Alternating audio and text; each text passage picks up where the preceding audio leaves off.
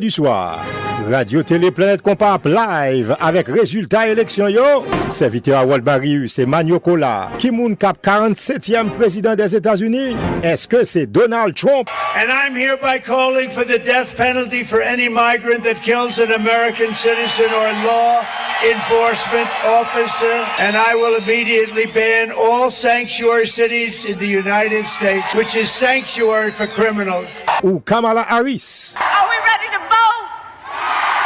Are we ready to win? Écoutez Radio Télé Planète Compas minute par minute, seconde par seconde, assuré à dès 7 heures. Radio Télé Planète Compas, bol exact dans le moment ça. Il fait 7 heures. Salut à tout le monde, c'est élection 2024, la nuit des élections ici aux États-Unis avec Radio Télé Planète Compas. Nous entrons la Kaila. Et du même coup, nous gagnons avec nous notre invité. Nous voulons parler de Manio Cola. Manio, comment est dans le moment ça?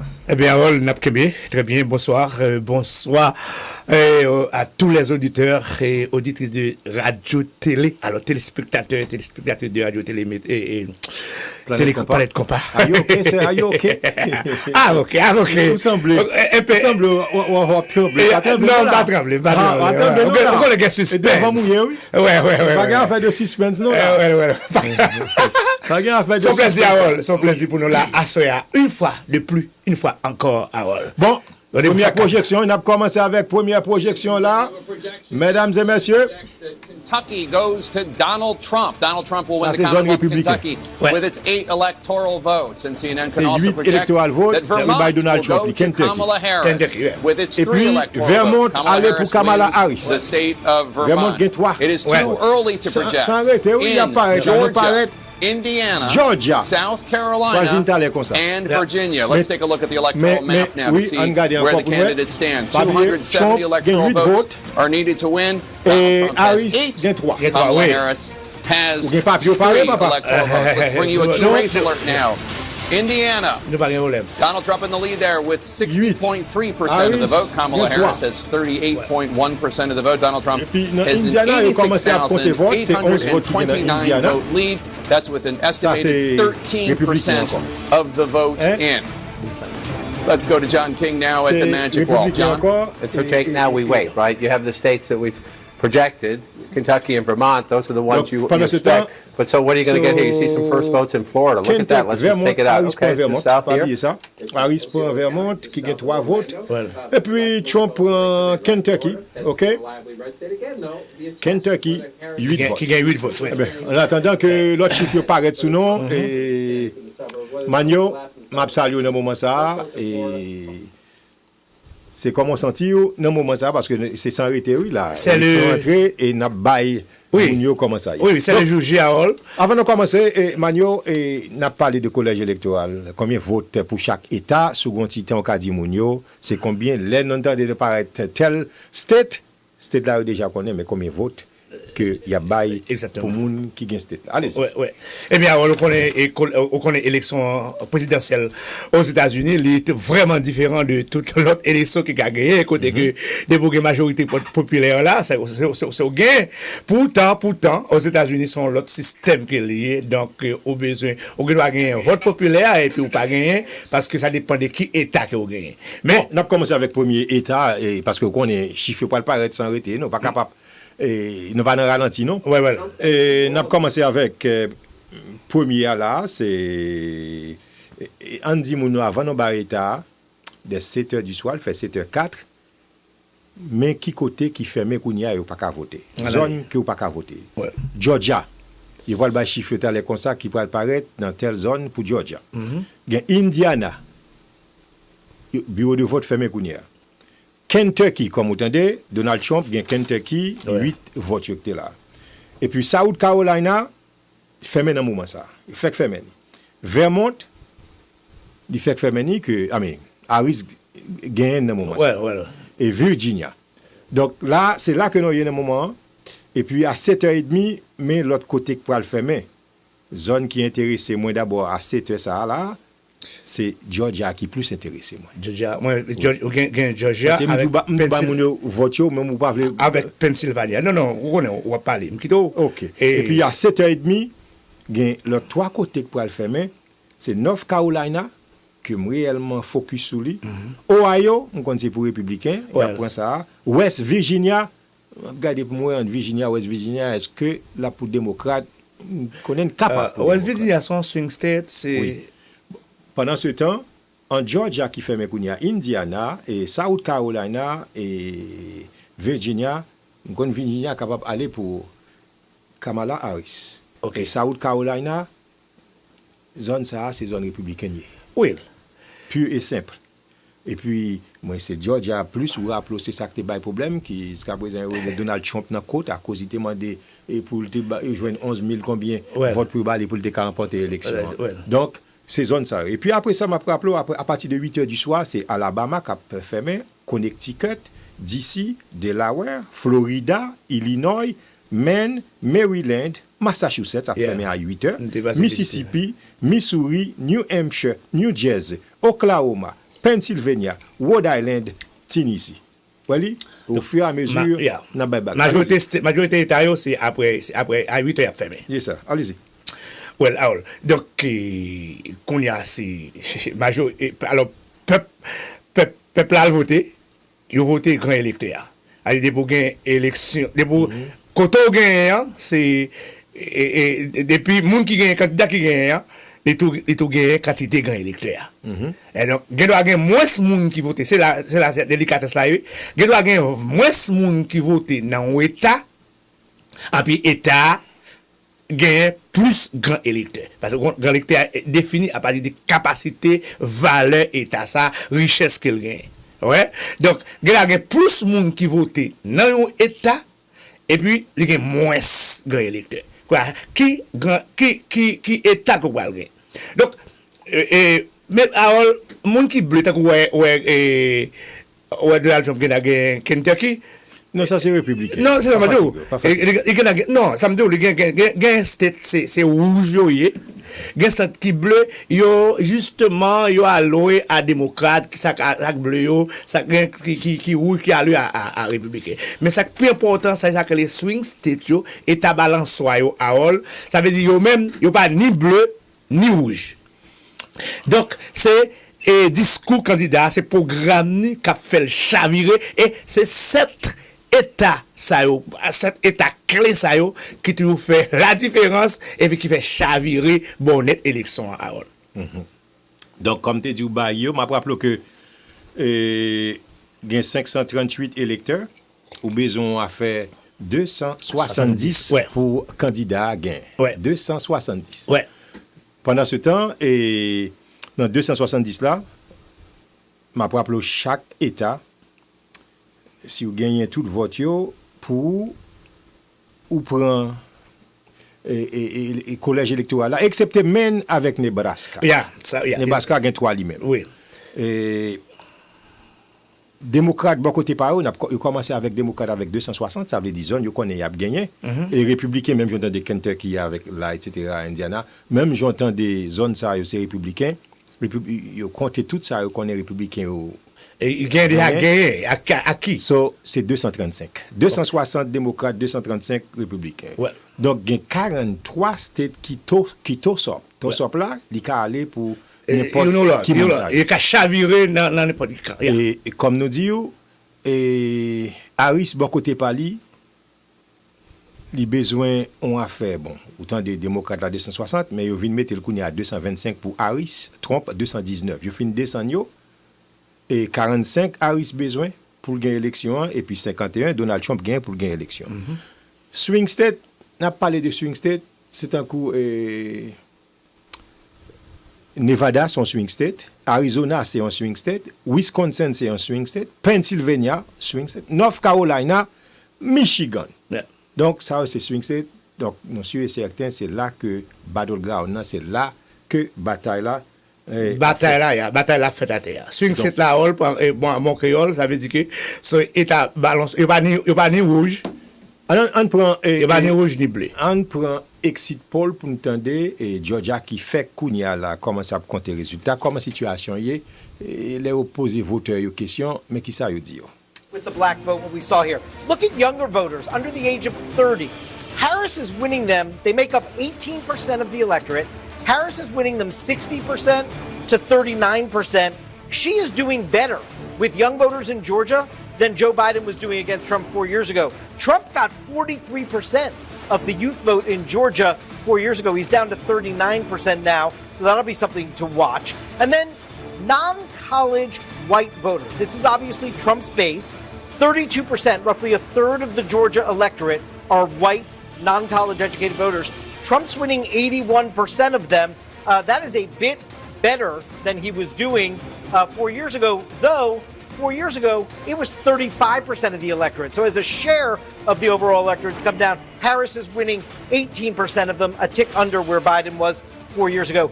This will be the story of these exit polls in Georgia.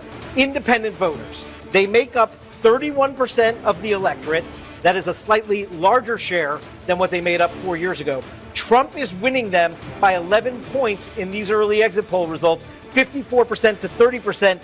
Jake, 4 years ago, Joe Biden won independent voters in Georgia when he won the state by 9 points. So we've seen a swing of 20 points towards Trump in terms of the margin, from 9-point advantage 4 years ago with independents for Biden to now an 11-point advantage with independents for Trump in Georgia. Jake. Wow. David Chalian and Dana, that is really significant. We see some incremental changes here and there when it comes to young voters. She's doing slightly better. Non-college whites, he's doing slightly better. But that independent swing, it's wild. It's a huge swing. And I just want to underscore what David said. It is a bigger percentage of the vote share. Last time around, it was 28% independents.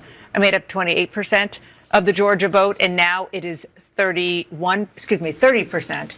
And, I was right, 31%. And it is a total flip. It's a complete flip. Donald Trump is doing so much better with independents than Kamala Harris, and Joe Biden kind of ran away with independents. Bon, il y a un peu de monde qui pourrait voir que Donald Trump a gagné Georgia, ou rappelez côté le demandé, on a fait de 11 000 votes pour gagner. Parce que vous fait sondage, il y a monde qui vote pour connaître comment ils votent, et déjà capable de déterminer comment ça va le passer. Bon côté young voteurs, jeunes qui votent, 60% là-dedans, et c'est pour Kamala Harris. Et 39%, c'est pour Donald Trump. Ce qui veut dire que Kamala Harris, c'est manger Donald Trump dans le parti jeune. On va parler de Georgia toujours. Ça, c'est Georgia. OK. Attention, il y a projeté. Projection là, qu'on est là. C'est qui, Mounsa? We'll go to Donald Trump. Non, comme ça. Non, qu'on Indiana, c'est. Indiana, c'est Donald Trump. Nous n'avons pas besoin de parler de ça. Donc, on a fait de. Kamala Harris has 11 3 votes. electoral votes. They both still have a lot of electoral Indiana, votes to get up to Donald Trump. 270. Let's do a key race alert for you now. Alors, In Florida, Donald Trump is in the lead with 51.3% of the vote. Kamala Harris has 47.7% of the vote. Donald Trump has 30%. 30 electoral vote lead. I'm sorry, that just went up. A 224,914 vote lead. The votes are coming in as I do this. That's with more than a third, 35% of the estimated. Et dans Florida, Donald Trump a mené. With its big fat packet of 30 electoral votes. Seulement à 35% vote. Je suis certain que Florida pourrait aller pour Donald Trump. Oui. C'est là, monsieur. Virginia, 40.6% of the vote. That's only with a handful of votes. Il fait commencer, il pas rempli. About 1,500 votes as we stand by. Donc Donald Trump a mené sous Kamala Harris dans Virginia. Virginia, mais Kamala a une opportunité de prendre. Nous, il fait commencer. State of North Carolina. This historic election night is just getting started. Stay with us. Donc, comme vous entendez, changement, ça n'est capable de dire, on a parlé de Georgia, ok, côté audio, que côté Donald Trump bat Harris sérieusement dans exit poll. Exit poll, c'est là où fait sondage dehors, monde qui sont votés. C'est pas pour dire exactement vote qui est compté. Mais non, exit poll là, toujours déterminer comment la situation peut aller. Non-college white, ça veut dire blanc qui part à l'en collège. 81% voté pour Donald Trump, 18% pour Kamala Harris. Ou un monde qui parle dans le collège, mais presque partout, depuis le monde qui parle dans le collège, c'est toujours une chance. Ça qui dans le collège, qui a l'avantage Kamala Harris. Mais côté mes petits peu impressionné, c'est dans la zone indépendante, dans Georgia. Les gens qui est indépendant, qui va démocrate, qui va républicain, ils ont supporté Donald Trump 54% pour lui-même, 43% pour Harris. On a fait de 11%. Donc ça, vous sentez que c'est pas une belle image déjà. Pour Kamala. En attendant que vote compté, et puis vous avez dit OK, monsieur prend Georgia. Mais pendant ce temps, zone que Donald Trump prend jusqu'à présent, ça c'est zone palio, zone qui radio, zone républicaine, Kentucky, Indiana, il pas perdu, c'est yon là que Kamala gagne, c'est Vermont qui tout prend là, hein? Oui, tout. Non, Vermont, c'est une frontière et Canada avec. Oui, c'est Vermont fait partie de New England. Et vous pouvez Massachusetts. Donc Vermont, là parler Maine, Vermont, ou parler Rhode Island. Tout ça, c'était différent que mais qui pas loin de nous. Oui. Il n'est pas trop loin, mais sauf que la frontière Canada avec nous, ça me dit. Bon, et puis, comme nous disons, jusqu'à présent, c'est commencement là, et nous connaissons, dans le moment ça, state qui fait meilleur, il y a deux là, il y a Virginia, il y a Vermont, il y a South Carolina. Nous connaissons ça plus pour aller pour Donald Trump. South Carolina lui-même, définitivement. Son zone républicaine. C'est North Carolina, il y a une chance d'icône pour démocrate, d'icône pour république. Mais South Carolina. Dernière fois, South Carolina. C'était Donald Trump qui a gagné. C'est Donald Trump qui a gagné en 2020. North Carolina n'a pas confirmé. Non. Mais ce qui veut dire, zone qui paraît qu'on y a, c'est zone républicaine plus que oui. Alors, ça n'a pas dit mon yo. On connaît chaque fois. Non, pas pour dire non. Oui, regardez, chaque fois, mon yo dit, et puis, gon candidat qui a mené. Je sais que tout le bagage fini. Donc, parce que ça t'est arrivé pour Joe Biden, et puis c'est Donald Trump qui devant. Ah bien, ça, parce que bleu pour rentrer. Vous comprenez? Et fois ça, monsieur pas besoin de Georgia. Yo Bali, non? Fois ça, monsieur Kagan Georgia. Based on the exit poll. Mais qui pas pour dire réalité contre. Oui, qu'on est assez. Dans 2, 4, 6 côtés ça qui ferment à 7 heures. Virginia, Vermont, South Carolina, Kentucky, Indiana, Georgia. Bon, Kamala Harris gagne Vermont. Qui l'autre comme Kabali là? Tout l'autre c'est avec Virginia, m'attend toujours. Virginia et deux ça on m'a dit. Mais après ça, South Carolina, Kentucky, Indiana, Georgia. Tout c'est républicain. Georgia n'a pas voulu Bali, non? Nous pas qu'on veut Bali jusqu'à présent en attendant. Biden de Georgia. Oui, de Georgia. Oui. Donc pour cela et n'a pas gardé pour nous. Donc dans 6 zones ça on capable dire monsieur capable 4 là dedans. Des capables pour Carolina Kamala Harris. Et on parlait de qui est de Donald Trump. Non, on parlait de qui de state. On parle de Georgia, Indiana 2, Kentucky 3, South Carolina 4 ça pour lui dans commencement. OK. Pendant ce temps, on a retourné encore une fois sur monsieur gagne 19 votes, hein? Et puis Kamala Harris gagne 3 parce que non la Kentucky avec Indiana, mais pas oublier et Florida et c'est à partir de 8 heures. Donc nous avons fait de n'attend toujours mais Florida commence à compter là. Florida commence à compter. On a regardé comment la situation est toujours là. 1% of the vote, Kamala Harris has 48.5% of the vote. Donald Trump with a 4,556 vote lead. That's with only an estimated 3% of the vote in. The polls just closed at 7. Georgia 3% et Donald Trump a gagné. Fait commencer. 3.2% of the vote. Kamala Harris has 45.9% of the vote. Donald Trump with a healthy 438,912 vote lead. That's with half of the vote in, 50% of the estimated vote. In the Commonwealth of Virginia, Donald Trump in the lead there with 58.5% of the vote. Kamala Harris with 40.5% of the vote. Donald Trump with a 2,871 vote lead. Still a lot of votes to come in from the Commonwealth of Virginia. We're coming up on another critical round of poll closings in the presidential race at 7:30 p.m. Eastern. That's just minutes from now. 37 of the 270 electoral votes needed to win the White House are at stake. When voting ends in North Carolina and Ohio and West Virginia. North Carolina is one of the 7 crucial presidential battlegrounds tonight.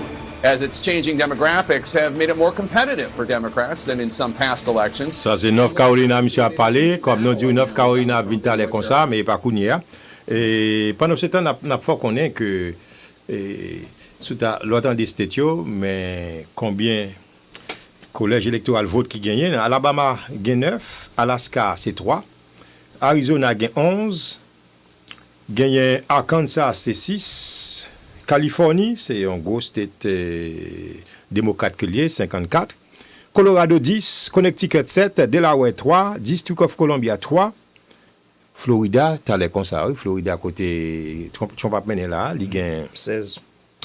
Florida gagne 30, 16. 30, pardon. 30. Georgia gagne 16. Georgia qui, très bientôt, vous entendez que Donald Trump a mené, gagne 16. Hawaii gagne 4 votes. Idaho, 4 votes. Illinois, 19. Indiana, vous entendez que Indiana, Trump gagne, Indiana a 11 votes. Iowa, 6 votes. Kansas City, 6 votes. Et puis, bon côté Kentucky, Donald Trump gagne à 8 votes. Yeah. Louisiana gagne 8, c'est ça, c'est les zones républicaines tout. Maine gagne 4 votes. Maryland 10, Massachusetts maintenant et Kamala gagne. Massachusetts gagne affaire de 11 votes. OK?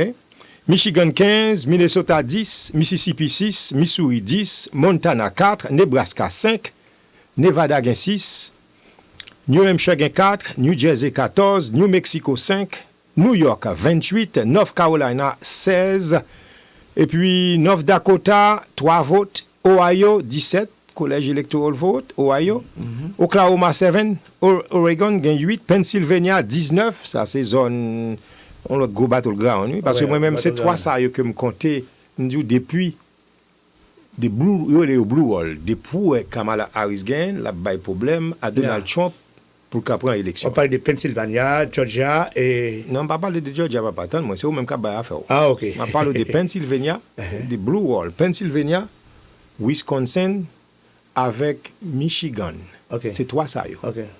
Ouais, on a fait de Georgia, ouais, Georgia républicain, mon cher, sont les démocrates qui gagnent. 3 ça, yo. De Blue Wall, là, faut démocrate gagne, no matter what. Yeah. Pennsylvania, Donald Trump a dit au gain paquet vice cap fait des ordres comme ça. C'est toujours à dénoncer des ordres. Parce que le connaît la paix et lui-même il besoin de Philadelphie no matter what. No matter what pour remporter l'élection. Pas oublier non, regardez bien.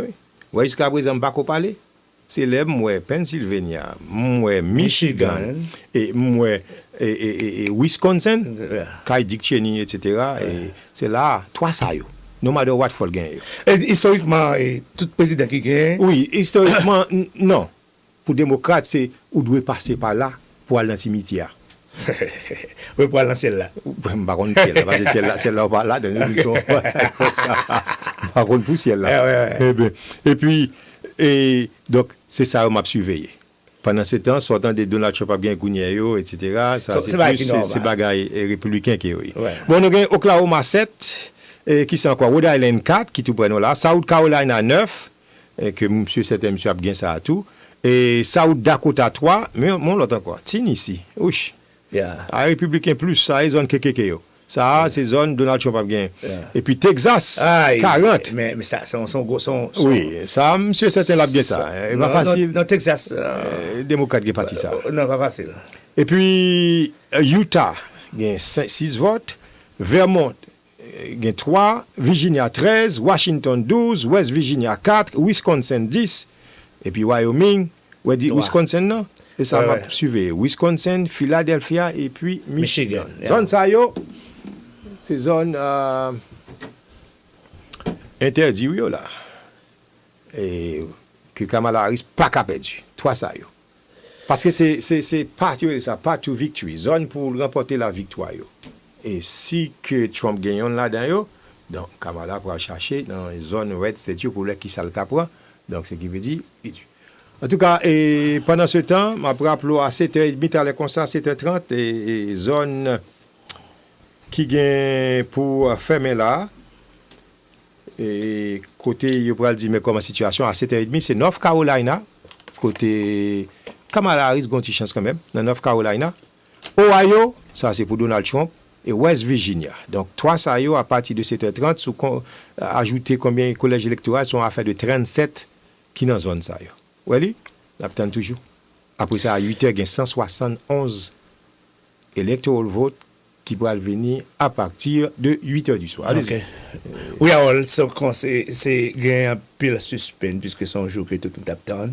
Et les États-Unis, en tant que première puissance mondiale, elle a dit qu'il gagne dans l'eau aiglard presque à pariser sur tout le monde là. Donc, ils ont toujours accordé et une importance spéciale avec l'élection présidentielle aux États-Unis parce que ça va déterminer qui est président et qui gens politique étrangère américaine et par l'État sur le monde. Non, votre cap tombe toujours, il y a compté dans Georgia, on a fait de 91 000 pour... Il y a 3%. 3% c'est toujours dans le commencement. Voilà. Et puis New Hampshire et Harris, il y en a combien de pourcentage? 1%. Entre Donald Trump pour New Hampshire, majorité des fois, New Hampshire sont zone républicaine, oui, mais les démocrates, oui. Ouais, parfois. Donc, regardez pour nous à côté ça, oui. Parce que New Hampshire, juste commencé à compter vote, c'est seulement 1%. Ouais. Entendez ça, mon abdino. Democracy or being independent, it's not entirely clear until we're closer to the final tallies. No, absolutely. But the battleground states are Aaron Burnett's beats tonight. Aaron? They are, and of course, we're just moments away from polls closing in a lot of these states in these final crucial minutes, really, in North Carolina, crucial minutes. Brianna, where you are in Charlotte, the people still have to vote, and we're starting to see some of these exit polls, concerns about the economy, the dissatisfaction that people have. What have voters been telling you?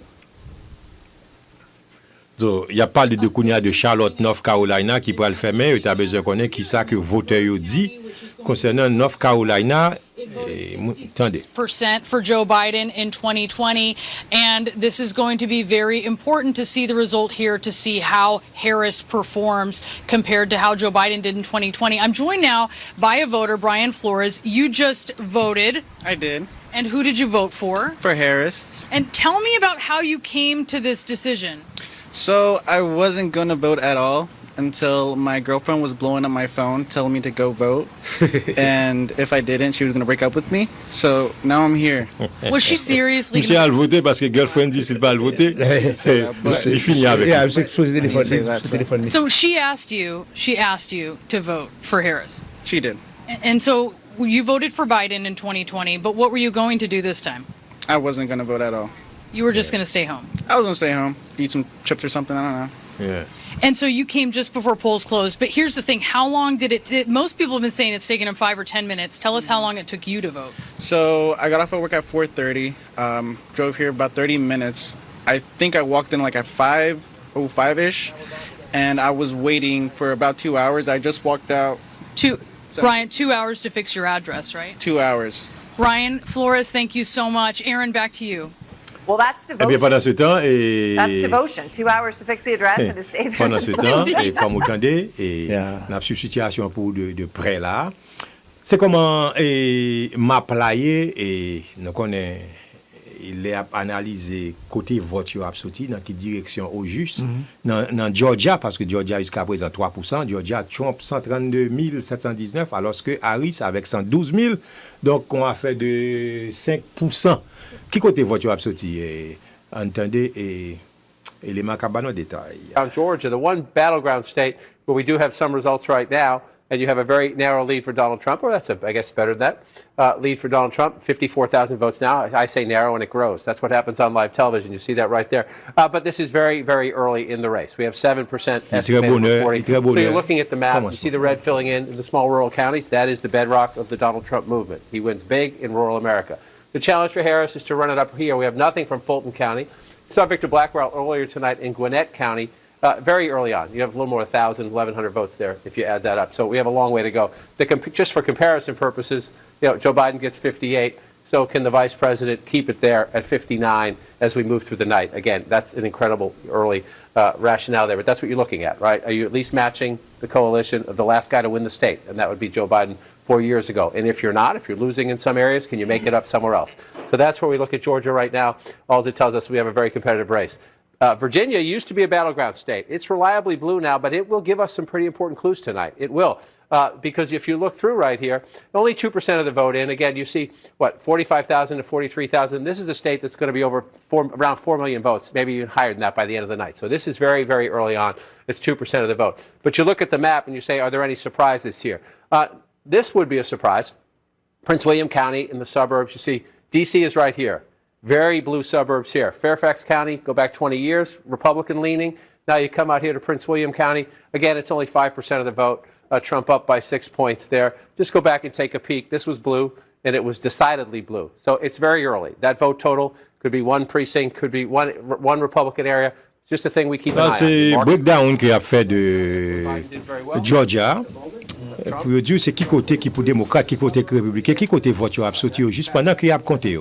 It's early on, but that's the thing you look at as this plays in. What else are we looking for here? This is Chesterfield County. Richmond, Virginia is the capital. Suburbs beneath it to the south, suburbs around it to the north. Only 6% of the vote in. Harris getting 51%. Again, your test is match it up to Biden. He had 52. She wants to stay where his number is. You say, oh, it's a point or so. A point or so can matter. Maybe not in Virginia. She may still win the state. Projeter on l'autre state que Donald Trump gagne, n'est pas mis ça n'était bon taler là. Way too early to say that's the case. I pointed out just that these are the markers we're going to go through as we go through the night, as we look it out. When it comes to Virginia, here's my test here. Again, this is 2%. Those numbers, forget about them. We're going to get a long way to go there. Here's the number you want to look at. This was a 10-point race. 10-point race 4 years ago, right? It was not a 10-point race in 2016, right? It was still blue in both races. That's Obama. Sorry, I went all the way back to Obama there. Let's come to 2016. Run the clock. There we go. Oh, that's not going to work for me. There we go. It was a 6-point race there. That matters. That matters. Virginia might still stay blue. The question is Donald Trump tighter in the blue states? Because that means he'll be better in the battleground states. And, Jake, that's what you watch. Counties come in, you take a look, you try to learn some lessons. All right, and we're coming up on another critical round of poll closings in the Harris à partir de 7h30, c'est zone ça yo qui pral faire métal comme ça là et puis de quoi pour vote commencer compter et on quoi non dit moun yo juste au fur et à mesure non bon c'est qui côté cap fermé projection et projection là et comme dit West Virginia Donald Trump a pris ça. Oui. West Virginia va prendre. C'est 4 votes qui gagnent, il faut mettre dans la colonie, il faut mettre dans la zone là. Ouais. 4 votes West Virginia pour Donald Trump. Ouais. Dit la prendre quand même. Et puis gon l'autre oui que il gagne pour prendre là quand même dans toute zone yo. Et Trump il y a 23 collèges électoraux vote et Harris a 3. Donc c'est le commencement. Que mon yo pas comment dirais-je? Parce que Trump gagne ça pour le gagner. Oui. On va espérer que Harris va le gagner. Non, à 7h du soir, nous avons dit qu'il gagne Georgia. Et jusqu'à présent, Georgia, il fait commencer à compter. Indiana, ça c'est républicain. Kentucky, c'est républicain. Et Virginia, M. Prani. OK? West Virginia, il y a 2. Et Virginia, il y a West Virginia. Yeah. OK? Mais à 7h30, c'est West Virginia qui est pour le fermer là. Bon, il est en bas l'île. Après ça, c'est Ohio, North Carolina. Donc, 2 bails à suivre là, c'est North Carolina avec Georgia. 2 ça. OK. North Carolina, Biden a gagné récemment. C'est South Carolina, pas mal. Ça, c'est bagaille républicain. Ouais. Pendant ce temps, en Florida, eh bien, comme on connaît, Donald Trump a mené à 53% à 45, 53 à 45, et 30. Et on a fait de 30 votes, 30 collèges électoraux votes. New Hampshire là, c'est 4 graines. Harris a mené à 58% à 40%, fait commencer. Donc, ce qui veut dire ça capable de changer n'importe là. On fait commencer la situation. Et dans le comté. Et je ne sais pas si vous avez l'autre bagaille. On va pas ajouter, allez-y. 69,000, almost a 70,000 vote lead for Donald Trump. But, and it's a very important but, 8% reporting. 8% reporting. A long way to go in the count in Georgia. Oui, dans Georgia. Georgia, c'est 8% seulement, il compte. Donald Trump in the lead right now. À 58-41. 7 million when he won the state 4 years ago. So we have a long way to go in the count in Battleground, Georgia. But you're just looking for clues and hints to see, is this going to be, every race is different. Right? You always compare Trump to Trump 24, to Trump 20, to Trump 16. Can Harris match Biden? Will black turnout rival Obama? These are the questions you have coming into the election, and then you actually get results, and it'll be the Harris coalition versus this year's Trump coalition. And we watch it play out. So one thing you look at, you see Cobb County is red. Well, if that's the case at midnight and 2 a.m. and 3 a.m., that would be a big deal. Let's not overinvest. 277 to 186. So you've got fewer than 500 votes, as you can see. We have a long way to go in Cobb County. So sometimes you get an early precinct or early batch of votes, and it draws your eye. If that stays that way, that would be a big deal. But if you go back to 2020 and look, this is the key to Democratic victory in Georgia, right here, Atlanta and the suburbs. So you come off that and come back to 2024 and see where we are. Not much of it in yet, right? So let's just take a peek around it and look. Fayette County, you're more to the south there.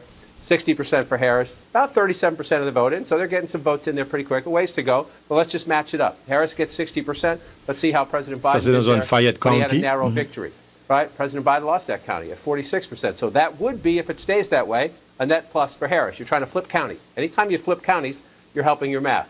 So let's come back to 2024. Again, let's watch and see if that holds. Let's come back in and come over here, and you come down here to Rockdale County. Again, here's Atlanta, right? So you're moving out, suburbs into exurban areas. Here you're out here. On connaît Atlanta, son zone qui charge avec noir. 74%. Ça fait, ouais, Harris n'a pas dit ça à mener. Mais c'est pas seulement Atlanta, c'est tout Georgia. Qui mettait ensemble. Look at those counties. Rockdale County, in Georgia. That's what you're matching up. Are we meeting our targets, or are we exceeding the Biden coalition? Still some votes to be counted there, but that's an encouraging number for the vice president when you compare it to 2020. So let's come back out and take another look. And you come up here, Victor Blackwell is here, keeping an eye on Gwinnett for us. It is a larger, more populous suburb to the northeast of Atlanta. Again, 15, 20 years ago, it was Republican. Mitt Romney carried this in 2012. The vice president at 57 right now. It's almost more important to look at his numbers sometimes. Gwinnett County, son l'autre zone en Georgia toujours. He doesn't have to win. He just has to improve his standing. Harris a mené sous lui. Make that a 46. You know, that makes you more competitive. So 43 right now in Gwinnett County 2024. But look at the, again, 812 votes. Harris is in the lead. By the time we're done, you're going to be in the 200,000s, right? So we have a very, very, very long way to go. Trump at 40% there 4 years ago. Trump running 43% Je ne répète ça right en pile, now. a long way to go. Oui, parce que nous avons pile temps toujours. C'est avec combien de pourcentage? Et 9%, oui. 9%, you comptez, oui, dans Georgia. Donc, it's a long way to go. 11%. A long way to go, yeah. The question is to look at some lessons. In North Carolina, we do have some first votes in, and it is blue at the moment. An 1,820 vote lead. North Carolina, ça c'est en l'autre zone côté et capable de bataille qui fait là. N'a pas de moun yo ou même qui capte de sur Alexa ou bien sur Apradjoa, va tout être comparé ou bien c'est quelque chose à côté où il y a et bien au capable moun on connaît et sur que ça mais on famille on dit capter radio qu'on y a parce que radio télé pas être comparé là minute par minute, seconde par seconde. Faut qu'on ait comme situation. Exactement. C'est jeudi, c'est soirée de la vérité. Exactement. Donc là, pas de parler en pile. Toute campagne finie, tout parler en pile ici là-bas, c'est à soir. T'as là où tu m'as qui vraiment sonné bien dans moi. Ça lui même. La nuit des élections. Waouh, ça a venu. T'as là où tu dis ça? Bon. La nuit des élections. Vous voulez me dire en anglais? Hein? Elections night. Oui. Vous voulez me dire en espagnol? Vous me dites la noche de las elecciones. Vous voulez me dire en chinois? Dire en chinois. Ching chang chong. Yes, c'est ça que people ching chang chong, yeah. Bon, et c'est pas seulement président, non? Il y a aussi congrès. Député, sénateur. Donc, il y a 28 démocrates là qui sont en bataille pour US comme sénateur et pour il y a 40 républicains bon côté par eux qui pour aller. Donc, républicain déjà, républicain qui pour un pick-up, qui pour un place, toujours. Oui. Donc, c'est à partir de là pour être bon. Mais total vote là, jusqu'à présent, total vote, on dit Donald Trump gagne 23, collège électoral vote, et puis Kamala Harris gagne 3 graines. C'est vraiment là. Qu'elle gagne seulement. Parce que, mais, dans le commencement, toute cette cap par c'est républicain qui parle. Rouge cap c'est pas un truc pareil. C'est ça pour nous noter. L'autre dit oui, Donald Trump prend ça. Donald Trump prend ça. Même dit non, c'est 3. Soudan des 3 ça yo. Donald Trump prend, toi le faire autrement. Pennsylvania, Michigan, Wisconsin. Ça c'est 3 barrages Pelig là côté Donald Trump pas qu'à passer. S'il passe, voilà quand même. On met tout balle victoire là mes amis. Donc nous avec ou point par point. Bon, on regarde toujours dans zone scénario que y a bail là, dans Florida, il y a Rick Scott, c'est incumbent là qui a retourné. Là pour contre avec Debbie Et jusqu'à présent, la mené sous Derby, oui, là. Il est dans 3 920 000. Et Derby, Moucarcel, il y a 3 204 000. Combien? À pourcentage? 60%. 60%. Oh, ce qui veut dire, loin, oui, là. Oui, au loin, mais il y a toujours, 40%. Différence là, il y a 700 000 pour le catch-up. Ouais. Ça veut dire, Rick Scott, en bon état pour le 15 place, il y a dans le Sénat. Il y a 32 sites, 32 chaises qui étaient dans le Sénat. Et démocrates 28, républicains 40, mais républicains, Gataprayon, non pas démocrates. Ouais, je suis radio télé compas et qui alerte non pas le bas, qu'il y a North Carolina et je compte là, oui. Non à 2% seulement dans North Carolina. 2%. Kamala Harris, 76 000. Donald Trump, 34 000. Ça me dit suivre ça de près. Ouais. Pas même avec Philadelphie, non? Mais non besoin de ça. Ouais. OK. Et l'autre côté encore, Georgia, Donald Trump, 306 000. Kamala Harris, 196 000. Ça. Donc, à 9%. Ouais. Tant que John toujours dit, it's a long way to go. Long way to go. A long way to go. Donc, jusqu'à présent, il fait commencer et nous senti Georgia pour le tight, pour le serré. Ouais. Virginia. Ah, on gagne deux de Virginia. West Virginia, Donald Trump gagne. Alors que Virginia, ça, ou a bloqué qui là? Manchin. Manchin? Comme c'est. Et voilà, quoi, non? Mettez tête indépendant. Ouais. Kamala, 300 000. Et sous Donald Trump, l'a marché, en tout cas, jusqu'à présent, Virginia, pas trop mal. Et dans 20 minutes, Pennsylvania pral fermé, c'est pas deux moun pas, ouais, jeudi à là, c'est pas deux moun. Et ça, c'est une zone que Donald Trump a demandé, s'il dégabaille tout l'or qu'il gagne, pour prendre Pennsylvania, c'est pas Pennsylvania, rappelez-moi, c'est pas Pennsylvania en 2020, dernier state qui était gagné, c'est Joe Biden te prend, oui. Joe Biden te gagne, nous connaissons. Au compte gouverneur. Mais Joe Shapiro, oui. Moi, les Kamala Harris t'a pas choisi vice-président. Moi-même, c'est Shapiro qui t'a choisi. Ouais, il peut Shapiro. Bon, il choisit Tim Walz, qui est Minnesota, pas qu'on raison. Ouais. Mais c'était moi-même, c'est Joe Shapiro. Il y a des gens qui disent non, Kamala Harris, c'est black que lié, il n'est pas qu'à prendre juif, ou prendre deux minorités. Je disais, ouais, bon, comme. On a fait, pas de problème. Mais George Shapiro dit lui-même, ouais, pas ouais, Kamala Harris a gagné Philadelphia. Et pour lui-même qui gouverneur. Ouais. Pas de fait de bourrer vote, mais ça passe des pour qu'à mobiliser mon yo, mettez au dehors pour aller voter, c'est ça compte. Et puis je dis qu'après moun dans ligne, mais non, il y a des gens qui fait même 2 à 3 heures de temps dans ligne pour. Ah oui. Quand on fait 2 heures de temps, 3 heures de temps dans ligne pour aller voter, et la pipi prend. Il y a un peu de monde organisé. Fait sucre. Organisé. Et mettez-moi dit, parce que il y a des gens qui baillent, il y a des gens qui baillent manger. Alors c'est une bataille. Quand les gens yo connaissent droit yo connaissent ça au besoin. Yo connaissent ça exige un sacrifice. Oui. Yo connaissent la gen pipi. Yo connaissent qui fait sucre. Yo connaissent yo ka gango. Jusqu'à présent. Mais c'est âmes pas. Et c'est les âmes qui yo gagne. Jusqu'à présent swing state yo Donald Trump pas ko gagnon, Kamala va ko gagnon, il pas ko vini. Il pas ko vini. Oublier swing state du Nevada chargé pas lui. Mais pas ça yo comme yo dit yo vini pour ramasser trash jodi a, m'ta souhaité Nevada c'est yon là-dedans. Mais moun qui dit plus yo vini ramasser trash. C'est Puerto Ricain. C'est Puerto Ricain qui dans Pennsylvania, bon il a tiré. OK, la Pennsylvania. Latinos. OK. Et l'autre state comme swing state, gen Arizona. Arizona, ça me connaît que Donald Trump a gagné. C'est beau. Donald Trump a gagné. Non, ça m'a parlé en pile, ça l'a gagné. Arizona. Vous pensez l'a gagné? Vous pensez l'a gagné. OK. Si Kamala Harris a gagné, bon, it's even better. Yeah. Mais moi-même, projeté l'a gagné. Wisconsin. Ouais. Ça, c'est l'autre mu qu'il y a. Ouais. Donald Trump pas qu'à entrer. Pennsylvania. Ouais. En deuxième mu. Problème pour Donald Trump. S'il prend ni, voir bail piti. C'est North Carolina, ça c'est l'autre swing state qu'il a. Ouais. OK.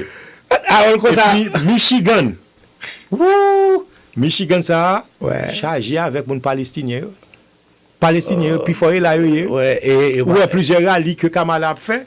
Moun yo apparaît dans rallye a shooter sous Kamala à cause de guerre Israël avec Palestine. Alors que pas connaît si Donald Trump vini, là dit Netanyahu fait sauver, attendez. Ouais. Il dit montre qu'il pas même moun ça avant tout. Il considère comme immigrant, elle vini tout la mettre dehors. Ouais. Donc là, on a regardé pour nous comment, c'est ça que me dit Michigan, non? Donc, dans swing state, ça, il ne faut pas oublier, des pour gagner swing state, ça, élection tournement. Mais Kamala Harris, il a besoin de 3 ça pour gagner. Ouais, c'est 200, les soit 3. il gagne pour 270. Parce que Kamala Harris commence avec 225. Donald Trump 219. Alors faut. D'après Oui, projection CNN. Oui, projection qui part. CNN. Qui a 225 pour Harris, 219 pour Trump. Harris besoin de 245, Donald Trump besoin de 51. Donc, now, ça, pendant, après bataille la fête là. Ouais. C'est match à qui a déroulé. Non, match là. Non, même c'est dans match à Nabao. Oui. Match à Nabao. Moi, en 2016, oui. Oui, moi, parle. Qui était une bonne chiffre, Kounia là, Donald Trump gagne 23 collèges électoraux. Vote, Harris gagne 3. Donc, nous, dans le commencement, match football. C'est comme ça, en 2020. Nous commençons match football. Mais 2020 est tout à fait différent de 2024. Non. C'est tellement aimé prendre ça comme ça. Non. You know why? Non, écoutez. C'est comme ça, en 2020. Oui. Les États rouges apparaissent, nous avons toujours devant. Mais pourtant que bleu programme paraît. Après ça, bleu quand c'est tombé. Comment ça me dit c'est juste pour mon cas pas parce que et de l'argent va mener qu'on y a parce que c'est comme ça la pied. On va connaître ça qui va venir. Mais ça pour le gagner c'est État rouge, c'est État républicain qui gagne. Comparer 2020 à 2024, 2020 c'était Covid-19 qui t'a mangé mon. Puis faut travailler tout fait, pas même quoi Joe Biden t'a fait en pile campagne non plus. Voyez, c'était Obama avec lui-même, c'est vrai, mais puis faut mon yo te voter la carrière pour voter. Voyez, mais fois ça moun déplacé pour aller voter. Ça n'a pas parlé en pile. Si vous perdez, vous perdez. Si vous gagnez, vous gagnez. Mais ça qui fait mal, c'est parce que Donald Trump déjà commencé, il mettait un drapeau noir sous Pennsylvania, fait qu'on ait un paquet de votes illégaux qu'a fait. Et monsieur, il te prend une décision, il dit pas gain affaire de venir insulter moun là, pas gain affaire de bail menti non. C'est ça que moun qui organise l'élection tape parler. Bon, il va étonner pour Donald Trump. Pendant ce temps, on regarde quelques côtés, Ohio fermé longtemps. Ohio Kounia là, bon ça on va manger chien, on va manger chat. Ça, Donald Trump va mener Kounia à 56% sur 42, 126 000 votes, Kamala 94 dans Ohio. New Hampshire qui là bon côté non, Kamala Harris à 32 857, Donald Trump 22 837, 58% à 40, il y a 7% dans comté vote là, il y a 7% dans New Hampshire. Kamala Harris Kembe Ground. Et tant les comme ça, il y a un pôle qui prend l'autre côté qui prend le fermer, mais qui te prend l'ismoin dans 14 minutes. Dans 14 minutes, c'est qui côté gain pour fermer là? Parce que 7h30, c'est North Carolina, Ohio, West Virginia. À partir de 8h, mes zones cap fermées à partir de 8h. À bien Alabama, Connecticut, à bien Delaware, Timboli puis bien. À 8h, tu allais comme ça, 171 collèges électoraux qui pourraient être disponibles. Qui va distribuer des joyaux. Super Tuesday là. Dans la zone primaire. Super Tuesday. Alabama, Connecticut. Ce qui était tout, dit si vous pensez que Harris a gagné là-dedans. Non, Alabama, non. Ça c'est Trump. C'est Trump. Connecticut, Harris. Washington DC, Harris. Delaware, Harris. Florida, Trump. Non. The swing. The swing. The swing. Bah, on point ça. The swing. Même quand ça. En 2020, c'est Biden qui côté ça. Hein? Checker Katou. Qui côté Biden te gagne Florida en 2020? Oh, pas de gagner. Mon Dieu, Biden. Obama te gagne. Oh, c'est Obama. Yeah, you're right. On parler avec on qui fait ma pio. Oui, c'est ma pio. C'est Obama. On va gagner 2 fois. C'est ça. Obama, oui. C'est ça. You're right. Bon, et à 8h, il y a Delaware, Joe Biden. Ouais. Cap vini. Ouais. Combien vote? Regardez, m'a fait travail là. Ouais. Même si tu es en zone, cap vini à 8h, faut bien me compter combien vote, collège électoral vote. Nous commencer. Alabama, c'est combien? On va gagner 8, je crois. Ok, 8 cap vini. Connecticut. Donne-moi. Messieurs. Alabama a gagné 9. Ou printemps. Alabama a gagné 9. Et Connecticut. Combien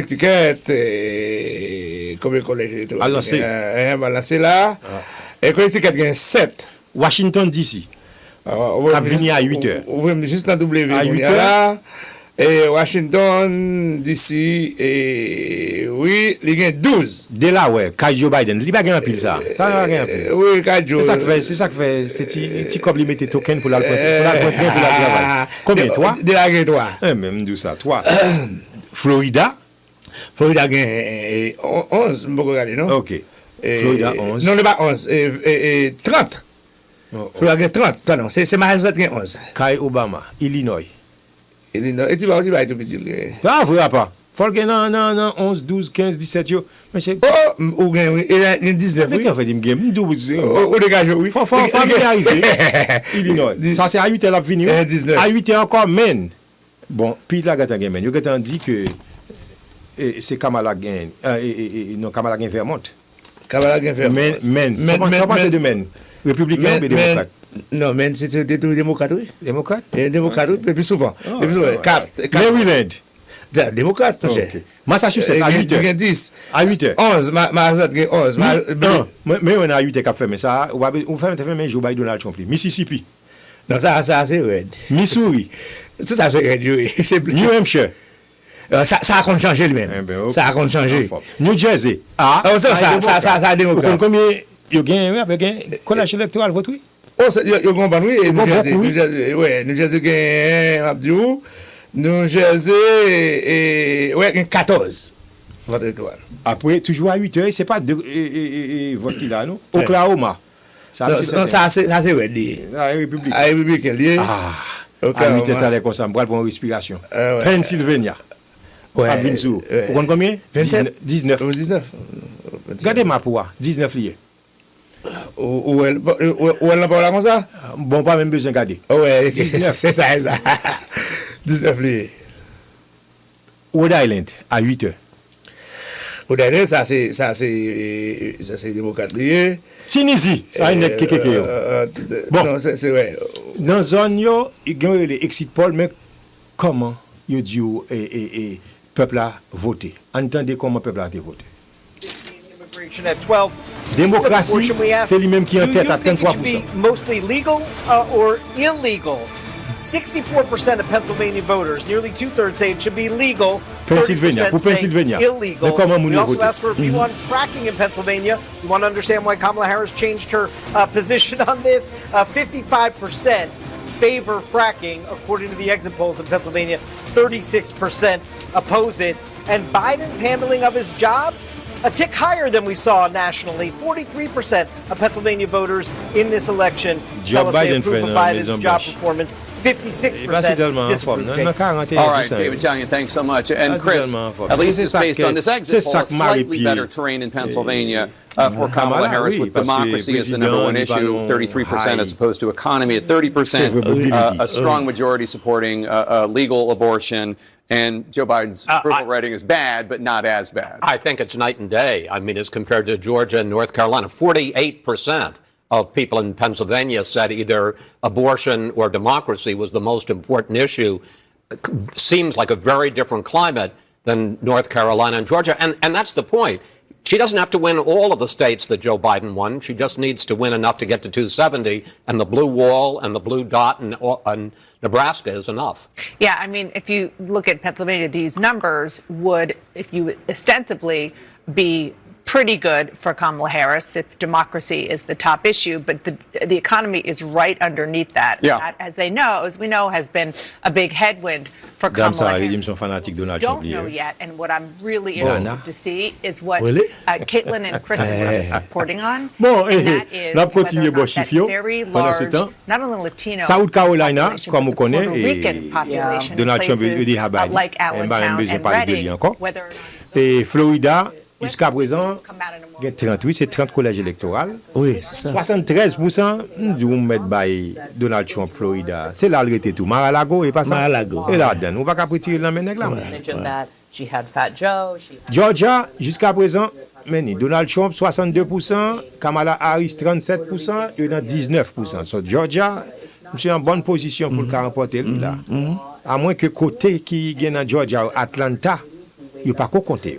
Au compter Atlanta, il y a un pile bagaille là. Oui.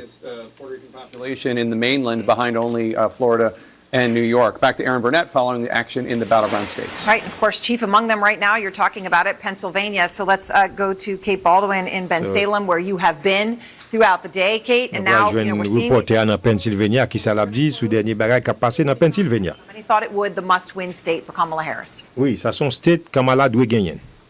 Absolutely. And since we last spoke to you, Aaron, we have moved to Philadelphia. This is the warehouse where all of the counting is happening. This is where the action is. And we've just learned from a source close to the counting process inside that Philadelphia will be posting, when it posts its first votes at 8:01 p.m., they will be posting just over 110,000 ballots. These are mail ballots. This is the long-awaited first batch of mail ballots to be posted, and it represents, I'm told by this source, more than 50% of all mail ballots that they have received. This also, for context, puts Philadelphia well ahead of the pace, their counting pace from 2020, which we've all become so familiar with. But this is a big moment that we're learning first here on CNN. They'll be posting just over 110,000 ballots, and we'll see the results of that when it posts online. It's so crucial, Kate, as you say, faster than we had seen last time. Vote yo par compte goutte, 110,000 votes yo gagne pour la geta les comme ça dans 110,000 là. On connaît qui moun qui devant. Pas oublier il y a des millions de votes yo gagne pour yo compter. Spotlight on Pennsylvania right now. N'a plus moun yo côté les compter c'est pas là mais côté son machine qui a compter. C'est ça.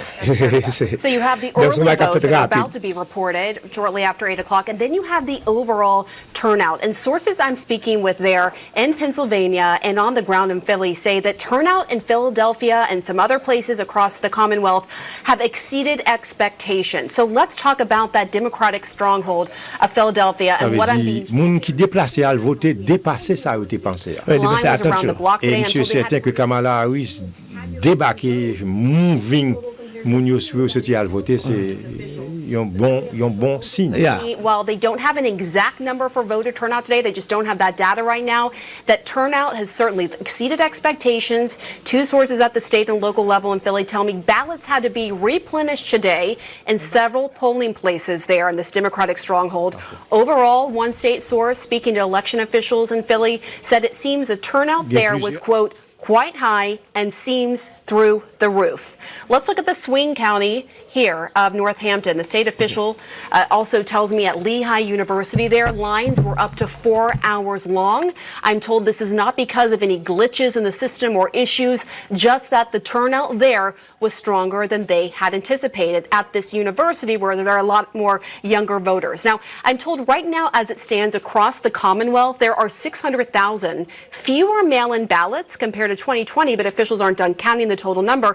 And they tell me it's actually more mail-in ballots than they were expecting. So we're about to get our first big look at those mail-in ballot numbers right there in the Commonwealth of Pennsylvania at 8 p.m. A lot coming our way this hour, Aaron. That's right, absolutely. As Kate said, more than 100. Dans 3 minutes, nous allons gagner plus regard sur Pennsylvania, c'est comment ça y est, parce que on a fait de 110,000 votes que vous pouvez le voir dehors, ils ont déjà compté pour qu'on connaisse, t'as l'air comme ça, hein? Il va dispatcher avec deux candidats. Il va dispatcher avec deux candidats pour qu'on ait combien chaque. C'est ça, parce que il y a voiture et puis après il y a des batch là à terre pour moun yo capable dire mais comment situation est. Donc c'est pas tout million pour laguer immédiatement, non, c'est pas comme ça au fait. Non. Just has a more options to get to 270 because it's 19. The next biggest one is 60. Quel que soit moun qui gagne state Philadelphia, il y a une plus grosse chance pour remporter l'élection à soi. C'est ça que fait Donald Trump commence à parler en pile. Philadelphia. So she just said we'll get about 100,000 votes, right? So let's just go back in 2020 just as a reminder. Joe Biden wins Philadelphia with 81% of the vote and just over 600,000 in the count. So those first 100,000 will give us a clue, but it's a building block. We're going to have to wait to see what keeps coming after that, especially if those are early ballots. And we'll see. Are the early ballots this year as disproportionately Democratic as they were in 2020? That's one of the things we'll see. But this is the building block for any Democratic victory in Pennsylvania. It has to be not only a high percentage, but you want a high turnout. You want to do some raw math there to run up your margin. Then we get into the suburbs around Philadelphia, the collar counties, Bucks and Montgomery and Delaware, and then you start moving out to the exurbs to see how it's going. Pam just noted two places that I'll keep an eye on tonight. Again, I said this at the beginning of the program. Maybe you weren't with us. There are 25 counties in America, only 25 counties in America that voted twice for Barack Obama, then for Donald Trump, and then switched back to Joe Biden. right? So those are your bellwether counties. Two of them are in the Commonwealth of Pennsylvania. One is in its northwest corner. Little Boston came out there. There's Erie. Look how close it was in 2020. But the winner goes on to win the White House, right? And then you come over here. Pam just mentioned Northampton County, which is right along the Jersey border right here. Been there a few times in this campaign, part of our All Over the Map project, a great group of voters there. And again, look how close it was in Northampton County. She mentioned long voting lines there. I talked to one of our voters earlier today by text who said she was confident that Harris could pull it out, but that's a bellwether there. That's Pennsylvania. Now let's come back to 2024 and see what we have on the map. At the moment, we told you... Mardi 5 novembre 2024, élection présidentielle aux États-Unis dès 7 h du soir.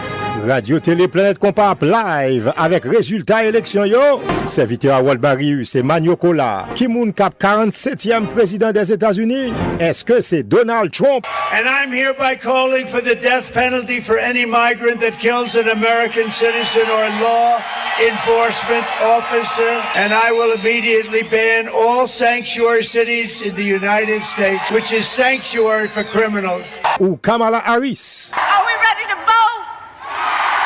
Are we ready to win? Écoutez Radio-Télé Planète Compas minute par minute, seconde par seconde, à souhait à dès 7 h. Radio-Télé Planète Compas, l'heure juste, 8 h. Nous de retour, comme vous entendez, et Léa, nous présentons spécial ça sur Radio A, et il y a une façon, même quel que soit côté, il y a une opportunité pour qu'à suivre avec nous, minute par minute, seconde par seconde, comment la situation est dans le moment ça, et je dis à là, à soi, c'est vérité sous tambour, ouais. Vérité sous tambour, parce que c'est un moment côté, pas de parler en pile là. Là, c'est là qu'a déterminé c'est qui moun qui a gagné, qui moun qui a perdu. Et comme dit aussi, veillez trois parties ça pour Kamala Harris, Philadelphia, Wisconsin, avec Michigan, trois ça yo. C'est Philadelphia à partir de 8 h ça là, t'as les constats et pour avoir une affaire de 100 000 votes que vous comptez déjà pour dire non, mais qui côté yo yé, un pourcentage, puis il a continué. Et puis il y a l'autre state qui apparaît tout. Donc nous là pour nous capable suivre avec eux. Mais jusqu'à présent, et nous capable dire Donald Trump, il y a Kentucky, il y a Indiana, il y a West Virginia, il y a South Carolina nous projeté. Donc Harris lui-même c'est Vermont seulement. Et il y a une zone. Mon autre projection n'a pas fait. Attention, Florida. Florida, Donald Trump. CNN projects will win the state of Tennessee as expected with its 11 electoral votes. Missouri, et Tennessee, as expected, will give Donald Trump Missouri. Here are two more projections for Trump. Alabama, CNN projects, will go to Donald Trump with its 9 electoral votes. And Oklahoma, CNN projects, will go to Donald Trump with its 7 electoral votes. We have some projections for Kamala Harris as well. CNN projects that the Commonwealth of Massachusetts, with its 11 electoral votes, Kamala Massachusetts. Kamala Harris. CNN projects that Maryland, as expected, with its 10 electoral votes, will go to Kamala Harris. And CNN can project that the District of Columbia, with its 3 electoral votes, can go to Kamala Harris. Here are the states where the polls just closed, where we are not prepared to make a projection. They include Connecticut, Delaware, Illinois, Maine, Mississippi, New Hampshire, New Jersey, Pennsylvania, and Rhode Island. No projection in any of those states. Here is the electoral vote count at this hour. Donald Trump has 90 electoral votes. Kamala Harris has 27 electoral votes. 270 are needed to win. Neither of them has approached that number yet. Key race alert for you now in the big battlegrounds. North Carolina, Kamala Harris is in the lead there with 51.8% of the vote. Donald Trump has 47.2% of the vote. Kamala Harris with an 11,000 plus vote lead. That's with only 5% of the estimated vote count. It's still a lot of votes to count in North Carolina. In Battleground, Georgia, Donald Trump in the lead with 54.8% of the vote. Kamala Harris has 44.6% of the vote. That's with a third of the vote in Georgia. That's 33% of the estimated vote. In the Commonwealth of Virginia, Kamala Harris in the lead with 54.2% of the vote. Donald Trump has 43.9% of the vote. Kamala Harris with a healthy 115,000 plus vote lead. That's with a quarter of the vote counted in the Commonwealth of Virginia, 25%. In New Hampshire, Kamala Harris has 55.7% of the vote. Donald Trump has 43.7% of the vote. Kamala Harris with a 9,517 vote C'est seulement à lead. 10% eux. Only a tenth, 10% of the estimated vote counted in the state of New Hampshire. In Ohio, Kamala Harris in the lead there, 54.5% of the vote. Donald Trump has 44.7% of the vote. Kamala Harris has a 144,000 plus vote lead in Ohio. That's with a quarter, 25% of the estimated vote in the state of Ohio. John King? Quoique, Jake, we said this earlier in the program. il y we're aura gonna combien say it. pourcent dans Ohio? Operative word Et puis here. Sometimes Kamala the map early in the devant. night. We're still early in the night, even though we're moving on. C'est Ohio, son zone rouge. The map looks a little different. Zone manger chien. C'est zone At the end of the night. chien Châtelary. In the States, it takes Yeah. Springfield. Zone I say that Châtelary. because the home of the En tout cas, is blue. Sauf que That's la pleading pas aucune surprise jusqu'à présent. Pas aucune surprise. Non, parce que Donald Trump gagne 90 gants électeurs et puis Kamala gagne 27. Mais pas de surprise puisque c'était pour Donald Trump gagner ou le gagner. C'était pour Kamala gagner ou le gagner. Surprise aurait été dans ça que ça crée le Battleground, dans swing state. C'est ça. Cette balance royale qui c'est yo cap Yo lagé 133 680 là-dedans, oui. Donc, Kamala Harris lui-même, il prend 72% là-dedans. C'est dans la zone Pittsburgh, là, spécialement, et qui était monsieur expliqué. About 25% of the estimated vote, so it could change, and it could change dramatically. But she's getting 73% if you round up, and if you come back here, Joe Biden got 59%. So if Harris can keep that number, that would bode extraordinarily well. Look at the president 4 years ago was at 59, and she is at 72.5. But most likely what you get here early on are early votes, which tend to be more Democratic. So let's just wait and see if she can hold. But you'd rather start ahead of your margin and then battle from there. That's the Commonwealth of Pennsylvania. Let's wander back through the map. North Carolina, a critical battleground. If Harris can win North Carolina, Trump's math gets a lot more complicated. If Harris loses North Carolina and Georgia, her math gets a lot more complicated. Here's where we are right now. 12,000 votes ahead, only 6% of the vote in. Again, she's got 179,000 and change. Just for the context, Donald Trump got 2.7 million plus to win this state in 2020. So a long way to go in the count. But you look at the map and you say, is it filling in the North way Carolina, each c'est une zone candidate- côté, et jusqu'à présent, Kamala Harris a dégagé là. Hein? Et New Jersey fait claguer tout. New Jersey, côté, et Harris à 66 360. Big.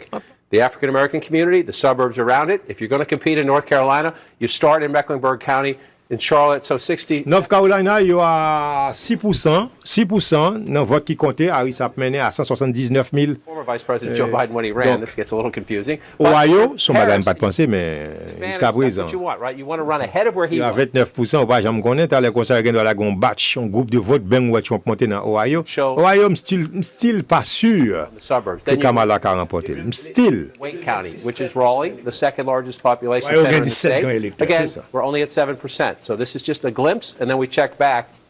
72% for her, or if you want to look at Trump's number, equally important, where is he performing vis-a-vis last time? 27% for him. You come back here, 62%. So Zone qui a again, montré nous dans Pennsylvania et Harris a tapé monsieur sérieusement dans Pennsylvania. Yes, the Democrats- Nous suivez ça? Suivez ça? her boss, 4 years Well, ago. Harris pas gagné mal, Doesn't hein? hold Non, up. ça, on Let's dit just suivre, oui, scoot over oui. the door C'est pas and jeudi take a à look. ça. Biden got on dit ça, 80% on dit there. ça longtemps, You come oui. back Faut to Harris si now, Donald she's Trump getting pas gagné, 84%. Donald Trump gagne pour Again, passer, it's only 5% on l'autre côté, early pour prendre une zone bleue pour le Mostly capable. Democratic. So let's watch and C'est see ça how qu'on it a plays out. chuté sous Philadelphie comme ça. You're just checking your list. Are we above or below where we want to be? And if you're above, you take a breath and you wait for more votes to come in. I want to look out in this part of the state because this is the part of the state that was hit hardest by Hurricane Helene. There have been questions, could people vote? The state has done a remarkable job getting the facilities open and making people to vote. Buncombe County is where Asheville is right here. Again, only 7% in, 77% if you round up for the vice president. If you go back again in these early results, emphasis on early results, she's overperforming Joe Biden, who just narrowly lost North Carolina 4 years ago. So if that holds up, it tells you keep an eye on North Carolina. At the moment, Joe Biden at the depends on moment, North Carolina. she's doing what she needs to do, but I just want to be cautious that it's early votes, which tend to favor the Democrats. So let's wait until we get more. Only at 7% in North Carolina, but we keep counting from there. So then Georgia is hanging on the board blue, the Sun Belt Battlegrounds. We'll get to Arizona and Nevada later in the night. Some of the count there may take us into tomorrow and beyond. But the other two Sun Belt Battlegrounds are North Carolina, where we just were. Let's gas up the car. We go to Georgia now. The former president of the United States ahead there with 56% of the vote. You're up to 36%, so you start to think, okay, we're doing some business here with the count. Georgia, côté Donald Trump, caution, Fulton County, by far, the largest county population-wise in the state. State. 159 counties in Georgia. This is by far number one. About half of the vote in, 71%. This is where you start to get, in North Carolina, I just said very early on, the vice president was running ahead of the president. But you see 53% there at 71%. Here, she's running a little bit behind the president. Again, there's more votes to be counted. But remember this as we go through the night. 73% if you round up for Biden 2020 in Fulton County. The absolute bedrock of any Democratic victory has to come with big math there. 380,000 votes unchanged for the president then. You come here now, she's at 71%. That's a little below. It's a little below the Biden number. We'll see where the final turnout number rounds up. If you're in the Harris campaign, you're working the phone saying, what's out there? What's going to come? Where are we going? Do we really think we matched our numbers? And if you lose a little bit in Fulton County, you better make it up in the suburbs around it, which is why this is very interesting, but it's all very early. Cobb County, look at that, 986 votes for Trump in the lead. It's going to take 200,000 plus. Cobb County, Georgia. Cobb County. So let's be careful and cautious early on about that. Then you just come back out. This one's Gwinnett. Up here, Gwinnett County, Harris at 52. But again, look, we're very early here. We love counting votes. It gives me an early test of how things are playing out. The 52%, if you round that up, go back to 2020, Biden at 59. You know, you're not alarmed yet because you're only at 2%. Just want to drop down here to DeKalb County. This is the most Democratic of the suburbs, just to the east of Atlanta. Biden gets 83. We don't have any votes in there for the vice president there. One thing the Harris campaign has been saying is if you look out here, you're moving more out to the exurbs now. You're moving more out to the exurbs. Still a high African-American population out here. That Harris, with 77% in Rockdale County, getting 76%, if you round that up, running well ahead of President Biden out here. So there are some areas where you have a higher vote count, Jake, in Georgia, where the Harris campaign says we're running a little ahead of Joe Biden. In some of those other places, we still need more votes before we can make a fair comparison. All right, John. Merci un peu, John. L'autre bagay que nous avons dit dans Pennsylvania, au capable garder Pennsylvania, Kamala Harris gagne 259 891 votes et face à Donald Trump 71 967. Ouais, c'est seulement 5% dans le vote qui est compté. 5%. Il y a un peu de vote qui était toujours. Donc, majorité vote. Mais jusqu'à présent, dans 5%, il est devant. Ouais. Et dans Michigan, Detroit, Michigan, c'est l'âme du monde encore. Surveillez ça, s'il vous plaît. Kamala Harris, il y a une affaire de 62 597 que Kamala Harris devant Donald Trump, parce que 87 857 votes, et Donald Trump, il y a 25 260. C'est combien ils ont compté? 2%. Ouais, c'est le commencement. Michigan, zone palestinienne. Gouverneur son dame, oui. Oui. Gouverneur ça dit quand même, il faut Kamala gagner. Après ça. Donc, nous retournons encore sur Pennsylvania. Pennsylvania, jusqu'à présent, est dans la zone district ou diminué, divisé, pour regarder. Donc, jusqu'à présent, dans Pennsylvania, 17% qui est lagué. Vice President, again, bit of a broken record, but you compare her, Joe Biden won Pennsylvania, so you want to go back and look 4 years ago, and how is she doing vis-a-vis Joe Biden? 87% in Philadelphia. He got 81% in Philadelphia. It's early in the count. We know these are early votes. Kate told us that. Early ballots tend to be disproportionately Democratic. So will this number hold up for the vice president? We'll see as we play out. If she stays close to that number, comes out a little bit, she'll be in good stead in Pennsylvania, but we need to get more votes. Where are the rest of the votes? You're going to come out here now to Lancaster County. This will be interesting. If this one stays blue, you got 50. Lancaster County. You round up, but look, it's fewer than 1,000 votes there, fewer than 800 votes. You come back 4 years ago. Donald Trump won this county convincingly, Lancaster County, 57% if you round that up. So we got a ways to go as we wait that play out. Lancaster County. Alors, ça, là, on a montré que dans 4 ans de cela. Oui, comment ça a été comparativement à 2024. Justement. And the votes that you still see, Ohio on the map is blue. Well, unlikely to hold up. We'll see. Everything's fair game on election night. You count the votes. Même monsieur dit Ohio, il pas quoi. Quoi que Harris a mené, oui. Il a mené. Mais pas quoi que Harris pas gagner Ohio parce que côté qui gagne pour yo compter yo, il va pas compter yo pour Donald Trump. Donc ce qui veut dire c'est ça que me dit même sur côté exécution. Il apprend quand même parce que Ohio c'est red state que lui c'est juicy. Alors que Ohio était contre blue man. OK. Contre blue dans le passé oui. Longtemps on rappelle yo dit Ohio les sous George Bush. Oui. Pour gagner, il faut passer par Ohio. Pour Ohio vient tourner red. Il va même occuper Battleground, c'était comme d'où, c'est Nevada, c'est Arizona, c'est Wisconsin, c'est Philadelphia, c'est Michigan, North Carolina. C'est ce qu'on appelle, c'est la bataille là, et souterrain ça. OK? Jusqu'à présent. Donc, monsieur Capbo, point par point, dans qui côté et voiture a sorti, et nous là pour nous faire mon connaître. Donc, jusqu'à présent, zone que Donald Trump gagne, c'est zone que doit gagner. C'est zone de gagner. C'est ça que fait, pour regarder map. Map là, États-Unis, ouais, dans mi-temps chargé, tout rouge. On va demander, mais ça passe côté démocrate. Mais non, son paquet de zones, c'est là. Zone rouge. On va demander, mais pour qui ça ne va pas changer tout, il ne va pas venir républicain. Donc, c'est mentalité, va changer facile. Donc, ça change, yo du yo, mais yo. Et aussi, c'est qu'on dit, moi, on va changer Massachusetts. Vous comprenez? Mais Massachusetts, même si c'est Blue State, majorité gouverneur, c'est républicain. C'est républicain, ils n'ont pas comprendre. Il faut comprendre. C'est la réalité. Et puis, et Californie, tout. On va changer Californie. C'est plus gros state là, oui. Plus gros state là. Avec 54 collèges électoraux. Comme ça. Mais c'est lui-même qui a ajouté sous popular vote qui fait que les démocrates ont popular vote. Hillary Clinton prend, Biden prend. Oui, Obama prend tout. Obama prend. Démocrate lui-même la prend. Lui-même la prend tout, oui. Kamala Harris. C'est là c'est ça. Procureur. Moun yo pas comparer. Bon, chez soi, je Téléplanète Compas, pas oublier qu'attendez non dans Alexa, de pour Alexa dit Alexa Planète Compas, la bonne non. Dans Roku TV, non live tout sur Roku TV, de pour gagner Roku à l'enseignement là taper Planète Compas, P-L-A-N-E-T, frontier espace, écrit Compas C-O-M-P-A-S, joindre app là, regarder non sur grand écran ou même dans Facebook, regarder non bien gounia là, ou regarder non sur Facebook dans moment ça, page Harold Marius, YouTube non live tout, page Harold Marius, et c'est pas ça seulement non.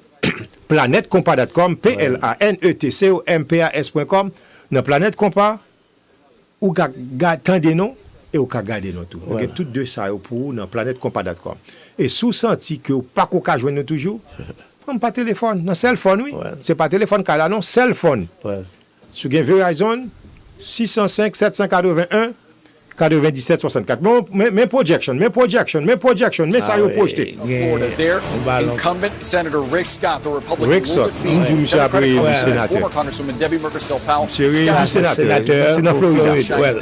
Meantime, in Tennessee, the first all-female Senate race in the volunteer states. Marsha Blackburn will win her second term, defeating Gloria. Meantime, in Indiana, Congressman Jim Banks. Democrat Valerie McRae, a clinical psychologist, Democrat Valerie McRae, left by retiring Senator Indiana, who's now running for governor. Let's show you some Democratic holds beginning in the Northeast with the state of Massachusetts. There you have incumbent Democratic Senator Elizabeth Warren seeking. Oui, ça, Elizabeth Warren, retourné comme sénateur. Je voté pour lui jeudi. John Deaton, et puis avec Dame Saint-Gévé.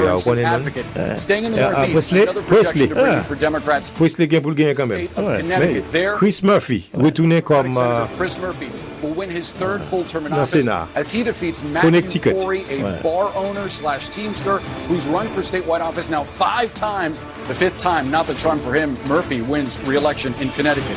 Meantime, a projection to bring you from Rhode Island. There, incumbent Democratic Senator Sheldon Whitehouse seeking his 4th term in office. He's projected to defeat Patricia Morgan, a Democratic member, or rather a Republican member of the state House. And now, in Vermont, the longest-serving Bernie Sanders. Senator Bernie reprend plastique comme indépendant dans le Sénat. Boy, a business executive. So what do all those projections mean for the magic number, the number that Republicans need to pick up in order to take control of the upper chamber? With the one pickup in West Virginia, Républicains besoin seulement yon site, yon seule chaise, yon seule place. Currently leading in 0 races where Democrats hold seats. Let's take a look at some key race alerts now. Seulement un seul. Attendez. Live results as they are coming into CNN, beginning with the state of Texas. This is a welcome sign for Democrats. It is still early, but right now, Democratic Congressman Paul Allred from the Dallas area has about a 31,000 vote lead over Republican incumbent Ted Cruz, who's seeking his third term in office. Democrats love to see this, but it is still Texas, and this could present one of the few opportunities for Democrats. We just got an update now. His lead up to 14,000 votes, 18% of the vote in the Lone Star State. Let's get you an update from Pennsylvania. Here, incumbent Democratic Senator Bob Casey, Bob seeking Casey. his fourth term in office. Oui. He's currently La leading Bob against Casey a the CEO retourné of one of comme the largest sénateur pension funds in the sous world. Dave McCormick. CEO, I should say, Dave McCormick. Casey right now with a 223,000 vote lead, still 223 591 votes que l'a mené sous nèg là à 6% vote qui comptait. 1,000 vote lead now for Casey with 6% Pennsylvania. in the Commonwealth of Pennsylvania. An update for you. One of the closest races we are expecting tonight coming from Michigan.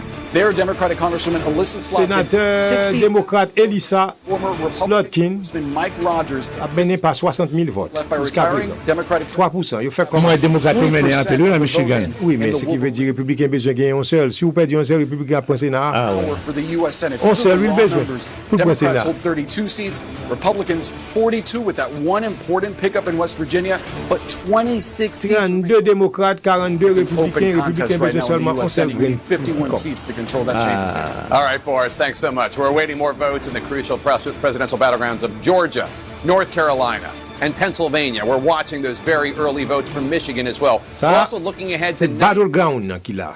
all voting is going to end in Georgia, Michigan. Pennsylvania, North Carolina. Ça, c'est zone ça. Voting also ends soon in the key C'est la bataille là. state of Arizona. More votes, more suspense. Les Donald Trump, si Donald Trump gagne là, after this quick cloche ta pral sonner. Kamala Harris a sorti pour cloche ta quand même qu'à sonner. Donc ce qui veut dire zone ça yo c'est là que bataille là est là.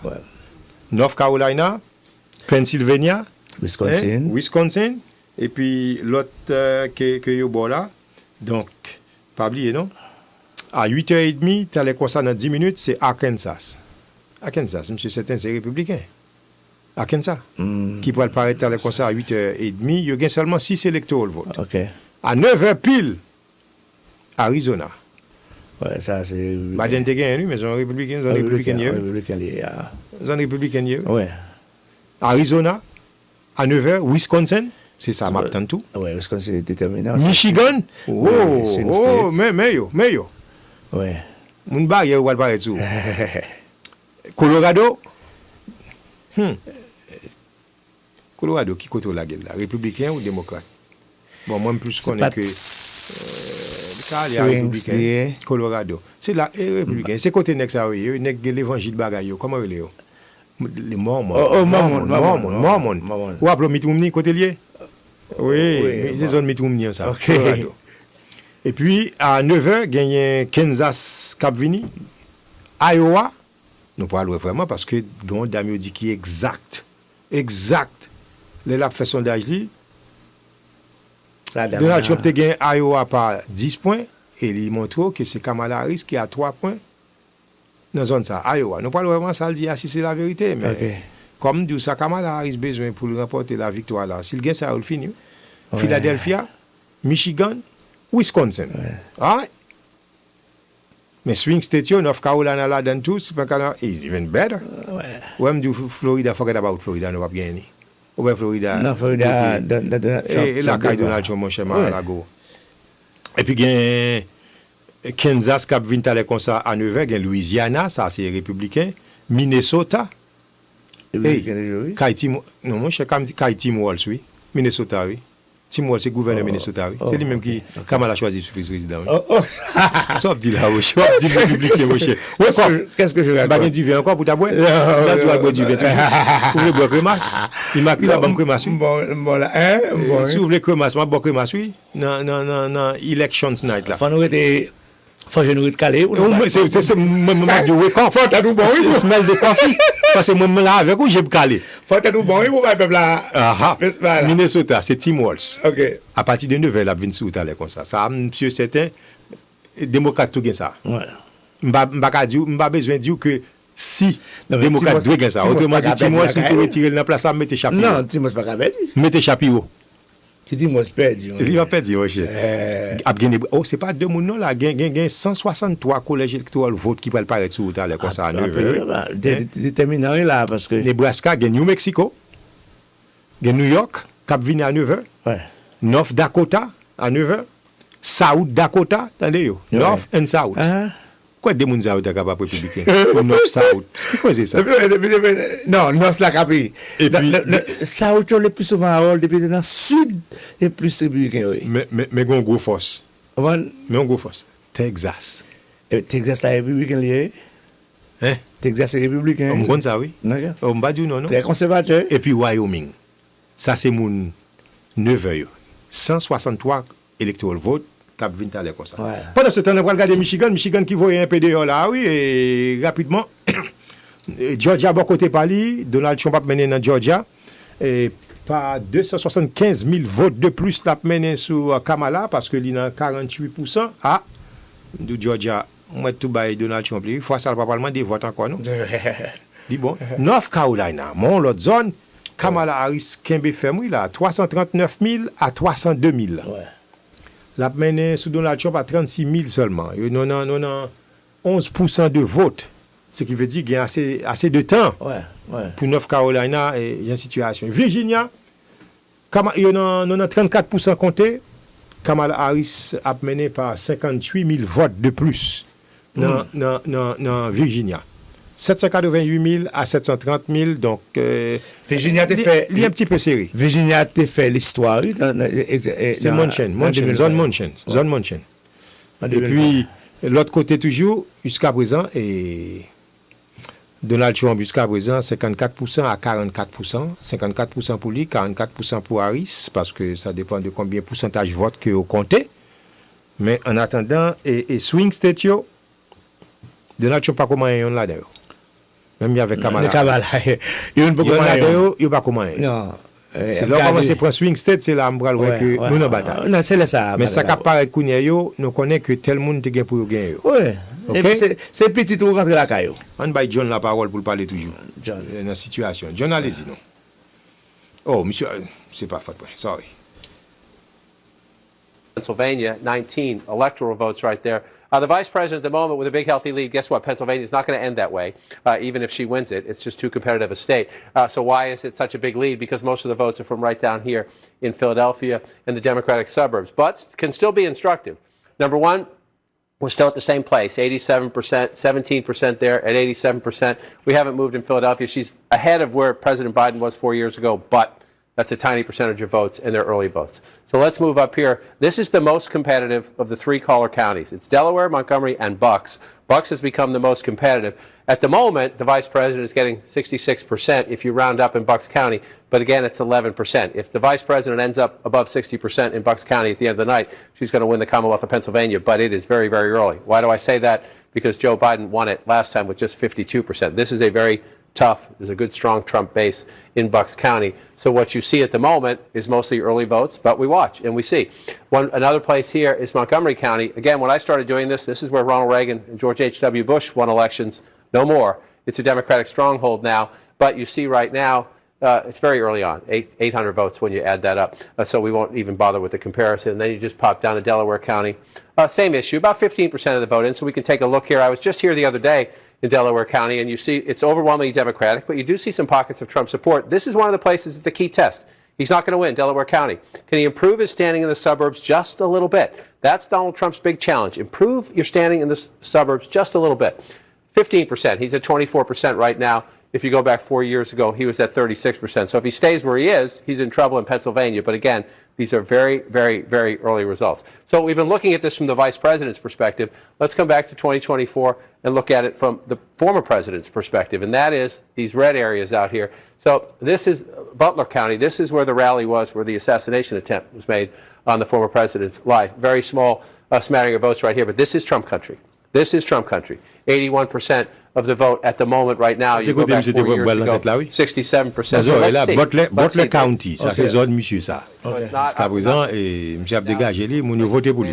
Non, district ça. Does Donald Trump match or exceed his 2020 performance in these smaller red rural counties? That is his building block in the Commonwealth of Pennsylvania and in all of the battlegrounds. He runs it up in the small rural areas and he goes from there. Let's move down. North Carolina.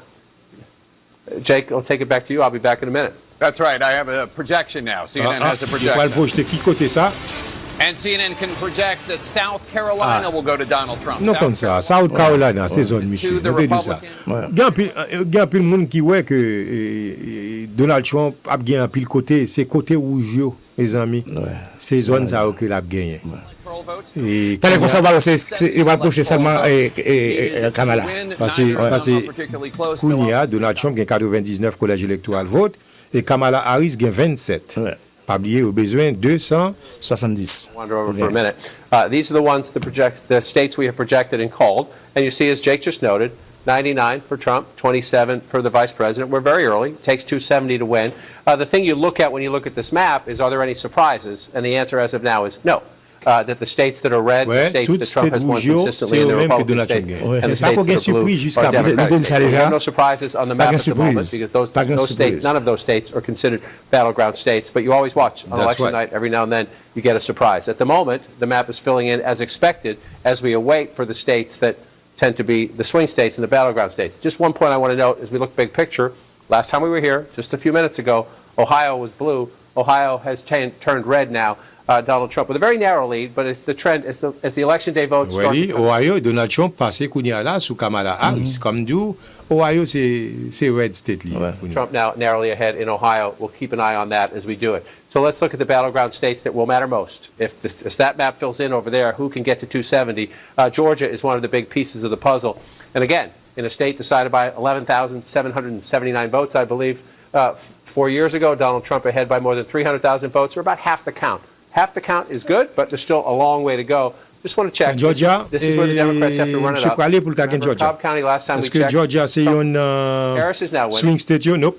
Of the vote. No, 57% of the count in. She's got 57% of the vote. Georgia c'était républicain toujours. That's what she wants to do. Non, excepté Joe Biden again. Oui. The vice president is at 75. Very early in the count there. Keep an eye on that.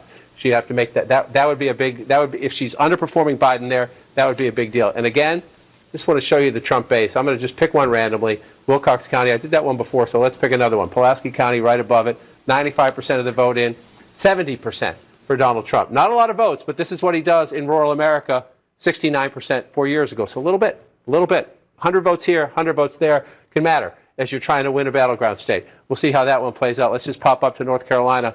And see again, 51% to 48% if you round that up. This is an incredibly competitive state. And again, I just want to check in on how Trump is doing in these small rural counties. 80% of the vote in Macon County. He's got 68% when you round up. You come back here, 68%. He's running a tiny bit behind, but that's about equal to where he was before. So you're looking right now, battleground North Carolina, battleground Georgia, battleground Pennsylvania. Come back to 2024. Some votes coming in slowly in battleground Michigan as well. As we continue to count and go, just checking to see if anything else is changing up. Let's take a quick look at Michigan before we have to go here. 59%, but look at all the votes are here. Let's check here. This is Kent County, a key suburban area. If Trump can hold on to this one, he'll win Michigan, but we're very, very early in the count, Jake. All right, John. Well, polls are about to close in deep red Arkansas, where 6 electoral votes are at stake. And CNN can project that Donald Trump will win the state of Arkansas as expected. Donald Trump will take home Arkansas's 6 electoral votes. Let's take a look at the electoral map count now. Donald Trump in the lead with 105 electoral votes. Kamala Harris has 27 electoral votes. There are 270 electoral votes needed to win. Let's take a look at where there are states that have not been projected yet. In the Commonwealth of Pennsylvania, Kamala Harris has 71.2% of the vote. Donald Trump has 27.8% of the vote. Harris with a 238,000-plus vote lead, but it's early. Only 8% of the estimated vote has been in from Pennsylvania.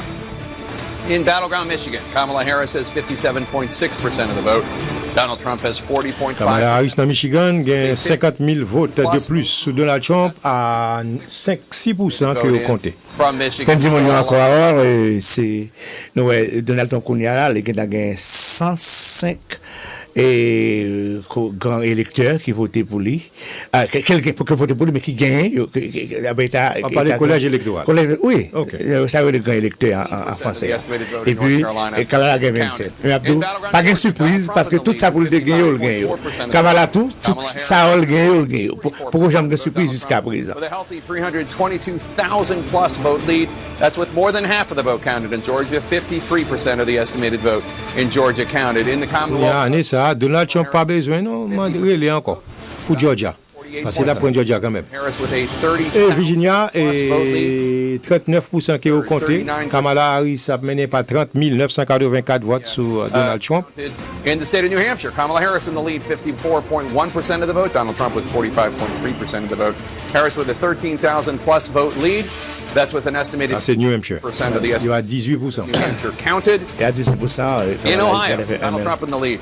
50.3% of the vote. Ohio, 48. Donald Trump passé sous Kamala. Donald Trump with a 36,000 plus vote lead.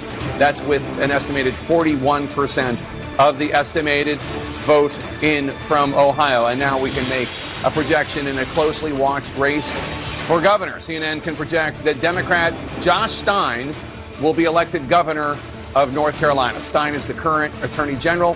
We are projecting that he will defeat his Republican Lieutenant Governor Mark Robinson. Si c'est attorney general de nos jours, eh bien, si t'es allé pour gouverneur, Controversy became a major issue in the démocrate, monsieur bon comme recently gouverneur. Carolina, Caroline du Nord. Posts on a porn website from more than a decade ago. Again, CNN projects the Democrats will hold on to the governor's office in. Et on connaît qui problème il était présenté? Donald Trump a choisi un élément qui dit ils sont black Nazi. Ou pas appeler nom ça? Oh, ils sont black Nazi. Mais quoi, c'est un gros noir, oui. Ouais.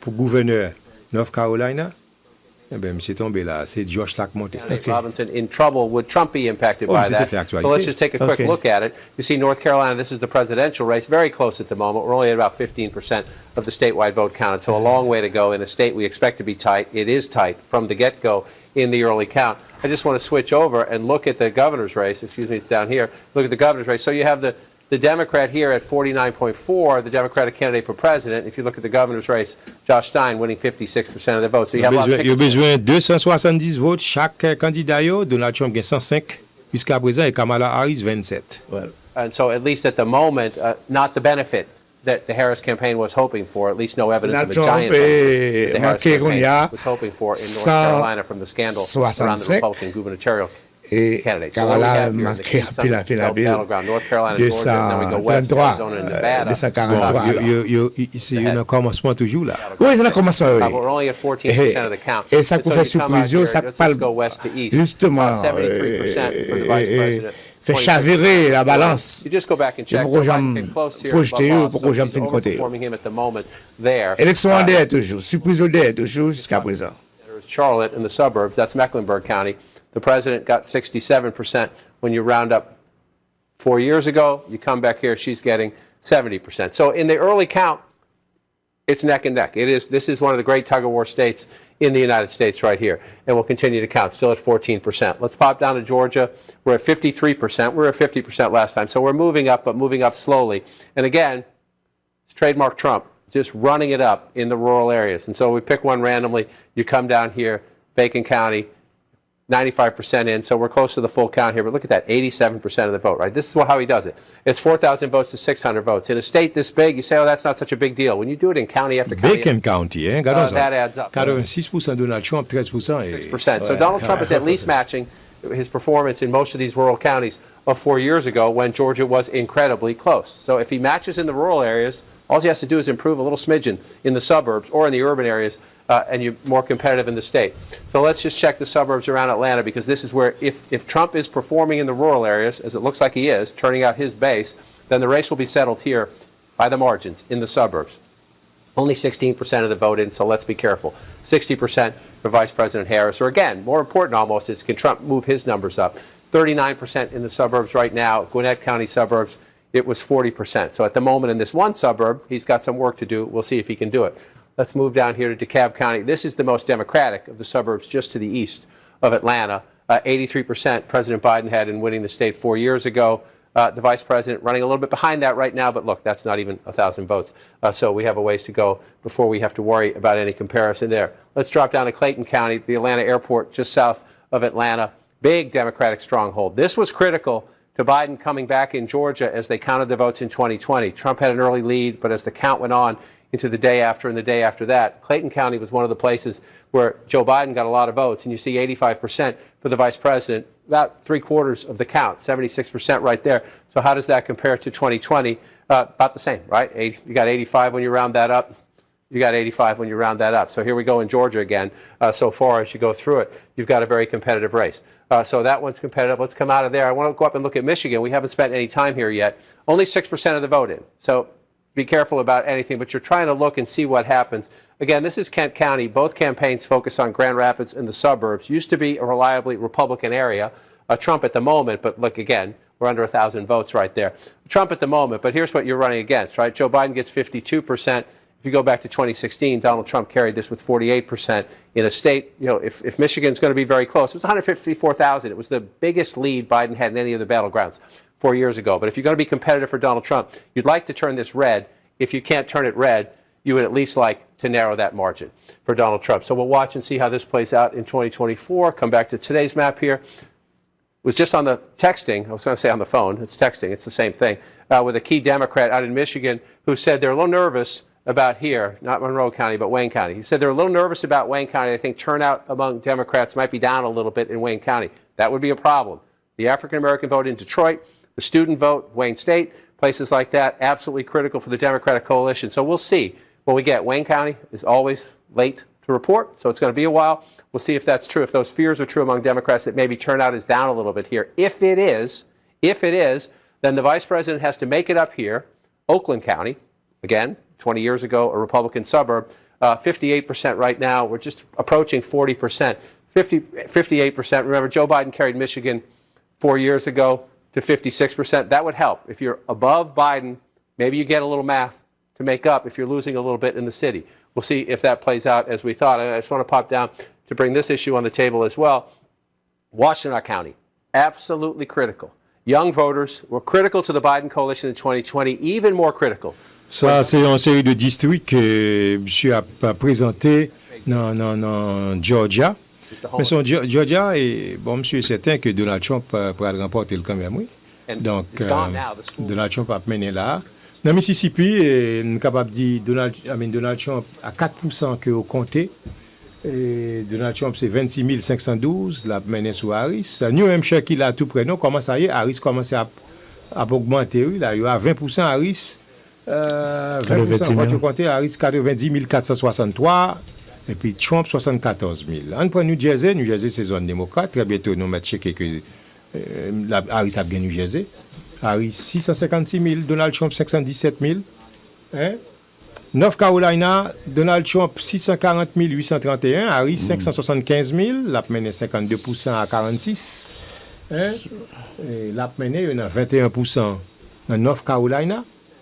Dans Ohio, comme on connaît, Donald Trump a 1 306 000, Harris 1 241 000. Il y a 43% vote depuis à compter Ohio. Pennsylvania, nous avons 11%, Harris 543 408, Trump 220 158. C'est zone ça que Donald Trump besoin de gagner et puis pour dire élection, il gagne. Harris, dans le nombre de votes que vous voyez, a mené quand même sous Donald Trump.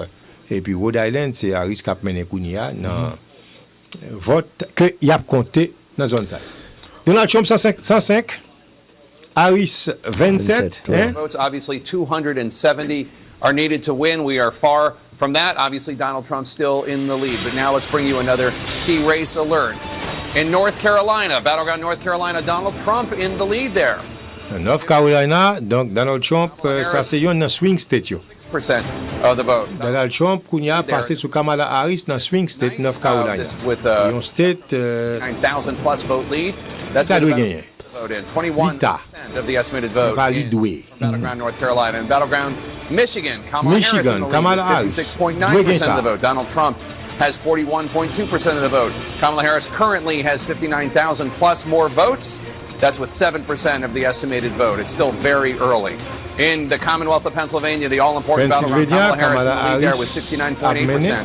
Of the vote, Donald Trump has 29.3%. vote qui est au compté. With a 323,000 plus vote lead, but that's only 11% of the estimated vote in. It's still very early in Pennsylvania. In Battleground, Georgia, Donald Trump in the lead, 55.6%. Georgia, Donald Trump a mené. 43.8% of the vote. Donald 54% vote qui est au compté. That's with more than half of the vote in. Mais il y a 1 600 000 votés pour Donald Trump et 1 267 000 votés pour Kamala jusqu'à présent. For the second largest wave of poll closings. Just donc jusqu'à présent, et ça que nous suivons, c'est qui moun cap gagné dans swing state là, comme on connaît Donald Trump en tête dans North Carolina pour le gagner swing state ça, et on connaît South Carolina déjà remporté, c'est pas ça? Déjà remporté South Carolina, ça les comme ça c'est pas Arizona, Colorado, Iowa, Kansas, Louisiana, Michigan qui pourra le faire apparition là vers 9h, il fait 8h44 minutes. suivi de Minnesota, Tim Walz, Nebraska, New Mexico, New York, North Carolina, et puis Texas, Wisconsin, tout ça, à partir de 9h. 9h, oui. Il fait 8h44, vous branchez sur Radio Téléplanète Compass. Et la nuit des élections, ici aux États-Unis, Radio Téléplanète Compass, il faut vivre minute par minute, seconde par seconde, comment ça y est. Et on va gagner un web dit jusqu'à présent, ou comment l'élection a déroulé, c'est ça, ouais? On a pris un petit pause, si vous voulez, un petit peu de musique.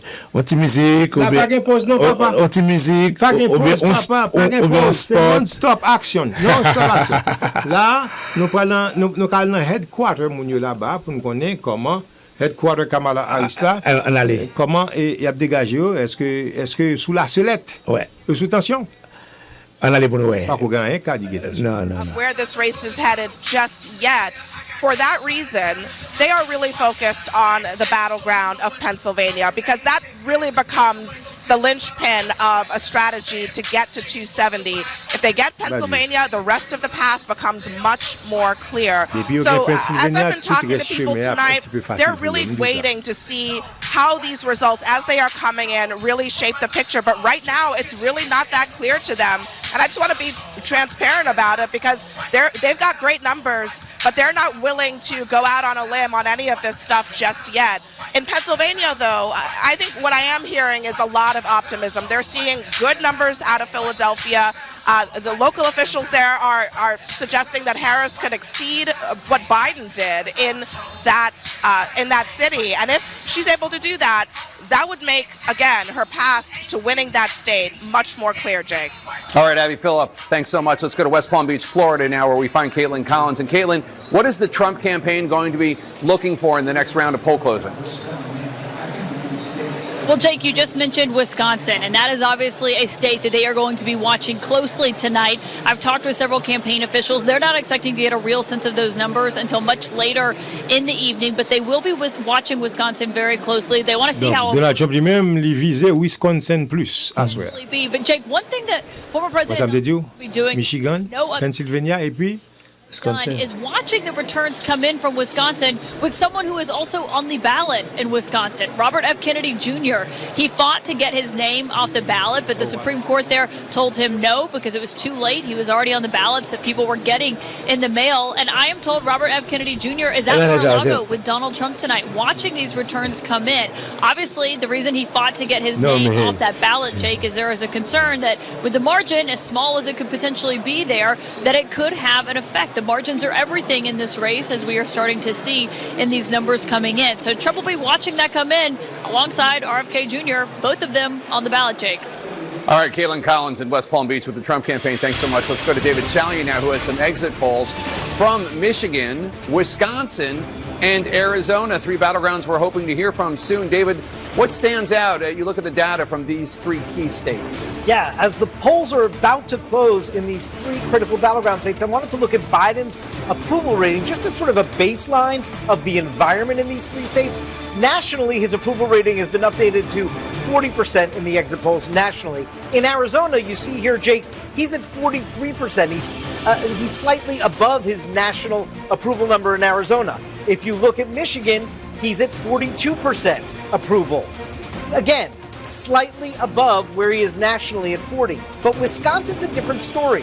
His approval rating, the sitting president, Joe Biden, is at 38% in Wisconsin. That is below where he is nationally. 61% of Wisconsin voters in this election disapprove of the job Joe Biden's doing. That's a hurdle that Kamala Harris is going to have to jump here in the Badger State. Jake? All right, David Chalian, thanks so much.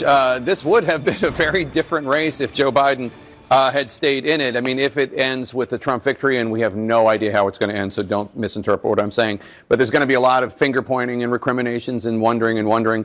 But these approval ratings for Joe Biden are brutal. 6 in 10 in Wisconsin say that they don't approve of the president. I mean, it is brutal. And there's no other way to look at it. And that is, no question, a big headwind for Kamala. Bon, et soit regardez Joe Biden, travail que il fait pour pays, ouais, tout sondage que vous fait, tout exit poll, il montre que monsieur pas populaire et puis si M. te venu dans l'élection, c'est ton balai ousé, Donald Trump t'a fait sur lui. Hein? C'est ça qu'il y a pas là, le exit poll, parce que on est qui dans 41%. Hein? Le président, pourcentage de 41%. C'est-à-dire qu'on est en bas classement. Mais c'est ça Kembe Kamala Harris, oui, là. Voilà. Mais pendant ce temps, et tant qu'on élément dit sur Facebook là, et Jean Bagay a déroulé là, monsieur dit Jean Bagay là a commencé par être là, Trump gagne à président, oui. Il dit monsieur, il ne faut pas vendre la peau de l'ours avant de l'avoir tué. Pas qu'on dit ça, parce que jusqu'à présent Donald Trump pas qu'on gagne un swing state. Et 3 states qui me disent yo, et 3 states me disent que Donald Trump doit gagner yo, c'est Pennsylvania, où jusqu'à présent Harris a dégagé. Pennsylvania, Michigan, à 9h, dans 10 minutes, Michigan va entrer en action. Et puis Wisconsin. Donald Trump dit lui-même l'a suivi Wisconsin. Donc Wisconsin là, son battleground big time. Ça c'est un blue state que il tient à ce que pour le gagner. Alors on a des amis justement, on comprend l'inquiétude là puisque on dit son fanatique qui sont supporters Harris. Non, il n'a pas supporté Harris. Non, moi dis en cas que tu as supporté Harris, elle fait il dit que Donald Trump gagne parce que il va aller devant. Il va aller devant.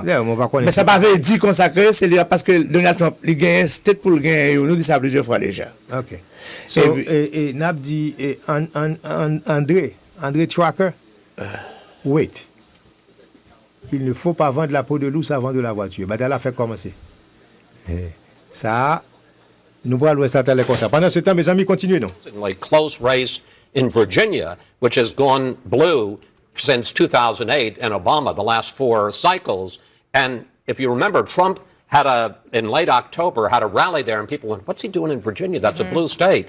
He's running. That's true, but there's only half of the I understand, voting. Yeah. but it's 49-49 right now. But John King set the table on that earlier when he said, is this, assuming she wins Virginia, is she going to win it the way Hillary Clinton won it with 5 points in 2016, or is she going to win it the way that Joe Biden won it with 10 points in 2020? And I think that there can be something discerned from her victory and how narrow it is one way or the other. And just going back to sort of the big picture, which I think is really important, Chris, and now we're looking at Virginia, which we were talking about before, but just earlier we were looking at the returns coming in from the blue wall states, from Michigan and from Pennsylvania, because we're actually finally seeing numbers. It is early, but they are important. Pennsylvania, we cannot stress enough how critical Pennsylvania is that you're looking at right now is to Kamala Harris. Donald Trump, if things go the way that they traditionally go for a Republican, unlike 2020, he could win the White House without Pennsylvania. It is hard to see in most of these paths, Kamala Harris winning the White House without Pennsylvania. And you see there 68%. That's what she has now. It is still extremely early, only 13% in. Right, and this is the point that Chris is making about the larger electoral map. It also applies to the vote that we see in Virginia and the vote that we see in Pennsylvania. If Kamala Harris wins Pennsylvania, and who knows, she's not going to win it with more than 60% of the vote. That's crazy. No. Like it is anticipated to be razor thin. We're still waiting for all the votes to come in. You know, so brew a pot of coffee. Sit Many back. Pots. We got a lot of votes to look at. Let's go back to Aaron Burnett. And Aaron, voting's about to end in 3 of the crucial battleground states that we are watching and that you are in charge of at your Battleground Command Center. The Command Center, Michigan, Wisconsin, Arizona. Now, when you're talking about 60%, obviously it's not going to end up that way in Pennsylvania. You look at that blue wall, you look at Michigan.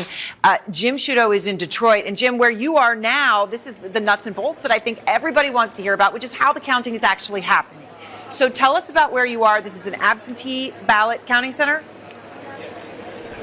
Ça, c'est une autre zone que Kamala doit gagner tout, Detroit, Michigan. Une autre blue wall. Tu as pas de détails. In Detroit, but this is key because of changes in Michigan state election laws in 2022. They were able to begin counting those absentee ballots received before Election Day prior to Election Day. So at this point, they've already counted 92,000 of about 100,000 expected absentee ballots, and they expect when those 8,000 come in over the next couple hours, it's not going to take them long to finish up that count. In fact, we heard a short time ago that here in Detroit, they expect that by midnight tonight or perhaps a bit after, they will have counted not just the absentee ballots in Detroit, but early voting ballots, and voting that took place today as well. So you're seeing the effects of that law, which allows for counting to begin as early as last Monday. One more note, and this is important, Aaron, because in 2020, this site in downtown Detroit became the scene of protests and unfounded claims of fraud in the midst of that frantic absentee ballot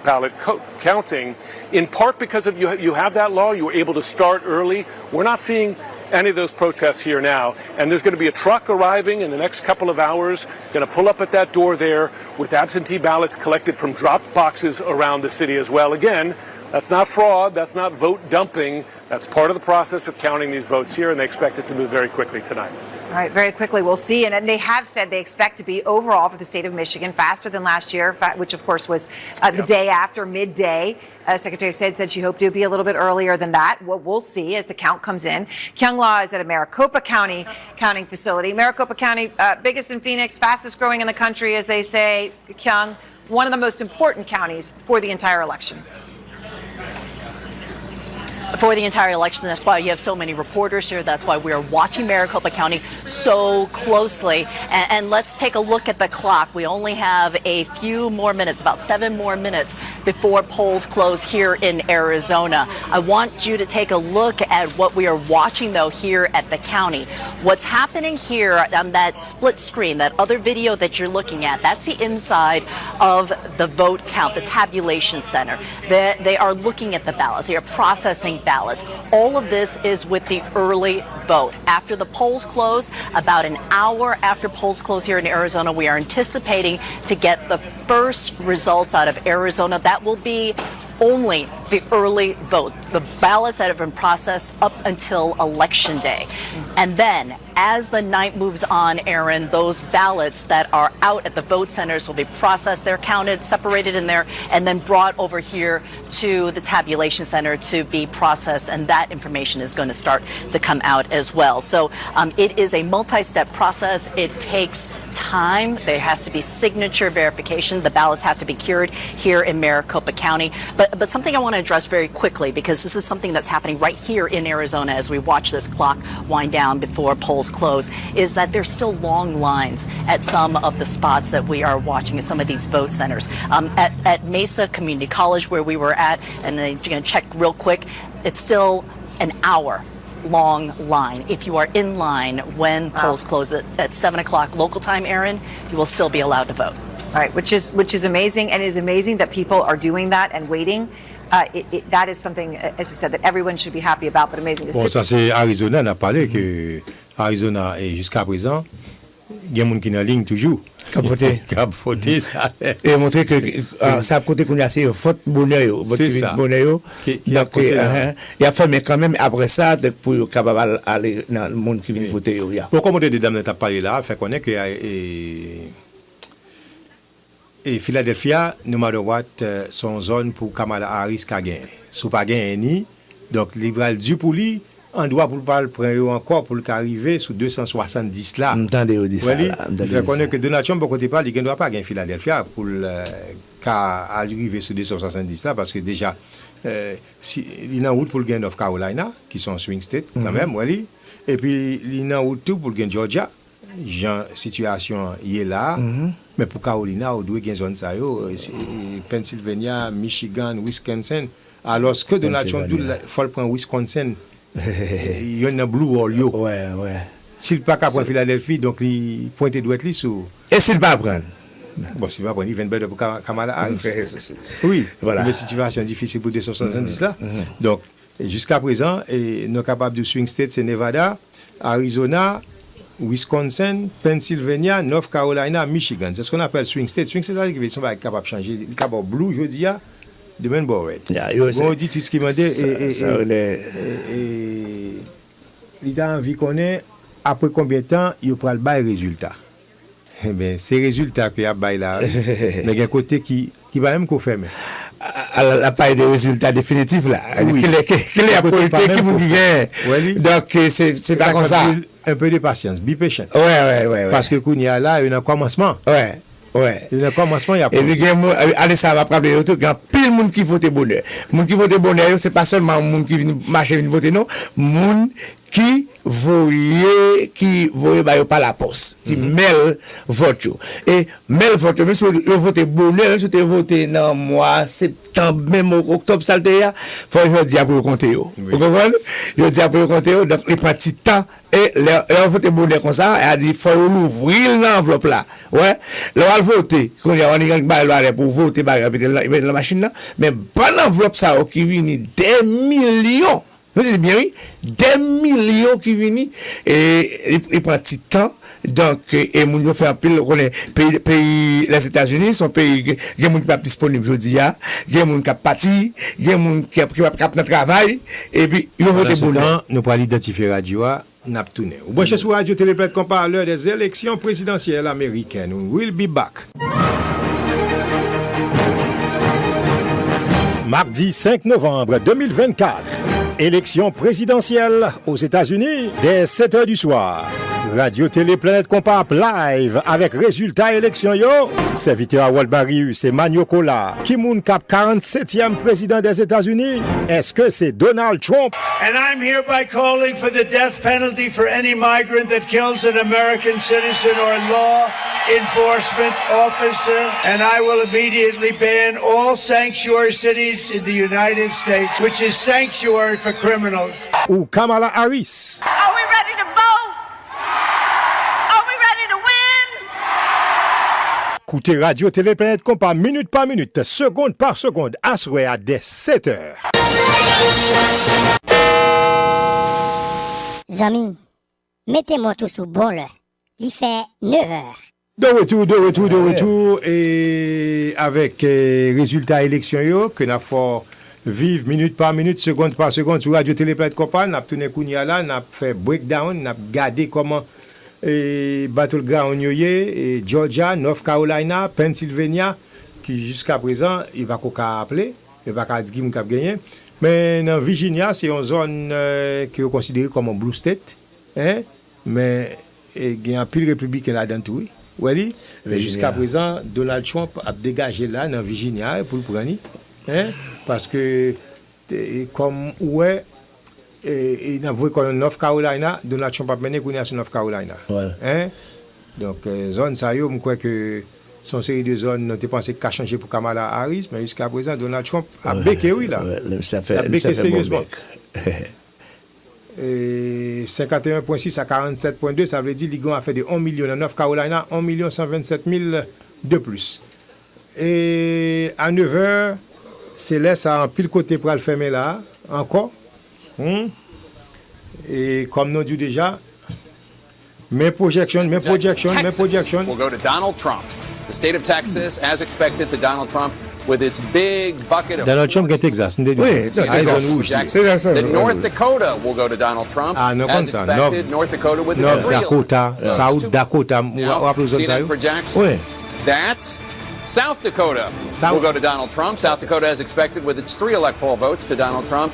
And CNN projects that Wyoming will go to Donald Trump. Wyoming with its 3 electoral votes. CNN is not making any projections in the following states that just closed their polls. Arizona, that's a big battleground. Colorado, Iowa, Kansas, Louisiana, Battleground, Michigan, Minnesota, Nebraska, New Mexico, New York, and Battleground, Wisconsin. Let's look at the electoral map now. Donald Trump has 154 electoral votes. Kamala Harris has 27 electoral votes. 270 are needed to win. Let's bring you a key race alert now. In Battleground, Pennsylvania, Kamala Harris in the lead with 64.4% of the vote. Donald Trump has 34.7% of the vote. Kamala Harris in the lead there with 326,000 plus votes. Only an estimated 16% of the vote has been counted in Pennsylvania. In Kamala Harris toujours à mener. Michigan, mon l'autre côté. Donald Trump with 43. 8%. Kamala Harris a mené sur Donald Trump jusqu'à présent par 55 000 votes.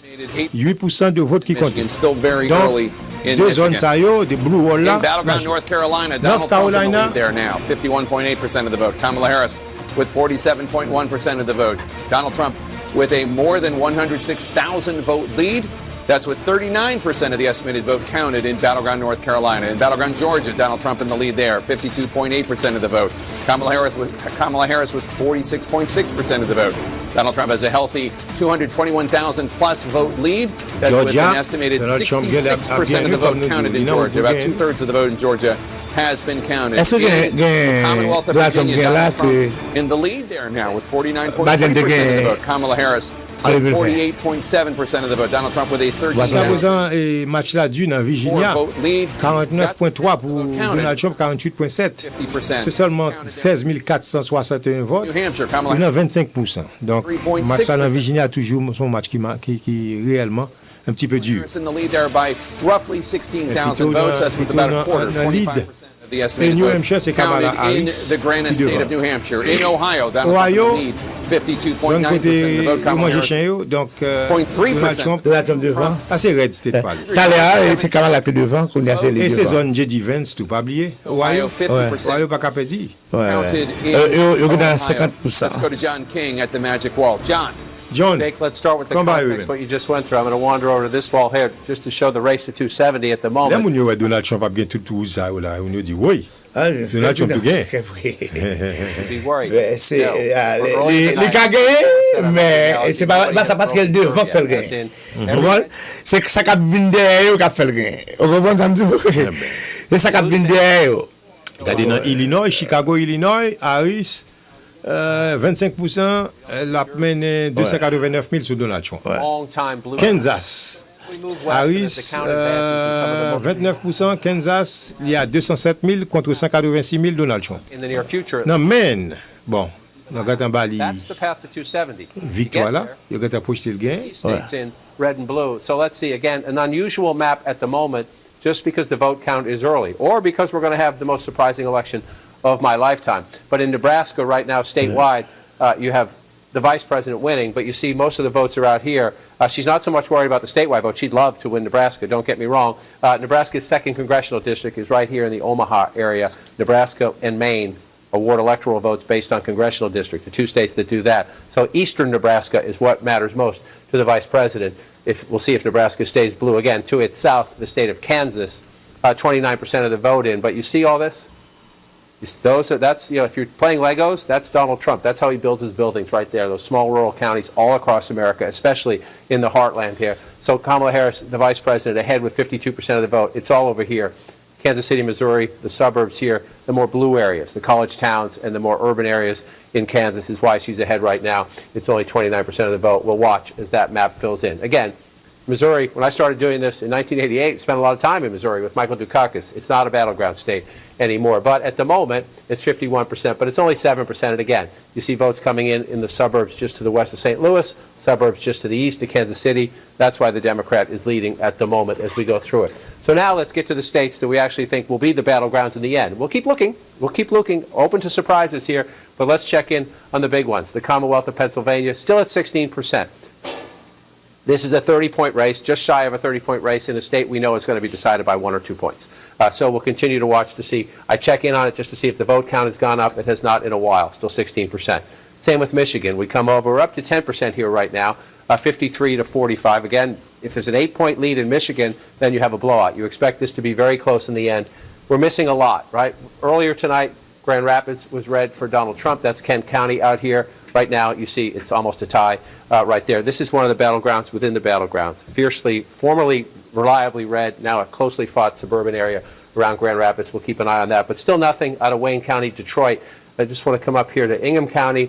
This is where Michigan State is. If this ends donc c'est de là, c'est un breakdown que l'a fait sur différents districts qui dans zone qui côté qui gagne plus démocrate, qui côté aussi qui gagne plus républicain, qui a avantage à candidat. These battlegrounds. Again, I just want to check on Virginia again. This is our surprise at the moment. We're up to 50% of the vote, and you have Donald Trump with a very narrow lead. I did this a moment ago. I just want to do it again for people at home. Most of the outstanding votes, these circles tell you, the larger the circle, the more outstanding votes. Que Donald Trump a mené 154 à 27 sur Kamala Harris. Coming in so far in that area. So State qui a déjà compté. Virginia now has become a blue state because of the Washington, D.C. suburbs and the places, the counties within 25, 35. John, c'est Son nèg m'entendait que chaque année l'élection c'est monsieur fait ça très très bien et quand on a mis à ouais que ça et monsieur cheveux blancs bien comment il toujours ensemble avec dit monsieur jeudi ouais qui sont pas là monsieur pas là et qu'est-ce que ça là encore Donald Trump with a lead 52, 41% reporting. Again, should the Harris campaign be nervous? Both campaigns will be nervous about Battleground, North Carolina. It's going to go back and forth. But again, you see, there's still some large pockets of Democratic votes. Also some pretty good-sized pockets of Republican votes. In a Battleground state, this one's going to take a while to sort out. But you see where the outstanding votes are. I didn't get to this last time in Georgia, so let's go down and look at Battleground, Georgia, and bring that up here right now. We're up to 68% of the vote in Georgia. And you have 53 to 46. So if you're in the Trump campaign, you're thinking with more than two-thirds of the vote counted, you start to feel good about a lead that big, especially in the state. Donald Trump no capable de dire qu'il Georgia. 4 years ago, but let's see what's left out. Where are the outstanding votes? And you see right there why in the Harris campaign you're nervous. You're checking in with all your field captains and your precinct and your county people, but you see right there, you see those giant circles right there, and a bigger circle, another big circle over here. There are still a lot of areas that we know vote disproportionately Democratic, where votes are to be counted in Georgia. I just want to come back and make one more observation here. You see that 242,000 vote lead. It is a little after 9 o'clock on Tuesday night. If you go back to 2020, Donald Trump was leading Georgia by 244,000 votes at 9 o'clock on Tuesday night, election night in 2020. It was 244,000 votes then. It's 242,000 votes now. Joe Biden carried Georgia. Doesn't mean Kamala Harris will this time. It just means we need to count all the votes. And you come back out and take a look again to see if the map has changed at all. Texas and Florida have gone back. Ohio has gone back to where you expect it to go back, and that lead seems to be growing. I want to just check in again on this battleground here. Still at 18% there. And so I'm going to do something now. This is an exercise. But you see Trump leading in North Carolina and Trump leading in Georgia. I just want to switch to the map here and come over to the race for 270. Okay? This is an if. This is an if. It's not it. We're nowhere near there. We have a lot of votes to count there. But why is this so important? When you take battleground states off the board, when we're able to project and call them, it changes the chess of getting to 270. If Donald Trump were to hold that, he's leading there now. It's close. It's close. There's plenty of votes still for the vice president to catch up. We have to wait and see what happens. But if Donald Trump takes those two, the vice president of the United States needs to win that. That's what makes the math interesting. She needs that 19 votes right there. In Florida. Gets that. Non, monsieur, certain que Kamala gagne Florida. Gets him to the finish line. So if that happens, je m'excuse, Pennsylvania. We're not there yet, Jake, but just like to do the math in our head as we go through the scenarios. All right, John King, and CNN can now bring you a new projection. On l'autre projection, qui côté ça? Projects that Kamala Harris. Oh, Delaware, c'est Joe Biden. Come on. Delaware, as expected. 3 grains de vote. Kamala Harris with its 3 electoral votes. At the electoral vote count, Donald Trump has 154 pour Donald Trump, 30 pour Kamala Harris. On a besoin de 270. Ça va combien était? 240. Are needed Ça va combien était? 240. Race alert now. In the Commonwealth of Pennsylvania, Kamala Harris has 60.4% oh, of the vote. Donald Trump 38.7% of the vote. Kamala Harris with a 284,000 plus win. I'm sorry, lead 284,000 plus vote. Pennsylvania jusqu'à présent que Kamala Harris a marché bien. Il y a 19%. Fifth of the vote. Still a lot of votes. A fait chemin bien. Et puis dans Michigan, 53% à 44%, pas mal du tout. 44.9%. Il faut commencer dans Michigan. Et Wisconsin pas commencé en action. Has been counted in Michigan, 10%, still very early there. In North Carolina, Donald Trump in the lead with 51.9% of the vote. Kamala Harris with 46.9% of the vote. Donald Trump with a 119,000 plus vote lead. That's with 41% of the estimated vote counted in North Carolina. In Battleground, Georgia, perdu North Carolina. 2.7% of the vote. Un coup un petit peu dur pour lui. With 46.6% of the vote. Donald Trump with a 225,000 South Carolina, c'est républicain, mais North Carolina. Of the estimated vote in Georgia. Républicain tout, mais majorité des fois est démocrate. In Georgia, there, 69% of the estimated vote has been counted. In the Commonwealth of Virginia, Donald Trump still has his 49.5% lead, and now it's 49.4%. Qui traduit là, Donald Trump et Kamala Harris, 49.4%. Is 18,000 more than half, 52%. Oui, quand t'as devant avant. Trump devant. Commonwealth of Virginia.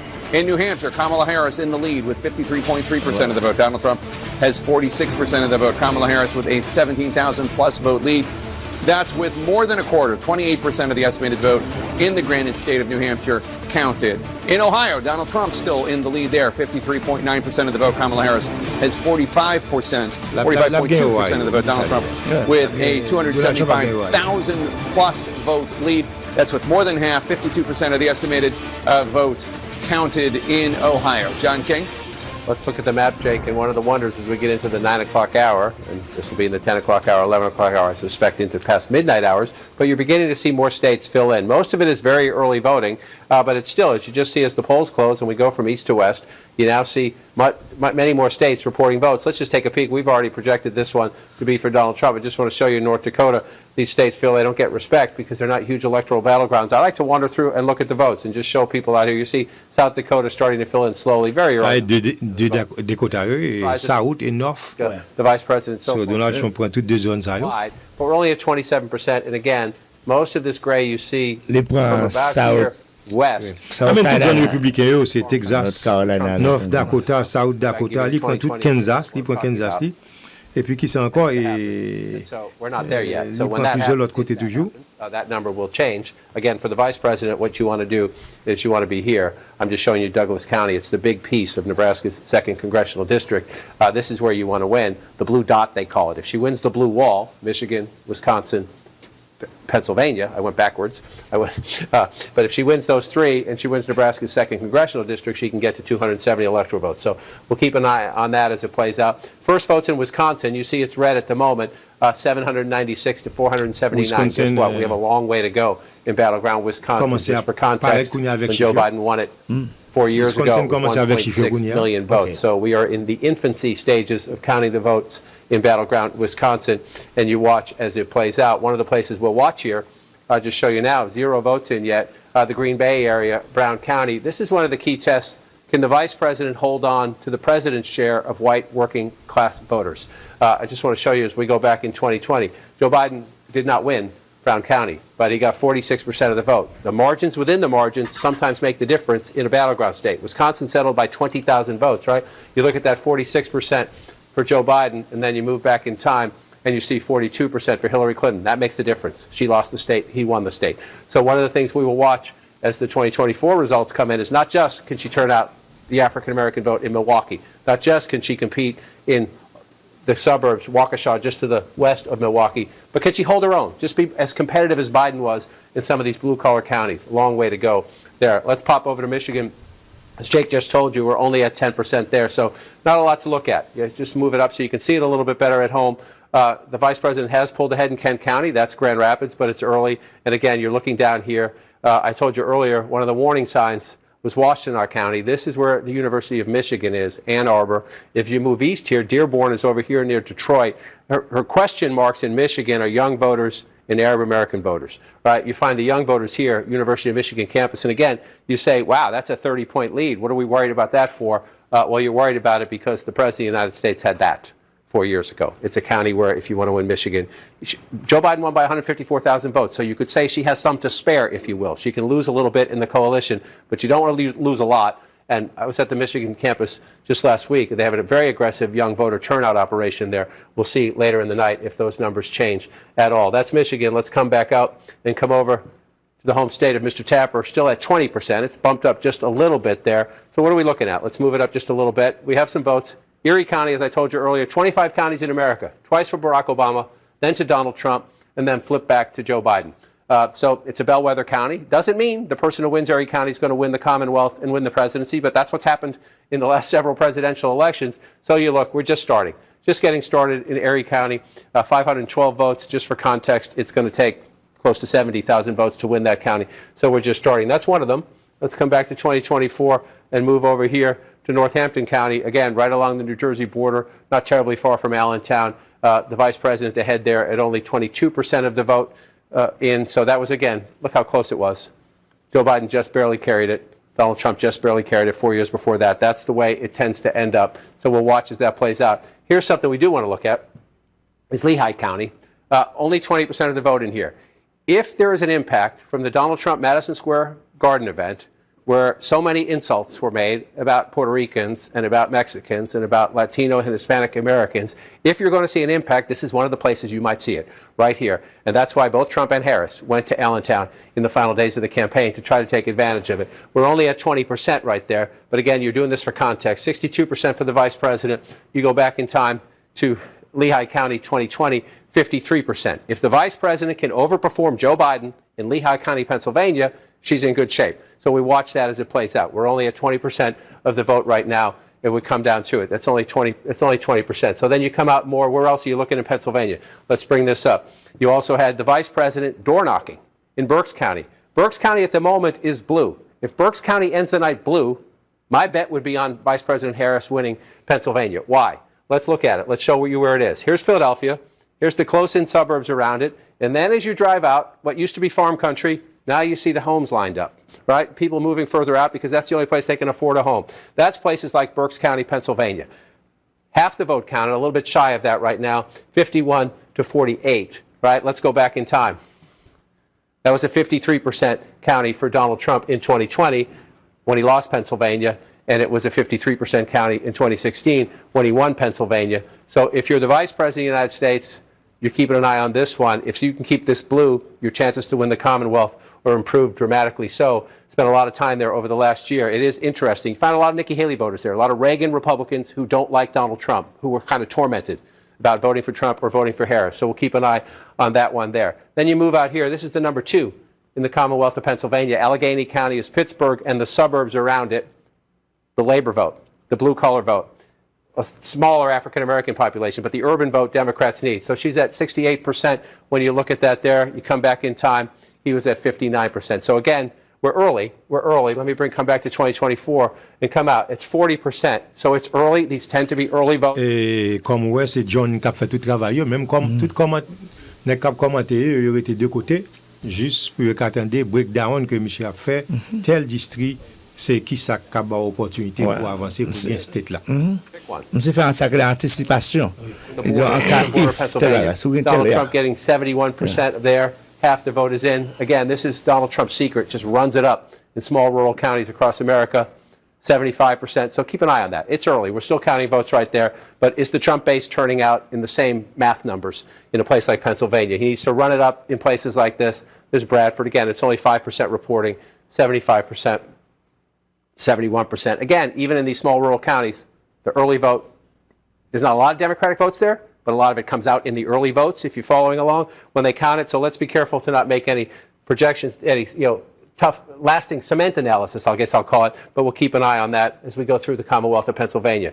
Virginia, every time I come out, I wait to see if Virginia's going to flip back. We're still at 59%. The lead has narrowed somewhat. This would be a shocker. Joe Biden won Virginia by 10 points. Even if it's closer, even if the vice president comes back, let's take a peek.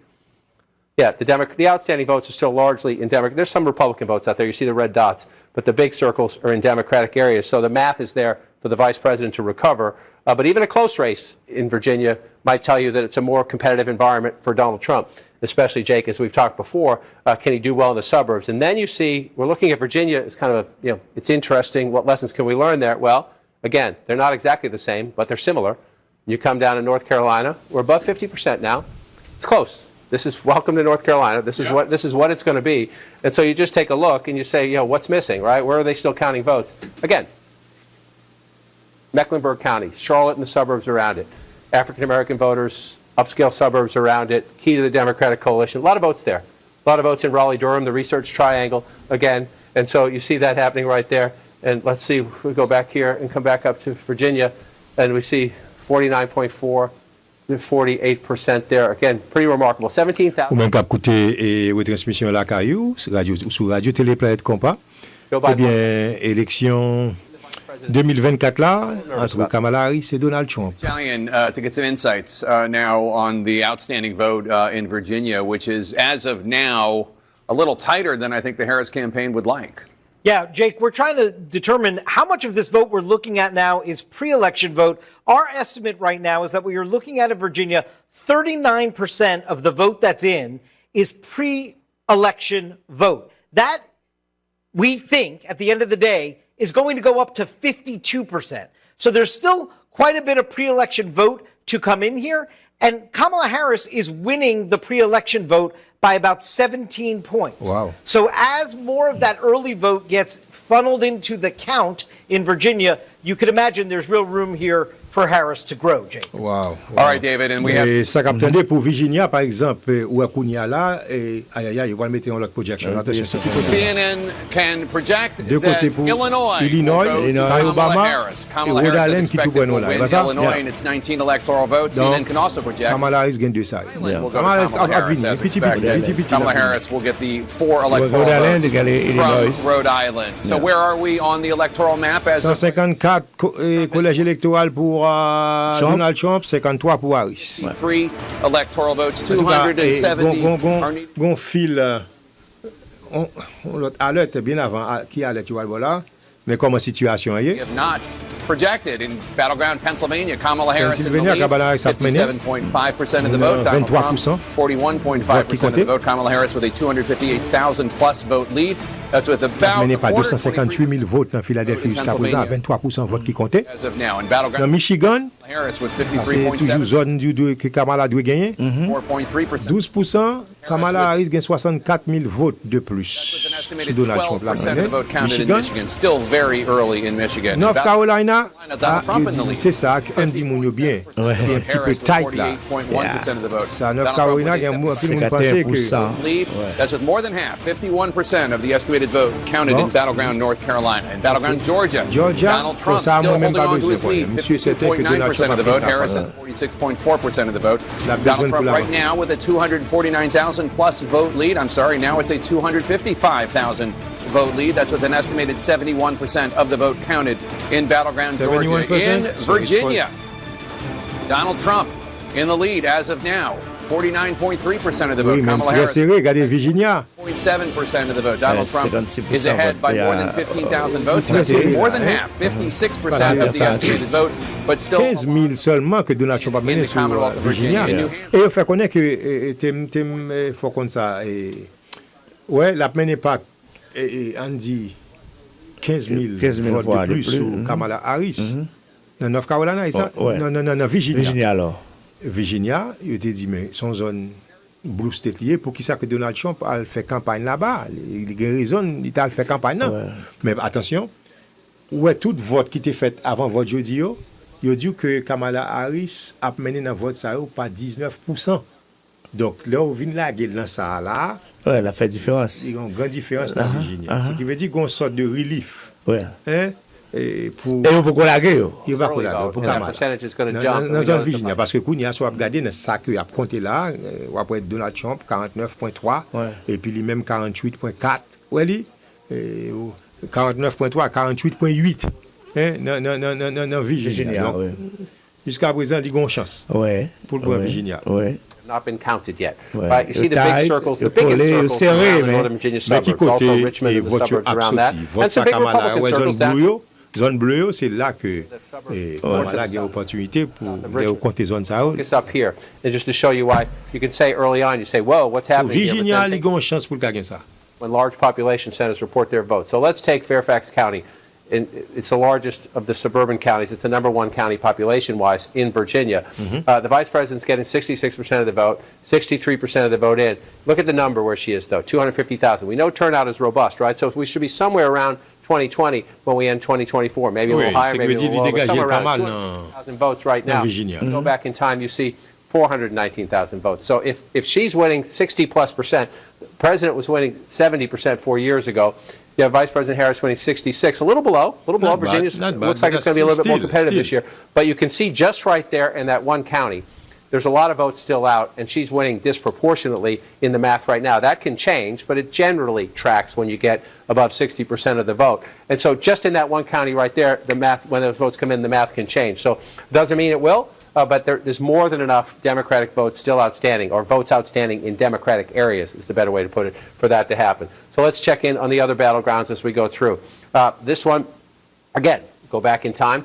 This was the closest Donald Trump victory in a battleground state. Of the battlegrounds he won, 74,000 votes, 483. 74,483. 4 years ago. He's 110 ahead right now, but we're only at 54% of the vote, right? So you see these gray areas. What are those? That's where you have no votes in yet. So we're still waiting. Some of these smaller counties. This one, this is the 10th of the 100 counties population-wise, so it's not tiny. Gaston County along the border right there. But the big population centers are Charlotte. Let's just see how much we have. Only 10% of the vote in Mecklenburg County. So if you're looking at this number, you're saying, okay, Donald Trump's got a 4-point lead. There's 3.5, 4-point lead in North Carolina. But then you come here, it's the largest Democratic area, only 10% of the vote. And again, look where we are, 36,000 votes for the vice president right now. You go back 4 years, 378,000 votes. So we just need to slow down with where we go in here in North Carolina and count more votes, because there are more than enough votes out there. Again, if you come out statewide and just apply the entire graph to the whole thing, live outstanding votes, you see some Republican pockets here, but where are the biggest circles? Right, where are the biggest circles? The blue one. Charlotte in the suburbs, Raleigh-Durham in the suburbs, Winston-Salem in the suburbs, Wilmington in the suburbs, Asheville in the suburbs. Doesn't mean the vice president's going to win North Carolina. By no means means the vice president's going to win North Carolina. It just means there are a lot more votes counted in areas right now are blue. Some of them are 110 000 votes de plus que Kamala Harris dans North Carolina. Mais il montre qu'il y a pile côté dans North Carolina que pas qu'on voter surtout zone noyau. Donc, il y a une possibilité. When you come out, you just take a look. Again, I'm a broken record sometimes. On va parler de Charlotte, North Carolina. Donald Trump, how he runs up the math.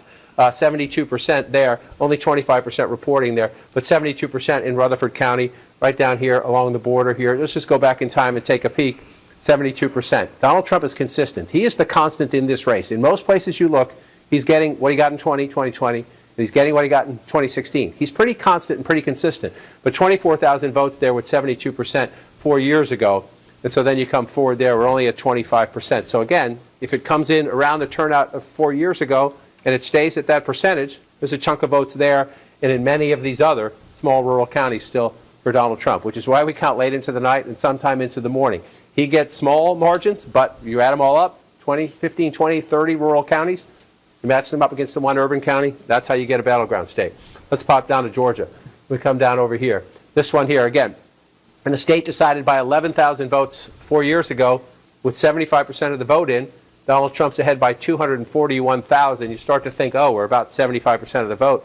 Are we at the point of no return? Well, let's take a look. Number one, how many votes does it take to win Georgia?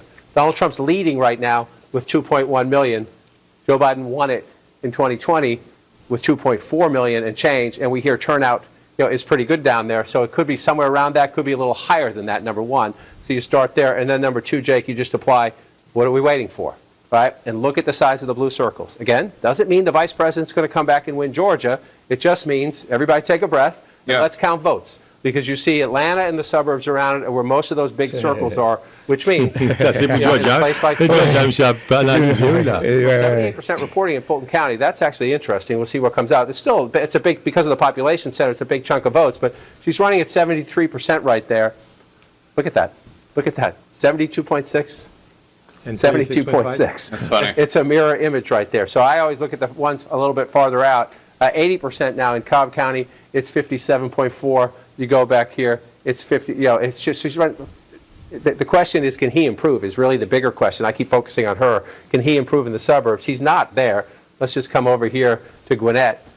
He's at 39% right now, and he was at 40% there. He's close. He's close, but those little tiny margins can matter. But again, 16% of the vote there. So we got a ways to go. That's a healthy lead for Donald Trump. There's a lot of votes still to be counted in this blue circle right here. So let's bring back the map that shows where the vote is still outstanding, if you can do that. I can do that. Because I want to bring in Pamela Brown to get us up to speed on some of the outstanding votes that remain in Georgia. Pamela, what are you learning? Let's talk about that. I'm just getting off the phone with Gabriel Sterling, a key election official in Georgia. He says, give or take, there are 1.5 million outstanding votes still in Georgia. Again, give or take, not a precise number, but around that. Let's zoom in here on Gwinnett.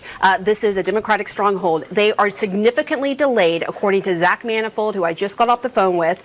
He says there's an issue with their adjudication software for the write-ins on the ballot. Donald Trump a mené, c'est parce que gonzon yo les Gwinnett dans Georgia que vote yo delay. pour yo venir. OK. Et c'est là qu'il y a un pile. Votre en retard. Harris. Votre en He retard. says that number is likely going to go up. Out of that breakdown, the at least 419,000, there are overall 96,000 day-of votes in Gwinnett, 322,000 early votes. So if you look at the numbers here, the rough estimate of 16% of the estimated vote in, there are still roughly more than 350,000 outstanding ballots just in Gwinnett alone. And then you put that into the bigger picture of what I just said from Gabriel Sterling, that there's still 1.5 million outstanding ballots in Georgia, give or take. Jake? And we actually have a correspondent / anchor in the Gwinnett County Election Center in suburban Atlanta, Victor Blackwell. Victor. Ça, c'est dans la ville, ça, que vous allez, dans le district, ça, Gwinnett, là, spécialement, parce qu'il y a même 300 000 votes que pas qu'on compte là. What's happening right now, Zach Manifold, who Pam just mentioned, the supervisor of elections, is on the phone right now with Brad Raffensperger, explaining what the delay is. As Pamela said, it's a problem with the adjudication of some of those write-in ballots. We spoke with him just a few moments ago at the 8:15 news conference here, in which he said there was some delay in processing those and getting those 322,000 early in-person and absentee mail-in ballots to the state tabulation center, to that computer. It statutorily had to be there by 8 p.m. He says that it was just the computer system clicking down to identify the names in the write-in column for president, specifically for that race, and there appears to be a problem with that system. So right now there are from Gwinnett County about 72,000 votes, still about 250,000 of the early in-person votes and those mail-in absentee votes that were supposed to be in more than an hour ago, and he's on the call right now to determine what happens next and explain to the Secretary of State's office what they're doing and probably look for some guidance on how to move forward, Jake. All right, Victor Blackwell in Gwinnett County. And John King, as happens every election, human beings are fallible, machines all the more so. Right, which is why you want trusted officials to deal with the problem when it arrives. C'est ça, pendant que, je m'excuse, pendant que M. se parlait là, autant des reporters là, dans la zone que les Gwinnett County en Georgia, il y a une affaire de 322 000 votes qui attendent. Combien qui arrivaient seulement bon côté sont affaire de 72 000 et puis les qu'on y a demandé mais pour qui ça prend tant ça pour tout 322 000 là pas arriver, son problème dans le système qui gagne qui fait que le prend en retard ça. Donc ça fait dire moun yo patience. Il y a pour régler ça de quoi pour ça arriver pour ça fait ouais que Donald Trump a mené qu'on y a dans Georgia, nous dit all to gain Georgia. Donc, c'est ça que fait nous rira bien qui rira le dernier. Par contre, il y a projection again. C'est New York. Kamala Harris, the winner of the 28 electoral 28 grands électeurs. New York. State. Let's take a look at the electoral vote count now. Donald Trump in the Kamala lead. Harris à 81, Donald Trump à 154. 170 are needed to win. Neither of them. N'a dit monsieur vote populaire Harris gagne depuis le fin gagne vote populaire dans Etats et tout gagne quantité grand électeur. Au point de vue collège, c'est Donald Trump. Cap mené. Oui, Donald Trump devant dans collège là. This group here has been here for a little while now, and they've been watching the returns as they've been coming in. Ça c'est dans headquarter Kamala Harris côté moun yo a débarqué en force. A little bit delayed, calling New York for Kamala Harris. They want some good news tonight. I can feel the anxiety in the crowd. These are all people who want to have a party. They want to celebrate. There's been a DJ C'est vrai, play. bon côté Kamala moun yo excited pour lui. Parce que tu regarder pour tout rouge c'est Donald Trump, tout Florida, Texas pour lui. Et puis qu'on y a là et n'a parlé de North Carolina et puis n'a parlé de Virginia. Alors que deux zones ça North Carolina et Virginia il y a un pile différence parce que go vote pas convenu. Talking to you, but the crowd, they're excited. They're ready to go tonight. They want to see more reporting and results that they like to see. All right. Bon résultat de New York paraît. Mais c'est patience, oui. Patience. Right now, let's go to West Palm Beach, where we find Caitlin Collins. West Palm Beach, Florida. C'est ça? Oui. Ah, c'est zone Donald Trump, mon cher. Yeah, Jake, I should Ça, c'est note, zone, obviously, Mar-a-Lago. numbers come in. There is no celebrating happening yet inside the Trump campaign. But one thing that is giving them a confidence boost this hour are the numbers that you and John King were just going over in Virginia. They were looking at that very closely, comparing it to President Biden's numbers there in 2020, and it is making them feel good tonight, lifting their spirits. Yes, but faites attention parce que il y a un pile vote qui pris et qui était déjà moun te déjà voté. Yo fait connaît Kamala Harris a mené dans vote ça qui était fait early vote yo pas 19%.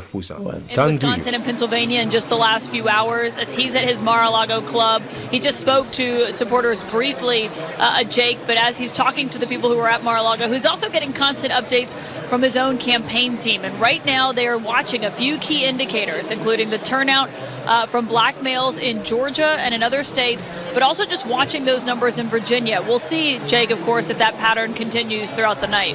All right, Caitlin Collins, thanks so much. John King? Jake, a fascinating map at the moment. You just updated the electoral vote count, 154 to 81. You're looking at a map now. There are a lot of Tout le monde ça là sur planète compas avec CNN tout. I would just say be cautious. But just be cautious. Why do I say wow? Pour moun qui fait brancher c'est que ouais deux camps, headquarter Kamala Harris et headquarter Donald Trump, headquarter Donald Trump yo, il a un petit peu arrêté doucement. Why? C'est là que Kounia John King a bail Virginia, mais il voit que Trump a mené dans Virginia, dans North Carolina, pour un petit peu de relief. Mais les gens ont expliqué, attention, les gens qui ont voté earlier, Kamala a mené dans la zone ça yo. Et ouais, Georgia, côté Donald Trump a mené, et dans la zone Gwinnett County à lui-même. Il y a 322 000 votes qui attendent. C'est seulement 72 qui arrivaient. Ça a lui-même, c'est un cousin de l'eau qui a tombé dans le compte-goutte. Hein? Il y a 150 000 qui étaient. C'est ça. Donc, pendant ce temps, mon Kamala Harris se sentit un petit peu content. Parce qu'il est au New York. Après le gros rallye que Donald Trump a fait dans New York. Vous rappelez ça. Zile Island là. Qui semblait avec Garbit. On va y faire. Et Puerto Rico dit jeudi à pas. Ouais, Jean Kamala Harris a mené dans Pennsylvania. 420 000 Portoricains vivent dans Pennsylvania. Et jeudi à audio, il y a venu ramasser Fatra. Parce que c'est Fatra à côté du il y a ramasser Fatra. Et ouais, Jean que semblait Kamala pas descendre non Philadelphie. Et ça Donald Trump besoin pour le passer pour la rivière Victoire là. Là ouais que un petit peu du là, ouais, ça fait. Wisconsin. Ça sont le Blue Wall encore. Blue Wall, oui. Wisconsin, Michigan, Philadelphie. Mes amis, 3 parties ça yo, suivez. Donc, n'a pas retourné encore sous 4 là, parce que minute par minute, seconde par seconde, il faut vivre avec Radio Télé Planète Compas, force cadran. Comment ça y est? Allez-y, John. It's ahead right now. Missouri hasn't voted blue for president in a very long time. Again, let's be open to surprises and we'll count votes. Now let's come in to the battlegrounds where we are waiting. Wisconsin is blue. It was red last time. Still very, very early. 18% of the vote counted. Ça, c'est Wisconsin. C'est là que Donald Trump focus sur ça. S'il pas prend Pennsylvania, il voulait retirer Blue Wall State ça. Non, mais Michigan, Wisconsin, hold that Nebraska congressional district I just showed you. Jusqu'à présent, on fait commencer. Right? That's her easiest. No path is easy, but her easiest path is keep the blue wall.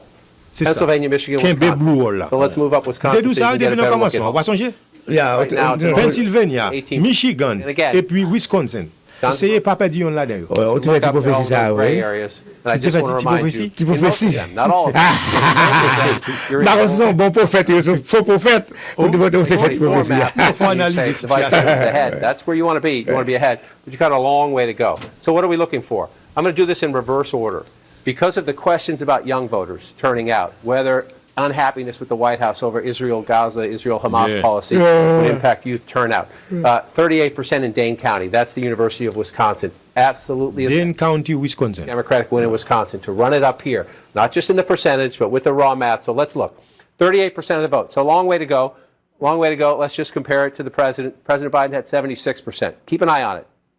Don't panic yet if you're a Democrat, but keep an eye on that because the vice president needs to be as close to that as she can be. And at the moment, she's running a little bit behind that. That's Dane County. That's 75, 71. This is the biggest population center. Spent a lot of time here in the last year. The big question here is, do black voters turn out? C'est Milwaukee, Wisconsin. Hey, wake up. Donald Trump. Milwaukee. We did see some evidence of that in our several churches out in Milwaukee. At the moment, I was texting with somebody in Milwaukee earlier. 65.5. Pretty good for the Democrats. We'll see if that turns out. La peine n'est pas 75 000, ça c'est dans Milwaukee. 25%. Mais pas oublier, c'est pas un seul côté. Il y a plusieurs côtés pour ajouter. C'est en juridiction. 2% for Donald Trump. So let's just go back in time, knowing we have a long way to go. Milwaukee sometimes reports late. If you go back in time, Joe Biden again, 69%. Trump at 29%. So the 69% is what jumps out. Trump is a little above right now. Trump's a little above where he was. But Harris still 4 years ago. She's a little behind where the president was 4 years ago. It's only 25% of the vote. We're not pouring cement on any of this, but that's where you say, oh, we got to keep an eye on that as we go forward. Then you move over here, you go into the WOW counties, Waukesha, the biggest among them. This is a Republican suburb. Long has been a Republican suburb. The challenge for Democrats, I've been saying this about Trump in the battleground states that tend to lead in blue. Where's Trump's number in the suburbs? Can he compete? He's not going to win, but can he compete? That's the challenge for the vice president here. Waukesha County tends to be a Republican suburb. So there she is at 40%, Trump at 59%. Again, you go back in time, 59% to 39% 4 years ago. Welcome to another 20,000 vote race probably in the end in Wisconsin based on that. It's a 66% of the vote in there. It's essentially matching where we were in 2020. And again, just so you remember our history here in the blue wall, Harris is leading right now. We got a lot of vote to count right here, but I'm laughing a little bit just at the 22,000 number because if you look at that right there, Joe Biden won this state in 2020 by 20,000 votes. 4 years before that, when he cracked the blue wall and became president, Donald Trump won Wisconsin by 22,000 votes. Welcome to Wisconsin. It's a state that tends to hang around the margins of 20,000 votes. Non, zone PAM, non? Trois zones, ça. Just put it up to 34,000. Pennsylvania.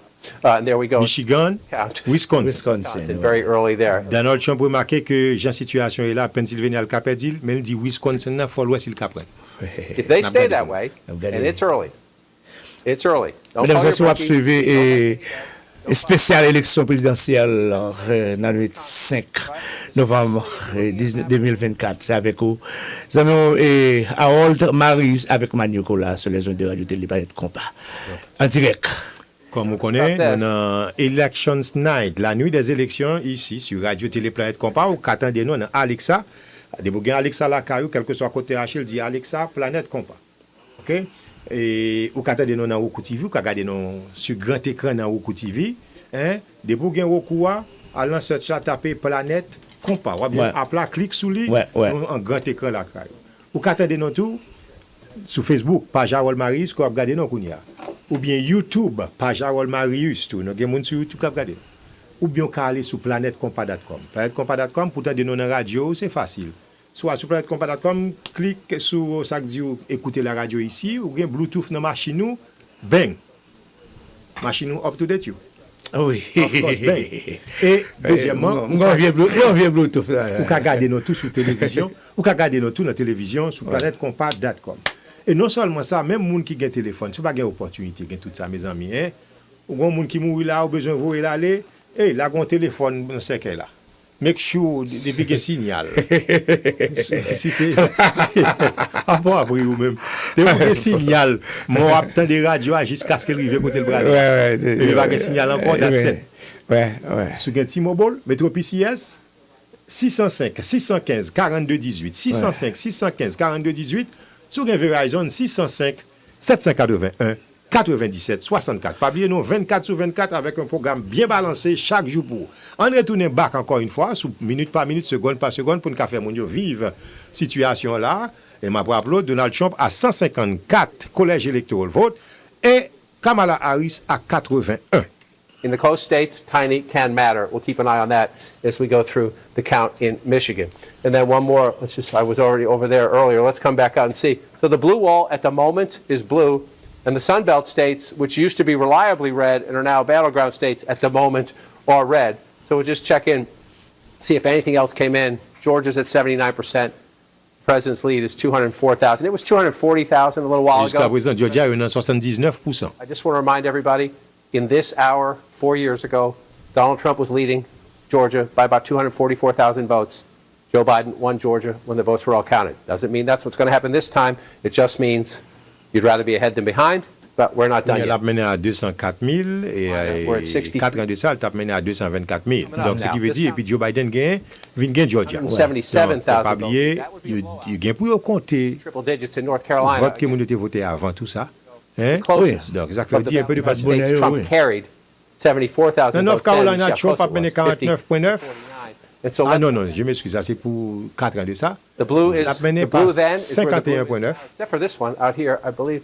This one, Haywood County, well, we're only at 4%. If you go back in time, that was a Republican county. I look out there because, and if anyone's out there watching, we hope you're doing all right. This is an area of the state that was hit hardest by Hurricane Helene, and the state and the county officials and the local officials, God bless them. They did amazing things just so people could vote. I know the more important things are, can you live, can you get housing, can you get food, can you get water, and things like that. But the fact that people are voting out there in good numbers is a testament to the state and to the county officials. And people have heard a lot of misinformation out there. We see what's happening. Democracy Ça is c'est North unfolding. Carolina, ou après le cyclone qui était passé là, qui était tempête là, qui fait un pile de dégâts. Democrats. Hein? And only Il était allé porter au coup de main, mais mon a Donald souffert, Trump et c'est aussi où qu'on est.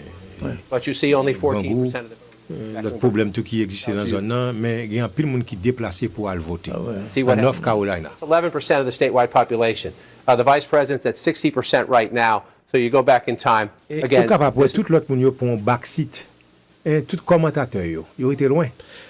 C'est un seul monde qui a fait travail là. vote in Mecklenburg County. Job ça, c'est fait. John King, She, ouais, at le the job moment, c'est. is getting 60%. Pas bon monde qui commente, non? Is Projection, that meaningful? non. We don't know Non. yet. We C'est don't monsieur know avec yet. Would it be l'autre meaningful tonton if we end Mdou up- là, but et it's only hôtel 14%. Gaucheveux à Blanc Barrel, je So then dis, you come back out. et toujours là, qui fait travail ça. If he gets her number down, L'autre monde même c'est, il y a bye-bye live directement. Mais projection ça, yo. Et anticipation ça, c'est John King qui dit fait. C'est un grand professionnel. Number one, population-wise. Wake County is number two. She's at 64% right there. Trump's at 35. You go back in time. Trump's at 36. She's at 62. Roughly the same. Roughly the same. Won't make a big deal about that now. Sometimes roughly, you start looking into the margins of roughly if we get to 80, 90% of the vote. Move over here to Durham, your sixth largest county now, right? So Raleigh, Durham, the Research Triangle, young voters, some black voters, some college-educated suburban voters in the healthcare industry and the other industries in the Research Triangle there. 81% of the vote right now with 85% in. So this is where you can make a comparison. You're at 85% of the vote. You can say, okay, where are we? Where was Joe Biden? 80%. So she's matching Joe Biden here in a key place. Trump's at 18% in 2020. We see him at 18% now, a little bit below that. So this, if you're the vice president, you're matching the president. The question is that good enough, right? He lost the state by 74,000 votes. So we come back out. Where else do you want to look? You look for the other Democratic pockets, right? Cumberland County. This is Fayetteville. We're just starting, right? We're just starting. This is the fifth largest county in the state. So that's, if you're the vice president, you think there's some room for growth there because we're not there yet. And again, I just want to show you, you see the blue in the urban areas. North Carolina along here, that's the belt here. These are black voters here for the most part in these Democratic counties. Absolutely essential to the vice president's math. And then you come down to Georgia, again, in these states, you just see all that red. Not a lot of people live in those, but if you do county after county after county after county, you run it up. And Jake, as I toss back to you, just one more check. No, Fulton County still at 80%. So the Georgia math, we still have the biggest population center where we're waiting to see some key results. All right, John, as we stand by for the next poll closings at the top of the hour, here's an update on the race to 270. Donald Trump has 154 electoral votes. Kamala Harris has 81 electoral votes. Obviously, 270 electoral votes are needed to win. Now, another key race alert. Let's go to the states where we have not called. Kamala Harris in the lead in Pennsylvania, 51.4% of the vote. Donald Trump has 47.7% of the vote. Kamala Harris has 88,000 plus votes of a lead, but it's about 35% of the vote that's been counted in Pennsylvania, about a third. Still a lot of vote to count in Pennsylvania. Michigan. Kamala Harris has 52% of the vote. Donald Trump has 46.1% of the vote. Kamala Harris with a 49,000 plus vote lead. That's with only an estimated 15% of the vote counted in the battleground of Michigan. In Wisconsin, another battleground, Kamala Harris 52.2% of the vote. Donald Trump 46.1% of the vote. Harris with a 52,000 plus vote lead, but only 27% of the vote counted in Wisconsin. Still very early in Wisconsin. Battleground North Carolina, Donald Trump still in the lead there with 52.1% of the vote. Kamala Harris has 46.7% of the vote. Donald Trump with a 201,000 plus vote lead as of now. That's with 64% of the estimated vote counted in the battleground of North Carolina. In battleground Georgia, Donald Trump in the lead, 51.9% of the vote. Kamala Harris, 47.1% of the vote. Donald Trump with a 208,000 plus vote lead. That's with 79% of the estimated vote in Georgia counted. Still a lot of votes to count there, but a lot of votes have already counted. In the Commonwealth of Virginia, Donald Trump. In the Commonwealth of Virginia, Donald Trump has 49.5% of the vote. Kamala Harris, 48.6% of the vote. That is a 28,000 now vote lead with 63% of the vote counted. I am going to now bring you a projection. Attention, projection qu'on y a là. Project Louisiana will go to Donald Trump. Louisiana, Donald Trump. It's 8 electoral votes as expected to Donald Trump. Let's see what that Louisiana, c'est même avec Tennessee. Count. Donald Trump has one. Donald Trump a 162 votes et Kamala Harris 81. Donald Trump marqué 108. She has exactly half. Et le président 270. Ouais. Et Kamala marqué. We're getting deeper into the Kamala night, marqué another round of results. 100. We're counting down to the top of the hour. 10:52 p.m. Eastern, when 16 electoral votes are on the line in 3 states. Ma brete dans la classe élémentaire, oui, mais on va pas besoin. Côté là. In Montana and Battleground, Nevada, and in Utah. Nevada is the key battleground to watch in the next hour. Kamala Harris fighting to hold on to Nevada for the Democrats, a state that Donald Trump narrowly lost in 2020 and in 2016. As we await the end of voting in Nevada, let's check in with Jim. And Jim, you have new information from the Nevada Secretary of State. OK, 199? Oui. Il a besoin de 270, OK? Non, alors 199, pardon. 199. Ah, vous, dans l'élémentaire. Oui, 199. que t'as les concerts à partir de 10h et zone qui pourra le fermer là, c'est Nevada, Montana, Utah. Donc, dans Montana, Utah, 2 ça, c'est pour Donald Trump. C'est Nevada et bon, Joe Biden te gagné, mais Nevada, pas oublier, c'est là où il y a un paquet de latinos, rété. Ouais. Les latinos, ça a un peu là-dedans, prend direction républicaine. Même pas qu'on ait, et ça fait que il Porto Rico semble avec trash. Si ça n'a pas affecté ou pas. C'est ça que fait demander qui vient du travail. Que nous parlons de fait dans Nevada pour Kamala Harris qui est Nevada. Ouais. Hein? En tout cas, on a surveillé, zone ça va pas arrêter comme ça. Mais en parlant de Michigan, Kamala Harris a mené dans Michigan par combien de votes de plus? 436 000 à 386. L'a mené sous Donald Trump. Et puis, qu'on prend Minnesota, ça c'est zone bleu et red. Tim Walz. OK, Tim Walz. Gouverneur. Oh, Minnesota, c'est. Minnesota, et bon, on connaît, c'est normal, à Kamala Harris a bien ça. Dans Mississippi, bon, on connaît, c'est Donald Trump qui a déjà bien ça. Mississippi, c'est républicain 100%. Ouais. Et puis, nous avons retourné toujours, qui côté nous avons allé là, nous avons joué avec Kyong là, c'est non ça. Et cap sur situation pour nous du côté de Phoenix, Arizona. Arizona, oui. On connaît ça, c'est Donald Trump a bien ça, tout. Oui, Arizona, c'est réduit. Et quand il y a 600 piles, Arizona, Alabama, appelé à. Et quand la question des esclaves. Dans zone ça? Des noirs. Alors, pas des esclaves, des noirs. Son noirs passé. Obama a gagné, oui. Non, mais là, ça a chaviré. Il n'y a pas de changement. Non, ça a chaviré. Attendez qui ça est correspondant à dire. Of them, but it is the majority of the early vote that is counted before Election Day. That is what we are going to know in just minutes. We are watching to see what is happening. And the sense that we are getting, Jake, from all of the election officials we've spoken to here in Maricopa County is that they are overwhelmingly pleased that there hasn't been major problems here in this county. Things have gone relatively smoothly. Yes, there have been some small issues here and there, but overwhelmingly, they say this has gone fairly well, and they are really looking forward to, continuing to keep that going as they go throughout the night. After that first report, Jake, we are expecting to hear further reports as that in-person vote from today starts to come in. Jake. All right, Kyung La in Phoenix, Arizona, big battleground out west. David Chalian has exit polling from Nevada. David, what are you learning about Nevada voters and the issues that they're focused on? Well, the democracy and the economy are battling for that top spot. 33% of Nevada voters in this election, Jake, say democracy is the most important issue to their vote. 32%, basically the same, say the economy is most important. Then that is followed by immigration at 15%, abortion at 11%, and foreign policy down in single digits. Your family's financial situation, is it better or worse than 4 years ago? A plurality, nearly half of Nevada voters say, 48% say it was worse than 4 years ago. It is worse today than it was 4 years ago. Only 22% say it's better than 4 years ago. 29% say it's about the same. Undocumented immigrants in the U.S. should be offered a chance at legal status or should be deported. 54%, a majority in Nevada, side with the Harris position on this, offered a chance at legal status. 42% in Nevada side with the Trump position that they should be deported. Abortion, should it be mostly legal or illegal?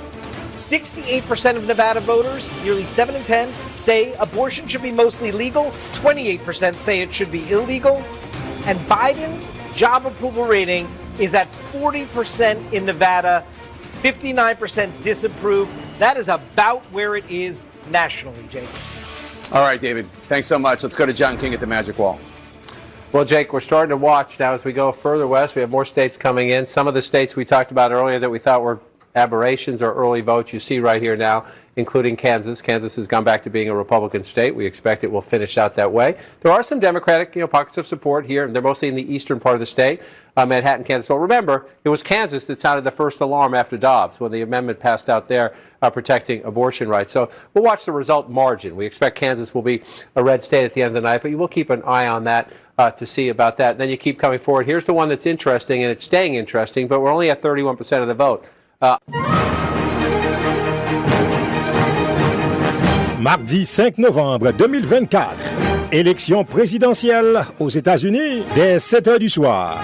Radio-Télé Planète Compas live avec résultat élection yo. Serviteur à Walbarius, c'est Magno Cola. Qui moun cap 47e président des États-Unis? Est-ce que c'est Donald Trump? And I'm hereby calling for the death penalty for any migrant that kills an American citizen or law enforcement officer. And I will immediately ban all sanctuary cities in the United States, which is sanctuary for criminals. Ou Kamala Harris. Are we ready to vote? Are we ready to win? Écoutez Radio-Télé Planète Compas minute par minute, seconde par seconde, assuré à dès 7 h. Radio-Télé Planète Compas, l'heure exacte, 10 h. Rural areas. Just want to check. I teed this up earlier. Brown County, Green Bay, blue-collar workers. Kamala Harris is not going to win Brown County. The question is, can she compete? When Joe Biden won the state, you see, she's at 33%. We're only at 12%. So we have to do this a little bit later. But Joe Biden had 45%. So it's a key test of white blue-collar workers. Can the Vice President of the United States try to at least come close to where the president was? At the moment, she is not, but it's a very early in the count right there. Again, the foundation of any Democratic victory is down here in Milwaukee. We're almost at half the vote right there. She's at 67% there. Let's just go back in time and look. The president was at 69%. It sounds like not a big deal, 67, 69. Let's see. Right now, we're only at 48% of the vote. If at the end of the night, she's underperforming the president in Milwaukee by a couple points, that can make the difference in a state, Jake, that in 2 elections in a row has been decided by 20,000 votes. Jake? That's right, John. And we're just moments away from another round of poll closings. Voting is about to end in 3 states, including the key battleground of Nevada. A total of 16 electoral votes are on the line right now.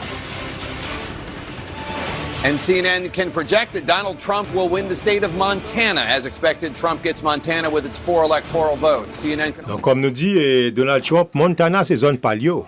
As expected, Jusqu'à présent, zone palio, le pas qu'on peut dire, non, et Magno. Too early to call a battleground state that Donald Trump has narrowly lost in the last 2 Jusqu'à présent, pas qu'aucune surprise dans la bataille là. For this election. Let's look at the electoral math right now. Donald Trump has 170. Donc, c'est un match cap serré. Il prend Palio en attendant que Kamala Harris défende Palio. Philadelphie, Michigan, Wisconsin. Now, Pennsylvania. Pennsylvania, regardez comment ça y est. Pennsylvania, Donald Trump has narrowed her 20,000 plus vote lead. Harris 49.9. 9.2%. Donald Trump 49.2. from the Commonwealth of Pennsylvania. 43% of the estimated vote from Pennsylvania is in. And Kamala Harris right now has an 18,000 plus vote lead. Là, un groupe. Et puis, groupe ça, c'est groupe Donald Trump. 1.6% of the vote. Donald Trump has 46.5% of the vote. Kamala Harris with a 46,000 plus vote lead. Still only 16%. 453. Même s'il a gagné Pennsylvania, mais c'est toujours à peu près 1%, 2%. 49.8% of the vote. Donald Trump is at 48.4% of the vote. Et Wisconsin, même bagarre. Vote lead. That's with more Il y than a 35%, 49.8 Kamala, 48.4 Donald Trump. in Battleground, North Carolina, maintaining his lead. He has 52%. Donald Trump s'est augmenté là pour augmenter par la reine. 0.8% of the vote.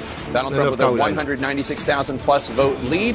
That is with 2/3, 66% of the estimated vote in North Carolina counted. In Battleground, Georgia, Donald Trump maintaining his lead, 51.9% of the vote. Kamala Harris, 47.1% of the vote. Donald Trump with a 208,000 plus vote lead. That's with 79. From the battleground state of Georgia. Avec Al Gore là, qui a répété. An update on the vote in North Carolina. Et puis qui bat victoire là. John King actually right now. John King. Bon, comme mon te mette 49%, c'est ça que ouais. Normally is in their lane, if mais you will. Alan Lichman, il a gagné quand même. Après ça. A moment ago, I was showing you Iowa with the vice president ahead. Still competitive, but you see Iowa is now red. There was that late Iowa poll that showed the possibility of the vice president maybe being a little bit ahead of Donald Trump. No clear leader. It was a competitive poll. And this is a competitive race at the moment, 36%. This would be a surprise, right? We said Virginia's a surprise at how close it is. We'll see if it ends close, but it's a surprise at the moment. This is a surprise as well. Donald Trump just 3,800 votes ahead in Battleground, Iowa, a state he carried quite comfortably by 8 points, 4 years ago. So you keep an eye on it and you watch and you see what happens there. But it's interesting on this night. Now let's move over to the battlegrounds that matter at the moment. The blue wall states still being held by the vice president. The Sun Belt states as we start to move west. North Carolina and Georgia are the two battlegrounds we care most about. They are at the moment held by the former president of the United States. Again, this was his closest battleground win in terms of Biden was the closest to him back in 2020. It was 74,000 votes. He's just under 200,000 votes right now. 66% reporting. The former president at 52% of the vote. And again, Jake, as you come over and join me here, just let's remind our viewers, still votes to be counted. We know that. So then we want to use our technology to say, where are they? All right, where are they? And you see the bigger the circle means the more live outstanding votes. And the color tells you what's happening there. And at the moment, doesn't mean it will continue to be that way. You see Mecklenburg County, that's Charlotte in the suburbs. You see over here in the Raleigh-Durham area, Winston-Salem area, a little bit out of Nashville. So more votes to be counted out there. But Donald Trump at the moment with a pretty healthy lead. And you know, we have one of our excellent journalists is in Charlotte, is in the Mecklenburg County, Brianna Keeler, as the Board of Elections in Charlotte. Brianna, what can you tell us? Yeah, that's right. So at this point, Jake, about 100,000 ballots are in out of several hundreds of thousands of ballots. And that really could change any moment because we are expecting about 420 to 430,000 votes, which would have been early in-person votes to have been closed out and posted here to the State Board of Elections. So we could be seeing that literally any moment. But what we see right now is a picture of a fraction of this key county. It's about 34,000 absentee ballots that were received before 5 p.m. yesterday. And it's also an upload of about 70,000 election day ballots from today. And you see right behind me, you see that red satchel right there. That is really the key here. These are being delivered by car. We're almost in sort of what is a drive-through situation here outside of the building of the Board of Elections here in the county. And these are delivered, these flash drives, they go inside through a very strenuous process, ultimately are uploaded to a computer that has never ever touched the internet. And then that is compiled and ultimately posted to the State Board of Elections, Jake. All right, Brianna Keeler in Charlotte. Manio parle non, qui sont même Manio. Oh oui, c'est parce que même considération journalisation fait là, il dit comme ça que North Carolina non, en quelques moments encore, où que la situation a changé. Configuration, 400 000 votes qui étaient votés avant, qui a changé à n'importe quel moment. C'est ça. Et North Carolina, Trump, 2,24 millions. Bon. Et puis, Kamala Harris, on va faire de 1 million, il va disparaître. Donc, Ohio, ça a été all set. Ouais. C'est pas ça? Ouais. Donc, entendez qui ça dame n'a dit, il y a l'autre information pour nous. 1,099 registered voters, so that's the most. It's likely going to be a lower number in the end. So they're actually making some headway there. But over here, in Mecklenburg, the home to Charlotte, they're having a logjam uploading the numbers to their site, I'm told, so far. And things are moving quickly, so this could change. But just a second ago, before I came on air, there were more than 84,000 votes reported so far. And for perspective, there's 857,354 registered voters in Mecklenburg. So that's a very small fraction at last check that we're seeing bear out in the results there. And again, because they're having issues uploading on their site, which is bound to happen. And again, that state official there in the Tar Heel state telling me that, again, be patient. It's going to take some time. All right, Pamela, thanks so much. John King, North Carolina. Alors, pour système là, prend temps pour upload like that, hein, guys, come on. Bon. Non, système qui est un petit peu... Nous avons content pour nous faire système rapide, pour 2020, hein, arriver Kounia sur 2024, mes amis. What's going on, monsieur? It could be pretty quickly. Des We're at 10 millions o'clock et des millions, c'est pas 12 millions. this time around. So they thought to be faster. But human things happen. You see the officials all out there watching this. Brianna made a very key point. It's so sad that we have to make it, but that these voting machines are not connected to the internet. There's all these conspiracy theories that people are hacking into voting machines. The people who count our votes, whether they're Democrats, Republicans, agnostic, they do a good job in all of the states. And North Carolina is one of the best. So where are we is the question. A 213,000 vote lead, and it's what Pam just laid out and Bree just laid out. Bree is here, Brianna is here, Mecklenburg County. 10% of the population, the largest of the 100 counties in North Carolina. So we have a long way to go, right? So can the Democrat come back is the question, right? You see that healthy Donald Trump lead. So your question is, can the Democrat come back? Well, the vice president's at 65,000 votes there and a little bit of change, okay?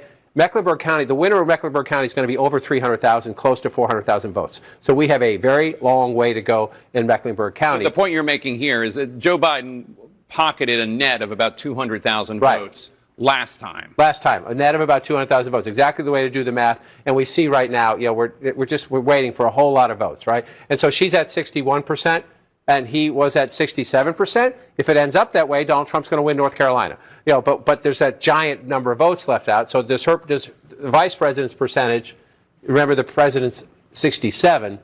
Does she get closer to 67? Number one. And then number two, what's the raw math in the margin, right? If Donald Trump, if she's below Biden's number, that means Donald Trump's, again, doing a little bit better. Might only be a little bit, but a little bit's a big deal in a battleground state in the suburbs. Or maybe it's with black voters in Charlotte. We'll have to see how that plays out. That's the biggest county. Pam noted Wake County is your number two. And again, here we're higher. We're at 76%. So she's at 64%.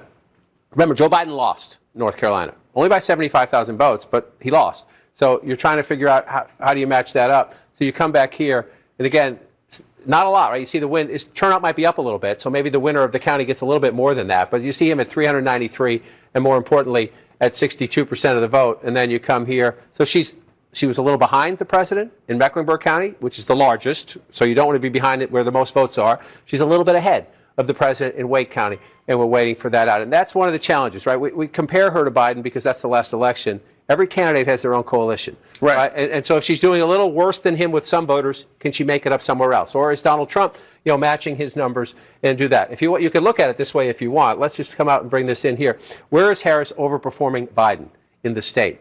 Right? So this will slide away in just a second. She's only overperforming Biden in the state in a very small number of counties, 1, 2, 3, 4. Right? And so, does that mean she's going to lose North Carolina? No. It just means that she's, we have to wait to see those votes. And then you can flip the question. Right, how about Trump? Is Trump overperforming Trump in 2020? In a lot more places at the moment. At the moment. Key to that is in these blue areas. In Mecklenburg County, which we just noted, that's where the most votes are in the state. In the biggest of the 100 counties, population-wise, vote count-wise, is right there.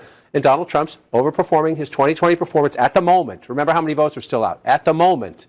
But he's overperforming. And he's overperforming here in the Fayetteville area. If Donald Trump overperforms in the urban areas where you have an African-American population and then the close-in suburbs, then Donald Trump's in better shape now than he was then. I just want to remind people as we close this out, though, that I said he's overperforming here at the moment. We only have 18% of the vote. So let's see if it holds up. And I said he was overperforming here at the moment. We only have 21% of the vote. So let's see if it holds up. Again, with all the caveats you just said, that this is early, we don't know. But if that were to hold, an explanation of it can come in what we've heard from both campaigns is that Donald Trump is doing a little bit better with African Americans, especially African American men, than he did last time, and that Kamala Harris is overperforming with white suburban women, which you would have in Raleigh. Yes, so that's what we're trying. This is why I spent 15 months traveling, right? Where is she? Where's the addition? Where can you perform better? And for Donald Trump, since he's the constant, he was on 2016 and 2020. For Donald Trump, he had two goals.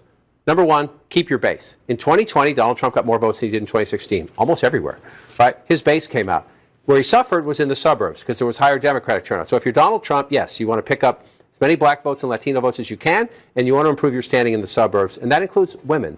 Donald Trump spent the Republicans are ripping their hair out the last week of the campaign every day watching Donald Trump insult women. Pick your day. It was Nancy Pelosi one day. It was the Vice President of the United States every day. It was women writ large some of those days. Republican strategists were ripping their hair out because they know if Donald Trump improves his standing in the suburbs, literally by half a point, then he's the next president of the United States. And they're ripping their hair out. But as you watch through this and we go through it, we'll see how it performs out. I just want to keep checking here. 213,000 votes, but we're still here. So mathematically, you do it this way. The big question is, are there enough votes out there for the candidate who's losing to catch up? A lot of blue. The answer is yes, there are enough votes out there for the candidate who's losing, the vice president, to catch up. That doesn't mean she will. It doesn't mean she will. It just comes down to, as we get more votes in those places where I said Trump was overperforming, if he continues to overperform, especially in Mecklenburg County, that's good math for him. But we have a ways to go in county. And that's just North Carolina. Let's go down to the biggest surprise. That was very tight. The Democrats have every election cycle, they say, why can't we get North Carolina? But this was the big surprise when it flipped. Again, here, can we just do this for a second real quick? Let's go back. Oh, sorry, my bad. We've got to come out of this and come back here. Remember that, 204,000. 204,000. Let's go back to 2020, okay. Right? Let's go back to 2020. Okay, I just want to show you where we were. Let's go back to the beginning. This is 9 o'clock on election night. Okay. 244,000. So we're at 10 o'clock now. We're at 10:15. Right? So Donald Trump was ahead by 244,000 votes in 2020. The next day, or midnight, as we turned, we're 2 hours away from that, an hour and 45, he was ahead by even more. He was ahead by 372,000 votes when Tuesday turned to Wednesday in 2020. Right? And then at noon the next day, it was down to 101,000 votes because they were counting the mail-in ballots. And then it flipped to the vice president on Friday. Joe Biden flipped to him on Friday. And then on Saturday, when the election was called, it was at 7,200. And then in the end, when they were done with the count, it was the infamous 11,779. So Donald Trump has the same lead now, roughly, 10 or 20,000 votes, than he had in 2020. That does not mean Kamala Harris is going to win Georgia. It just means that she can. It just means that she can. It means that there's still math out there to do it, and we've lived through this before. 2024 will not be identical to 2020. States will count most votes faster. It's unlikely we're going to wait till Saturday. I say that with some hope as we go through this. But look at all the blue. Look at all those big blue bubbles. The question is, with Donald Trump 204,000 votes ahead, it's a healthy lead, right? Especially in a state settled by 11,000 last time. So you look at that number and you say, oh, wow, Republicans, Donald Trump's going to win Georgia. Hang on. 81%. 20% of the vote is a lot of the vote, especially when what you're looking for, the votes that are outstanding, larger the circle if you're just joining us. Donc, ça, M. parlait là, c'est concernant Georgia. Et là, regardez-vous, Donald Trump 51,8 et puis Kamala, 47,2. On va faire de 5% vote.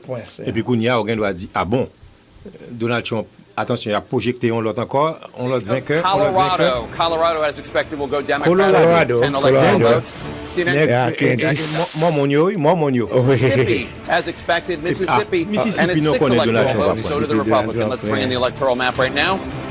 Donald Trump in the lead, 178. Kamala Harris à 91. 91 electoral votes, 270 electoral votes, as always, needed to win. Let's take a look. Ce qui veut dire, jusqu'à présent, tout côté par monsieur, tout Kembe. Il n'y a rien de perdu là-dedans.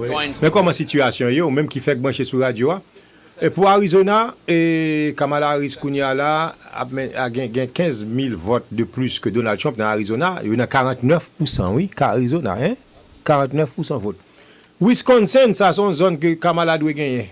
699 000 à 679 000. 49,9%, 48,5%. Il y en a 43% de votes qui comptent dans Wisconsin. Pennsylvania, oui. Mais zone ça, Kamala doit gagner. Donald Trump passé à 50,3%. Ouais. Et Kamala Harris à 48,7%. Donc, ils ont affaire de 58 000 de votes de plus que Kamala Harris. Côté il y a 51% votes qui comptaient. Ouais. Pennsylvania. Georgia, Donald Trump 51,8% et puis Kamala Harris 47,2%. Donc, jusqu'à présent, zone ça, c'est donc Donald Trump a mené, oui, là. Oui. Mais il faut faire attention parce qu'il y a un vote qui va compter. Michigan, Kamala Harris 51,1%, Donald Trump 47,0%. Donc, Michigan, combien? Il y a 19%. 19% seulement. Ça veut dire qu'il faut commencer. Ouais. North Carolina, 72% vote qui comptait, Donald Trump 52,4%, Kamala 46,4%. Donc, les 253 752 votes en plus que Kamala pour North Carolina. Ce qui veut dire North Carolina, bon, on va pas me dire Donald Trump va gagner. New Mexico, Kamala Harris, il y a 31%. Vote qui comptait, Kamala Harris a mené par 8 592 votes de plus que Donald Trump. New Mexico. En tout cas, et l'autre côté toujours, c'est Virginia. Bon, Kounia, là, il y a presque même gens, 49,1%, 49%. Ouais, Virginia, lui-même, là, allait le changer, C'est 1118 voix. 68% de votes qui comptaient. 68% de votes. Ouais. Ce qui veut dire Virginia réellement tight. What do you want to talk about? John. We have a changing map. We can talk about it all. We'll walk through. Let's just take a quick look at Virginia and what happened there. Right, so last time I was here in Fairfax, there's what happened. Last time I was in Fairfax, there was a much lower number. Now you get this is the largest county in Virginia. It's a 20-minute drive from D.C. Depending on traffic, it can be a 40-minute drive from D.C. But it's a pretty 20-minute drive, at least this time of night, if we want to give it a try. And that's one of the things that happened there. You see these close-in suburbs, Alexandria, much smaller population center, Arlington. It's a very narrow lead still. You still come out to, it's a very, very narrow lead. But again, so you're looking, this was a 10-point race for Joe Biden. So if you're seeing, even if Harris wins it, if it's closer, does that tell you have a more competitive environment elsewhere? Or does it tell you Donald Trump's doing well in one state? Sometimes there's that. It has a Republican governor since the last presidential election. So you have to be careful about these things. So let's just see what's still out there. This margin's going to change. I mean, there's some Republican votes down here, but there's plenty of opportunity for that tie, slight Harris lead, to turn into something else. It's the surprise of the night so far. In terms of how close it is, but it just flipped blue, so let's come back in 20 minutes or so and see how we're doing. This is the most interesting one. Mr. Tapper's home state, the Commonwealth of Pennsylvania, just flipped red. Remember earlier I was saying the three blue wall states had stayed blue throughout the night. We're nowhere near the end. We are nowhere near the end. We're at 51% right there, but you see that, so here we go. Battleground, Pennsylvania, again, one of these. Yeah, but he just jumped up. He wasn't. She was leading there. John, I'm sorry to interrupt. We have an update on the outstanding vote in Georgia. If you want to bring Georgia and Gwinnett County, Victor Blackwell's at the Gwinnett County Election Center in the Atlanta suburb of Lawrenceville. Victor, what are you hearing about the vote count there? Well, Jake, I have the supervisor of elections for Gwinnett County with me now, Zach Manifold. Thank you for a few minutes here. We've been told that there is a large tranche of votes that's soon going to be reported. How many and how soon? Yeah, we're just working with the state to go over it. We have uploaded it to the state, so they're just going through it, and it should be up here in a few minutes. So, yeah, about 320,000 advance and in person and absentee by mail. They're coming. Okay, so 323,000, and when you say minutes, we're talking 5, 10 minutes? I don't know. It's with the state, so they'll review it and then they'll tell us when to push those results. And can you simplify what in the adjudication process held up these votes for hours? Yeah, it was just the images loading slow. I'm not sure what caused that to happen. It usually isn't that slow. It was just literally kind of excruciatingly slow. But like I said, we got it resolved and, moving forward and getting out those results. This is also a problem that happened in 2020, though, was it not? I don't know. I was not here in 2020, so I'm not sure. I know they had issues similar, but I'm not sure. So this has now been resolved. We should not expect this to be a problem with adjudicating ballots moving forward? No, you shouldn't see this with the election day. And we actually do have all 156 precincts, the locations, their memory cards are in the office now. So we've got everybody back. They're actually going to start running those memory cards now. And so after those 323, it should move pretty quickly? Yeah. We're expecting it to pick up. All right, Zach Manifold, Supervisor of Elections here in Gwinnett County. I'll turn it back to you, Jake. Thanks, Victor. Let's get more on Georgia from Sarah Murray, who's at the Fulton County Elections Hub outside Atlanta. Sarah. Bon, comme vous entendez, il y a un affaire de 300 000 votes que gain pour venir là, guetter les concerts là, dans Georgia.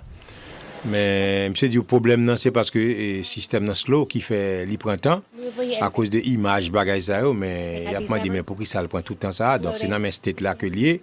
C'est de la fin nécessaire à ce que le capable upload ça rapidement. Il dit dans quelques minutes, il y a plagué yo, et Donald Trump a mené pas presque 200 combien mille votes, oui, là, dans Georgia. Donc 300 000 qui vont venir, ou après différence ça. Ago, they said they don't have a number of what their overall election day count was, and they're not sure how long it's going to take for them to get through it. They're just chugging through it little by little. Now, in Cobb County, another large county here in Georgia, they said they still had less than 1,000 absentee mail-in ballots that they had to get through, and they also had about 85,000 votes. That was their day of votes that they were turning to. They, too, are hoping to be done by 11 p.m. The last county I talked to is Clayton County. They were also working through their day of voting. They had hoped to have it done by 10 p.m. It looks like they're missing that deadline a little bit, but they were definitely saying they only had a handful of precincts left, about 13 precincts when I talked to them about a half an hour ago, that they were still trying to upload the day of voting for. So things seem to be going pretty smoothly. And behind me, you get a little bit of a sense of the process. This is where the memory cards came through. They just brought them through. They check them in. Here with a police officer, they get scanned in. And then over in this glass room, we're showing you this is where these memory cards are removed. We start to see them uploaded. So that's what's happening here in Fulton County, and hopefully we'll have more for you around 11. Sarah Murray reporting on the count as you look around the Atlanta suburbs. As she's noted, she's in Fulton County, which is here, but this is where the big outstanding vote is. So let's just come back statewide first, just to put it into context. The Trump lead now 170,000 votes. It was over 200,000 not that long ago. So it has come down some as more votes come in. So let's just walk through what we just heard real quickly. Fulton County, you're at 84%, but this is the number one. Mais longtemps, vers 11h du soir, toute bagarre est finie. Non, je matin 11h du soir. 11h du soir, toute bagarre est finie. Mais c'est pas la même chose. Mais sur Obama, avant 10h là, toute bagarre. Mais Kounia, il y a absentee ballot, et puis il y a moun qui votait avant toute bagarre. Il y a plus de monde qui votait bonheur qu'on a. Il y a Covid là, il change en bonne bagarre. Il y a des gens qui décident justement pas mail. Bon, l'autre projection. That Donald Trump will win the state of Ohio. Ohio is expected to go to Donald Trump. Ohio with its 17 electoral votes. What does that mean for the electoral? Ça, c'est la caille J.D. Vance. Donald Trump has 195 votes. C'est libération 75. Pour gagner l'élection. 170. Kamala Harris à 91. John King. Jake, as we watch more of the map fill in, and this is welcome to election night, we're now at what, 10:20 east, and qui monde qui gagne plus chance dans moment ça? Far west is Montana, New Mexico and Arizona. Faites attention, parce que il y a un pile vote qui va pas voir. In Arizona, I said Maricopa County on election night, it's 10:24. That's an outrage. Bleu pour composter. Coming in, it's very close, right there. We're about half. It says 50% of the vote, so that's pretty fascinating that Arizona's getting that vote in so fast. Let's get back there in a minute. Let's move more to the east and some of the battlegrounds that we know. Bon, ce qui veut dire Donald Trump gagne tout côté palio.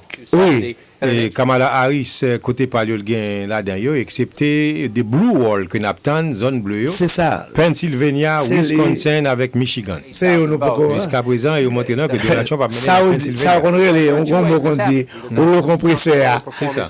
On qu'est-ce que le compresseur? Il y a 20. Mais Wisconsin, regardez, 49.4, 48.9. Let's look at the live outstanding vote. Serré. Big blue dot here in Milwaukee, big blue dot here in Madison, some blue dots out here in the area, but a lot of red dots as well. And so Donald Trump with a very narrow lead in Wisconsin, which, welcome. Again, 2 elections in a row. It's been 20,000 votes and change, 22,000 votes, 20,000 votes. This certainly shapes up to look like we're going to have another one of those, a photo finish in Wisconsin. A lot of outstanding votes, so it's hard to make any projections or analysis except to say Wisconsin, once again, is incredibly close. So let's come back out and move over to Battleground, Michigan. This one here, for those of you familiar, if you watch a lot of cable television, you've seen Debbie Dingell, the Democratic Congresswoman from west of Detroit. Washtenaw County, Ann Arbor is her district. Over the weekend, she got a lot of attention for saying she was nauseously optimistic about Michigan. I was texting with her a little while ago. She says she's cautiously optimistic now, and I had to check. That's an upgrade. Cautiously optimistic is better than nauseously optimistic, according to the Congresswoman. This is her district right here. This is one of the things I highlighted earlier Washtenaw County is the home of Ann Arbor, home of the University of Michigan, home of a campus, been there several times, where they have a remarkable voting operation, encouraging young people to vote, encouraging students who live out of state to switch their registration to Michigan so they vote in a battleground state if you're from a state that's not a battleground state. So this is very important to the Democratic coalition. 66% right now, if you round that up for the vice president, with 60% of the vote reporting, and again, 73% for Vice President Biden. If it ends up that way, that's a problem. Doesn't mean you can't make it up somewhere else, but if you're losing votes in one key county, losing percentages in one key county, you better make them up somewhere else and track below. Now, Michigan is the one state, to come back to the 2020 example, where you could argue the vice president has a little bit to lose, if you will. It's not Wisconsin, 20,000 votes. It's not Georgia, 11,000 votes. It's not Arizona, 10,000 votes. It's 154,000 votes. So if you want to argue a 2020 replay, the vice president has a little bit more to lose in a state Joe Biden won relatively comfortably when it comes to the battlegrounds. But still, if you're the vice president of the United States, you don't like the fact that Washtenaw County is so close. So now we come up to Ingham County. This is where you find Michigan State University, Lansing, the state capital. The combination of those two things, the state capital and a big university, normally says that's a Democratic area. And it is. It's at 59% if you round up for the vice president. But again, go back in time. Danger zone, 65% for the president 4 years ago. How much can she give up will become the question if you find more counties like that where she's underperforming the president of the United States. So another way to look at it is come back to 2024 and bring it up, and let's just ask that question. Is she overperforming the president anywhere? In a couple of places she is, and that's it. If you're losing in one place, the question is, can you make up the math somewhere else? So where is she overperforming at the moment? Kent County. That's Grand Rapids and the suburbs around it. 15 years ago, even in 2016, Donald Trump won this county. 15 years ago, reliably Republican, Western Michigan. You see right now with 27% of the vote in, Trump is at 32%. The vice president is 66. You go back, you see the difference right there. But, the emphasis on the but, we're early in the count. So let's blank this out and come back up. But there are places, again, if you're losing in one key constituency, looks like at the moment she's losing with young voters in counties where those voters are important. Can you make it up somewhere else? Another place I would look, because of the size of the population, the second largest county in Michigan is Oakland County. These are the Detroit, just north of, here's the Detroit right here. If you follow M&M, think about 8 Mile Road, 12 Mile Road, here's where we are. You come up into Oakland County, you come up into Macomb County. Oakland County, she's at 54% with 6 in 10 votes counted, 62%. So you go back in time and you look, 56%. Again, underperforming the President of the United States in a county that is absolutely critical. For 4 years ago, Joe Biden at 56. Right now, she's at 54. I said she had some to lose. When you go county by county by county and she's a little behind, you start to worry about the math. And then you see this, though. It's only 12%. If this one stays blue, the vice president's going to win Michigan. This is Macomb County, birthplace of the Reagan Democrat, if you will. It's the auto industry. It's General Dynamics. It's blue-collar people. It's a lot of union workers. The tug-of-war for the union leaders to try to convince their members to vote Democratic instead of voting for Trump. This is Exhibit A of the laboratory of that. Trump tends to get 50%, somewhere in that ballpark, of the union vote. We'll watch how that plays out. At the moment, again, only 12%, but the vice president is ahead at the moment. If you go back to 2020, that's why I point this out. If she's losing a little bit in Washtenaw, losing a little bit in Ingham, be nice to make it up in Macomb.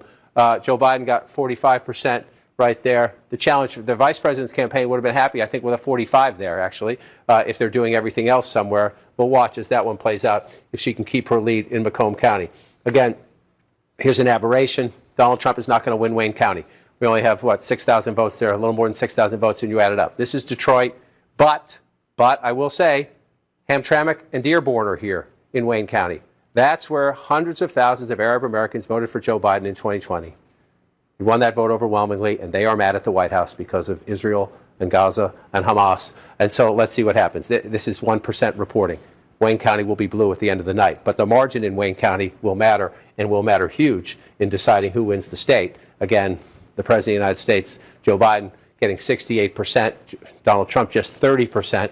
When we come to the end of the night, these numbers are meaningless. When we come to the end of the night, where's Harris and where's Trump? Where's Trump? Is he getting more black voters? Is he getting any of that Arab American vote? But last time I was out there, Trump's prospects weren't great. There are a lot of people saying they might vote for Jill Stein or just skip the presidential line because of their anger at the White House over that. Commonwealth of Pennsylvania, at the moment, shaded red still. Again, we're not done, but for Donald Trump, That would be recreating the 2016 map. He's leading in Wisconsin. He's leading in Pennsylvania. Right now he's trailing in Michigan, but he's getting close, right? He's getting close. So he's at 51% right now, 106,000 votes ahead in the Commonwealth of Pennsylvania. Only at 56%, though. Only at 56% reporting, so a long way to go. So you're asking what's missing. Again, let's just see what's outstanding. Start there. C'est Pennsylvania, oui, là. Donald Trump a mené à 106 000 votes. Circle means not a demandé ça passé au juste, il a montré qui côté. Where Donald Trump's still going to get votes. I'll come back to that in a minute. But you see a lot of rural areas where you still have outstanding votes, right? And then at home, your eyes tell you, oh, look, Philly in the suburbs, huge. Lehigh Valley right here, Allentown. Harrisburg over here, right? Pittsburgh over there. Bigger blue circles. That tell you, you're right if you think that means there's math out there for the vice president to catch up. You're absolutely right. That means there's math out there for the vice president to catch up. But do not underestimate these. Just do not underestimate these. This is Bedford County, We're at 81%. Donald Trump's getting 83% of the vote. It's not a ton of votes, but he's getting 83% of the votes. Then you come over here. If you watch David Urban on our air, these are the counties he looks at all the time. Western Pennsylvania. This is Washington County, 72% of the vote in. Trump getting 60%. Let's compare it. Trump getting 61, he's 61%. So he's running about roughly what he did last time there. I guess you could argue whether or not he needs to improve on that or not. Beaver County, this is a key Trump country out here, 66%. See about a 10,000 vote margin. This is a medium-sized rural county, right? Some of them are a couple hundred votes. This one here, you're doing some business, again, in a state that's very close. You take 10,000 extra votes. Only 33% of the vote in here. Trump's at 66%. Almost more importantly, can she match Joe Biden? In counties you lose, can you at least be competitive? Can you at least pick up votes? She's at 33% in Beaver County. White, working class, blue-collar workers. Joe Biden at 40%. That's a big difference. That's a big margin. Again, we're not done with the count. We're not done with the count there. That's 33% of the vote. There's a long way to go. But if you're in the vice president's campaign, and you had Senator Fetterman out there for you, trying to help you. The vice president herself was out campaigning in the Pittsburgh area just the other day. You want to improve your standing there. You know Donald Trump's going to win those counties. You're just trying to cut into his margins in a close state. Bedrock of the Democrats will go west to east. Second largest county in Pennsylvania. There are 67 of them in all. Again, 74%. So more votes to count in Pittsburgh. Suburbs around it, Allegheny County used to be steel country. Much different, diversified economy now. 61% for the vice president at the moment. You come back here, 60% for the president. So a little under the president in some of these smaller rural counties, maybe a little over the president there. We'll see how this one comes out as we come back. And Jake, as I just bring your full state into focus, I just want to move over very quickly to look at Bucks. We're only at 34%, so a lot of blue votes still to be counted. Montgomery at 6%, still a lot of votes to be counted. Chester only at 11%, and Delaware only at 25%. So in the suburbs right around where Jake Tapper grew up, they're Democratic leaning and a lot of votes still to be counted. So it's a good number for Trump now, emphasis on now. Yeah, I mean, the points you're making are so resonant because I remember when everybody was trying to figure out how did Hillary Clinton lose Pennsylvania in 2016. It wasn't that she ran so much under how Obama had done in 2012, although she did. It was really just how much better Trump did in those rural counties than Mitt Romney did. It was more the overperformance of Trump than the underperformance of Hillary Clinton. We'll see exactly what happens tonight, of course. David Chalian, what are you seeing in the exit polling about the Latino vote? Yeah, we wanted to look across all three blue wall states that John was just walking us through, looking at this slice of the vote, the Latino vote in the blue wall states. Now, they only make up 6% of the electorate in each of these states, but look at the difference in the margin. So Harris is getting in Pennsylvania 58%. Ça, c'est vote latino, oui. Again, 6% of the electorate to Donald Trump's 41%. That's a 17-point advantage. But différence, 17 points avantage. Trump with Latinos in Pennsylvania by 42 points. So that is a huge movement for Trump in narrowing that gap. Similar story in Michigan. You see the Latino vote makes up a 6% of the share. Sorry, not a similar story, reverse. 25 points in Michigan. The Latino vote in Michigan with 60% of the vote. Harris, 35% of the vote. That's a 25% advantage for Trump among Latinos. Wow. That is a big change when Biden won Latinos in Michigan by 11 points 4 years ago. That's a 36-point swing in the margin. And if you look at Wisconsin, Harris is at 61% among Latinos, Trump at 38%. Again, 6% of the electorate. These margins matter. That is about where Biden and Trump were 4 years ago. So not a lot of change in the Latino vote in Wisconsin, but a lot of change in Michigan and Pennsylvania towards Trump, Jake. Fascinating stuff, David Chalian. Thanks so much. And let's talk about this with my... So, Latino dans Michigan, yo allé plus avec Donald Trump. Wow. Ouais. I mean, grande différence. Pennsylvania and Michigan, in particular Pennsylvania, because there has been so much focus on the Latino vote in Pennsylvania, especially the Puerto Rican population there, since the Madison Square Garden debacle. Even Donald Trump and the people around him, even though they're not saying it publicly, believe that what that comedian did was not helpful. And yet, according to this exit poll, it shows that let's stick with Trump, that Trump is doing way better than he did 4 years ago with that very population, the Latino population overall, not necessarily with Puerto Ricans. Yeah, and let's face it, even before the garbage remark, Trump was making a very concerted effort. He thought, and obviously had reason to believe, that he could make some gains with Latinos, particularly with Latino men. I think there are economic issues that all people are facing. Also, I think cultural issues. There is a real social conservatism among Latinos. And, one of the ads that Trump and a lot of people sort of wondered about it, played, I think, more than any other, was the transgender ad. And you wonder if it did actually score with social conservatives and in winning votes for him and turning them away from Kamala Harris. Whatever the reason, you can see tremendous gains. I mean, Michigan, it's extraordinary, just a flip. So regardez vote latino yo, malgré ça, nèg la te dit que affaire de trash, garbage, comment dirais-je, Puerto Rico, on pensait que Donald Trump t'a capé dit Puerto Rican en Michigan, dans Pennsylvania. Au contraire, you stick to him, il gagne plus. Bon, là, parler de dans Michigan. Ou dans Mico, il pas. Oui, alors, non, là, pas latino, c'est pas seulement Puerto Ricain. Oui, mais quand même, ça bagaille parce que Puerto Ricain, Amérique Sud-Américaine. Mais Puerto Ricains quand même sont latinos. Ouais, comme Spanish, il fait partie là-dedans. Donc, ce qui veut dire, il montre que Donald Trump gagne plus, oui, là, dans Michigan. Est-ce que census la balto et le Michigan c'est la gap? Non, là on pensait que au moins il était capable de perdre dans latino yo, bon il gagne plus là. Hein? Il gagne plus, calé Kamala sérieusement. Il pas forcément c'est Puerto Ricain qui vote. Non, m'dou latino c'est plus. Il y a Puerto Ricain et il y a l'autre Chili tout Amérique du Sud là, quelle il y a une grande différence oui là. À un moment donné, côté vote, ça va sortir. Jusqu'à présent, il dit qu'il y a vote, même pas qu'on vote, non. Pour Pennsylvania, parce que le montre là que Donald Trump a mené dans Pennsylvania, what's going on?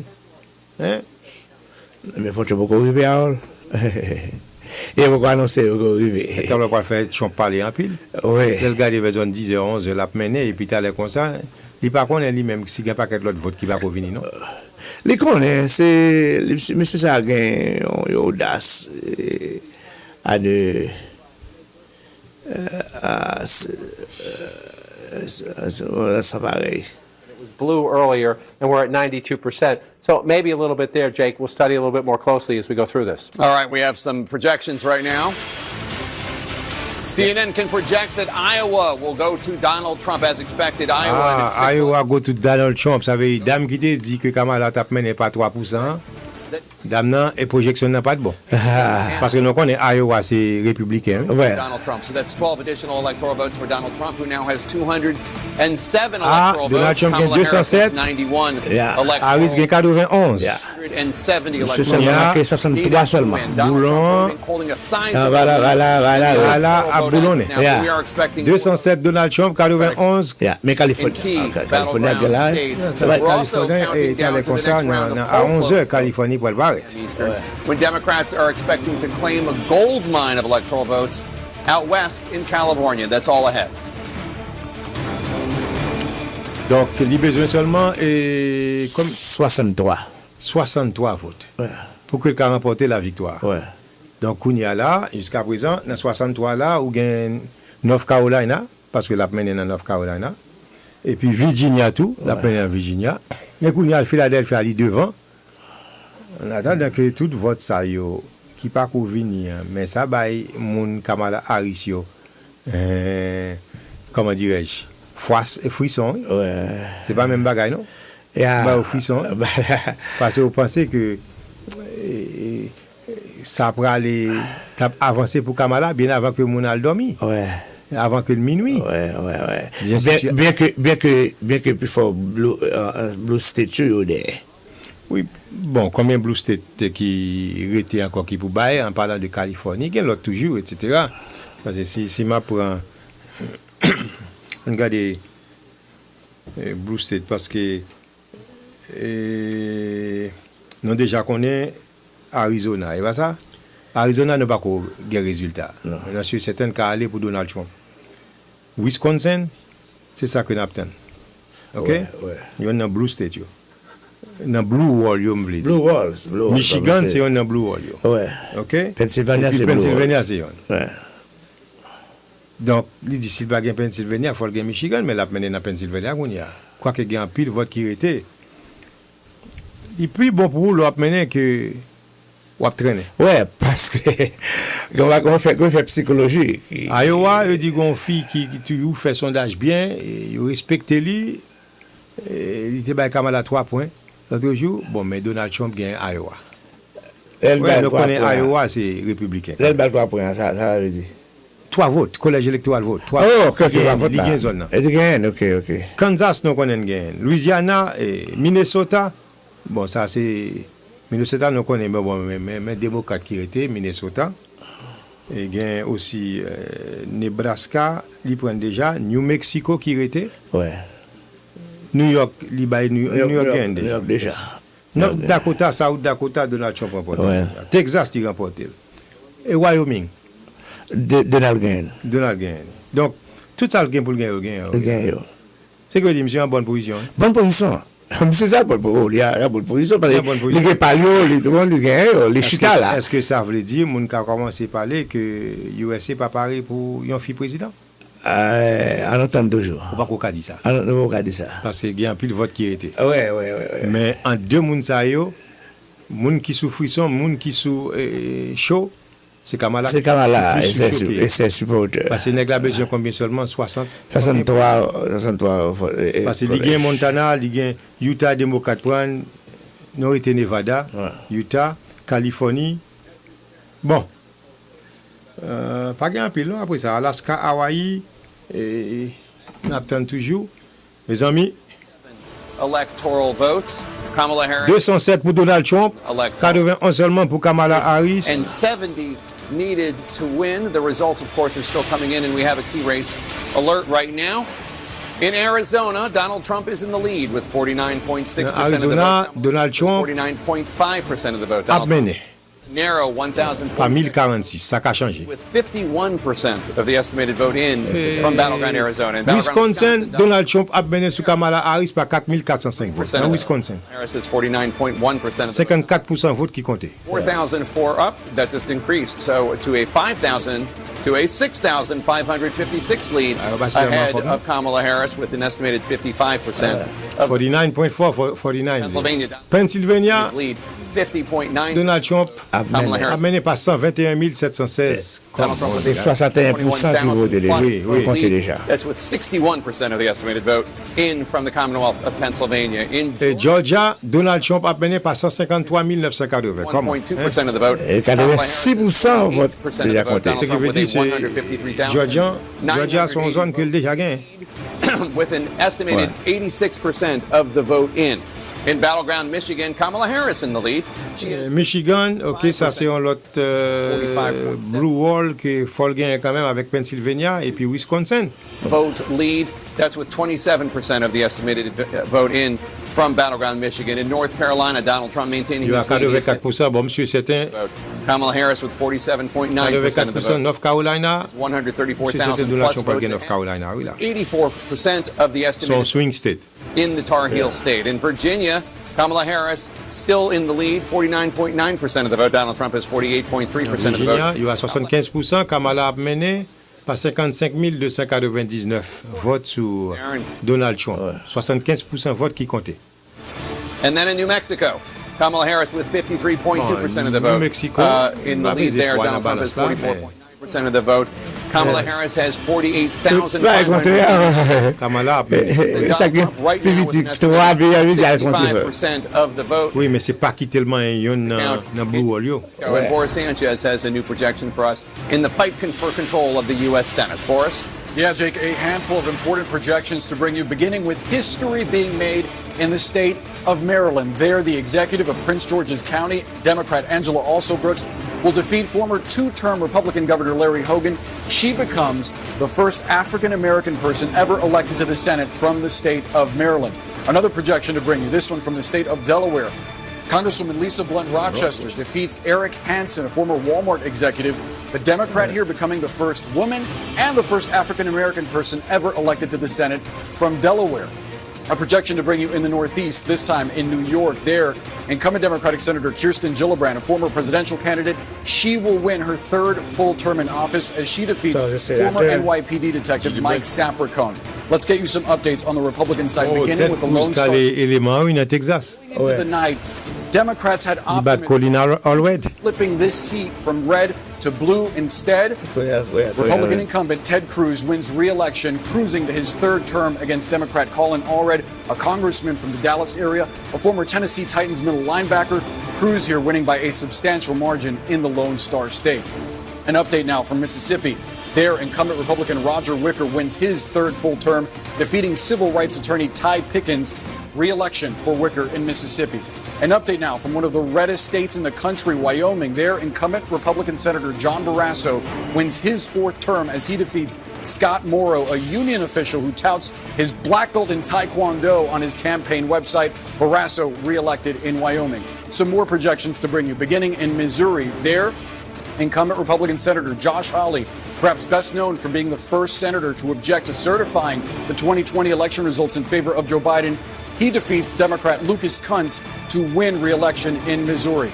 Meantime, in Nebraska, this special election, Pete Ricketts, a former governor there, he defeats Preston Love Jr., a former campaign manager for Jesse Jackson's presidential campaign in 1984. This is to serve out the term left by retired Republican Senator Ben Sasse.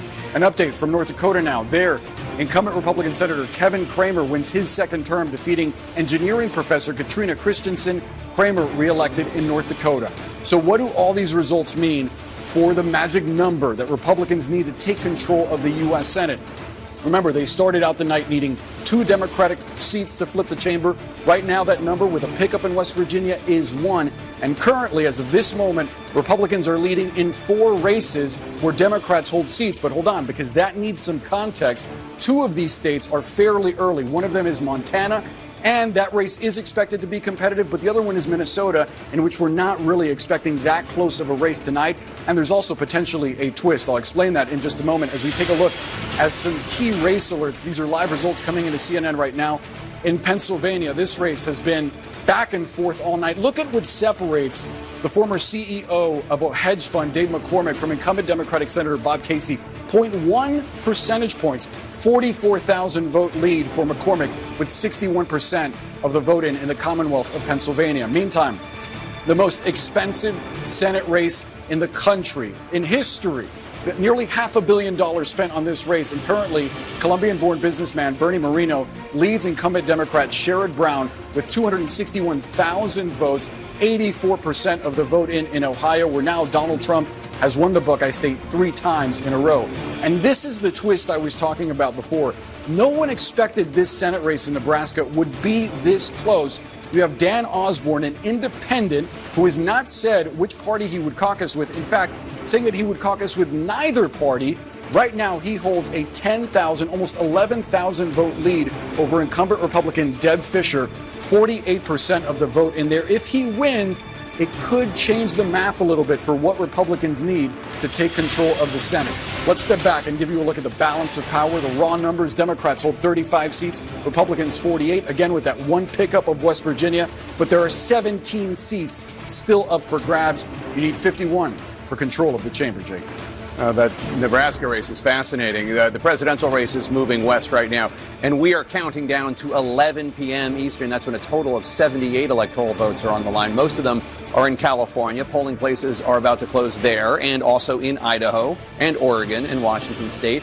Kamala Harris is counting on Blue California to push her closer to the 270 electoral votes needed to win the White House. Let's go back to Abby Phillip at Harris campaign headquarters. Abby, you and Jeff have been talking to people inside the Harris campaign. What are they telling you? Yeah, Jake, let me just give you a gut check here about what we are hearing.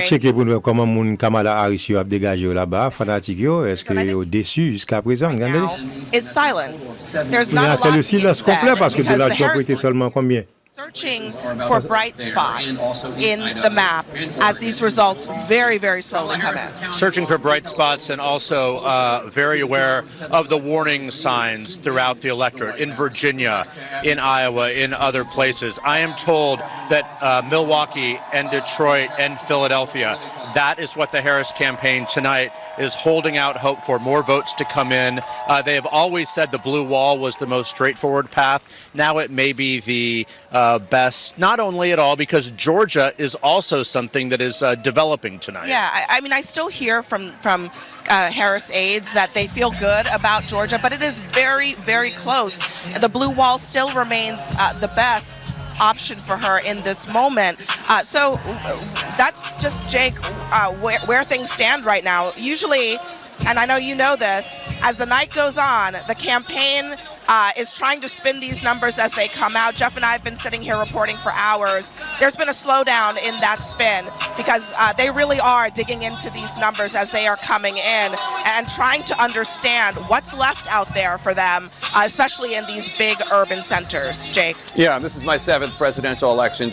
I would observe that when campaigns go silent, that's generally not a positive sign. Caitlin Collins, you're in West Palm Beach with the Trump team. What are they saying? Yeah, Jake, much livelier here. As you can hear, Donald Trump's favorite song, YMCA, is playing behind me. And certainly the audience here has gotten a lot livelier in just the last 45 minutes or so, Jake. We've been here for several hours, and that matches the that they are feeling a lot more optimistic about these numbers, boosted by Virginia, but also by Iowa. Proved wrong that poll that came out on Saturday and sent shockwaves through the Trump campaign. And Kristen Holmes, I know you've been talking to sources. What are you hearing about what they're thinking right now watching this come in? They're starting to feel even more optimistic than they were before. A lot of them are looking at those exit poll numbers, and they're seeing a lot of movement. Some of it we've talked about on our air, but the big numbers there, Latino voters. That is something that they really worked at this cycle. They believe that in 2016, Donald Trump won the election on the back of working class voters. They believe he could win the election this time around on the back of Latino voters, particularly Latino men. Now, one thing to watch, Arizona and Nevada. What do those numbers look like? He specifically, in Nevada, reached out to Latino voters. They were trying to launch their coalition for Hispanic voters in Nevada. They believe that this could actually carry him in that state, which obviously he did not win in 2020. He didn't win it in 2016, but they do believe that if he wins it in this cycle, it is because of Latino voters. Yeah, they feel very good about him improving his standing with those voters from where he was, not only 2016, but 2020, Kristen Holmes. And Jake, I should note, a sign, as you're always just kind of looking for moments and to read the tea leaves, see what they mean. We're told that partygoers who were at Mar-a-Lago, where Donald Trump still is right now, are now filtering in here to the party at the convention center. Of course, it remains to be seen if and when Donald Trump himself shows up here, Jake. All right, Caitlin and Kristen, thanks so much. Let's go to John King at the Magic Wall. Faites-la commencer, oui, là, Donald Trump, là. So let's look at Battleground, Georgia. First, let's just look at the map and look at it out. Parce que A lot of red on that map. That tells you right now, it's a lot of votes to be counted. Il reste quelques victoires, mais quand même, c'est devant et avec grand pas. Dans la bonne direction et distance là, les appuis entre avec Kamala. Leading in Georgia by 136,000 votes and change at 51%. Bien pris par la caille.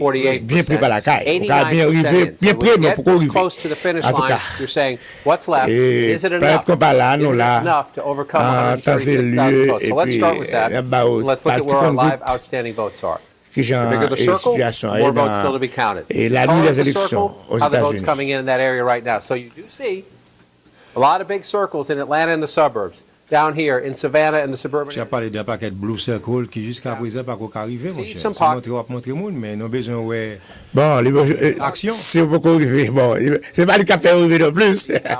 On va là comme journaliste, comme directeur d'opinion et spécialiste, ça veut dire que beaucoup arrivé. Mais nous non moment côté Kounia là, un groupe qui triste. On pas empêcher ça. L'autre groupe là. Oui. C'est toujours la vie c'est comme ça. Et qui est-ce qui dit? Qui est-ce qui dit comme ça que qui est-ce qui dit comme ça que les bonnes ça apparaît et puis quoi c'est pas l'autre camp qui va camper.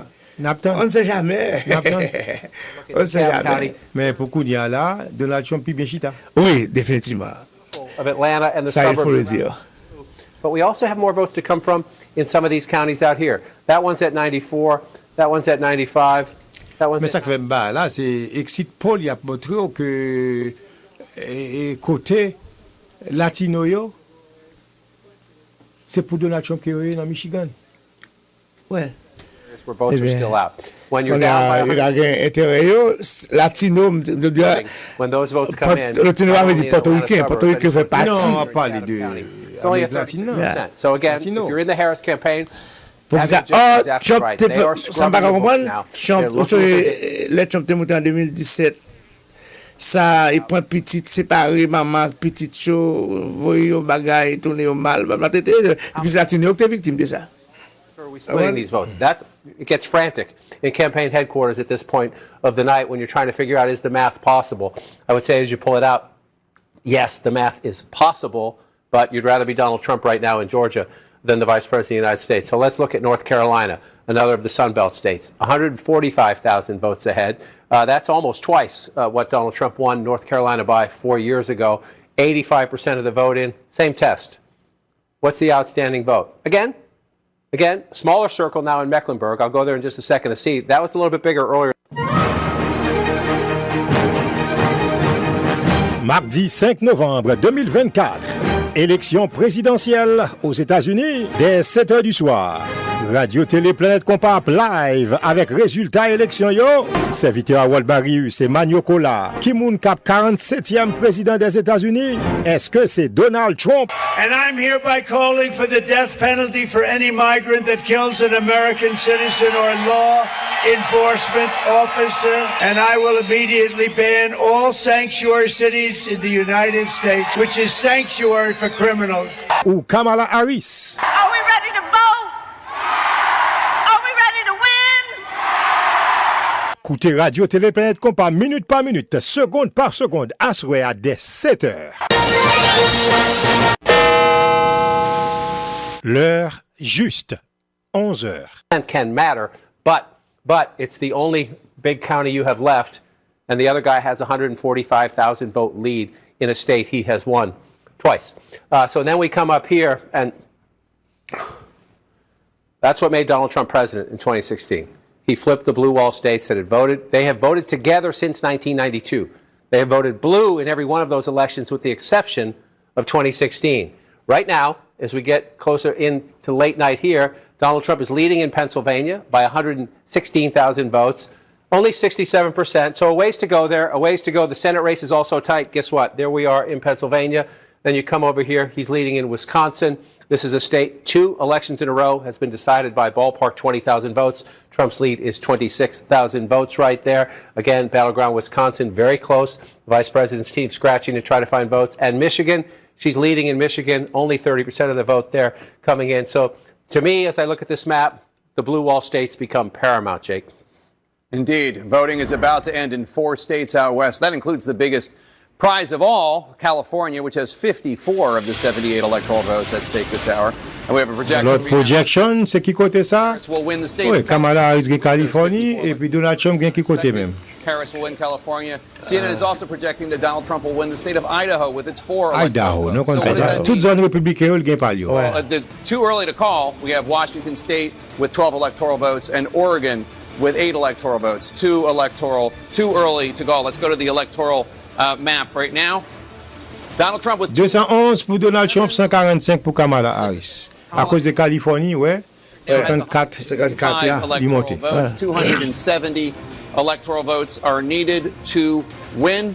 Donald Trump is 59 electoral votes away from that. Let's look at these battleground states now. Arizona, Donald Trump in the lead there, 49.6%. Kamala Harris right behind him with 49.5%. Donald Trump has a 2,356 vote lead with 51% of the estimated vote in from Arizona. Wisconsin, Donald Trump in the lead there too, 49.9% of the vote. Kamala Harris is 48.4%. Donald Trump has a 28,576 vote lead with an estimated 59% of the estimated vote in from the Badger State. In the Commonwealth of Pennsylvania, Donald Trump maintaining his lead. He's at 50.7% of the vote. Kamala Harris with 48.2% of the vote. Donald Trump with a 119,411 vote lead with 68% of the estimated vote in from Pennsylvania.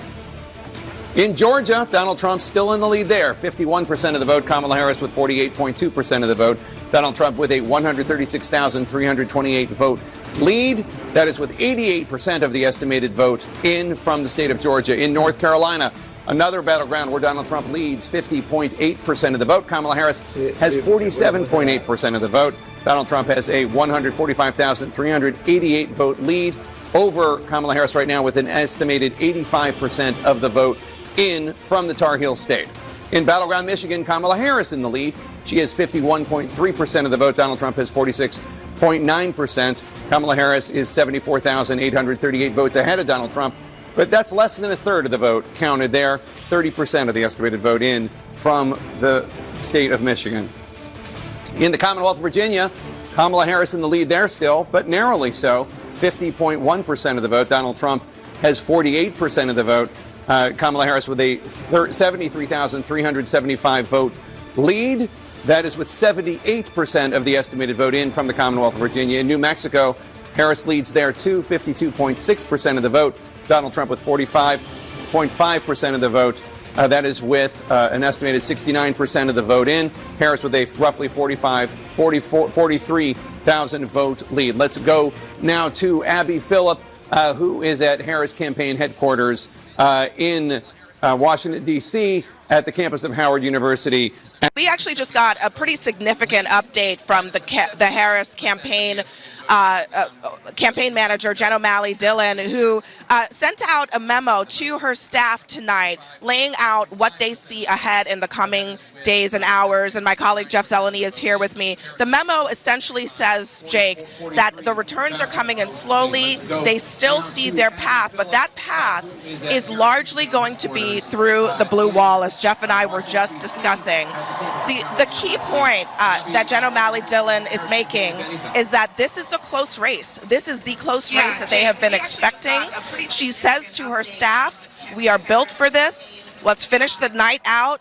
We will see you tomorrow. They are not expecting this to be wrapped up tonight. They are not, because the margins are so small. And just reading from that memo, should we have known all along our clearest path to 270 was through the blue wall states. And again, they point out the cities we were talking about, Milwaukee, Detroit, and of course Philadelphia. Abby, a central question hanging over all of this, and indeed the crowd here waiting behind us, is Vice President Harris going to address the crowd? That is a possibility. We will see in the coming days as we hear some helicopters overhead here. We will see.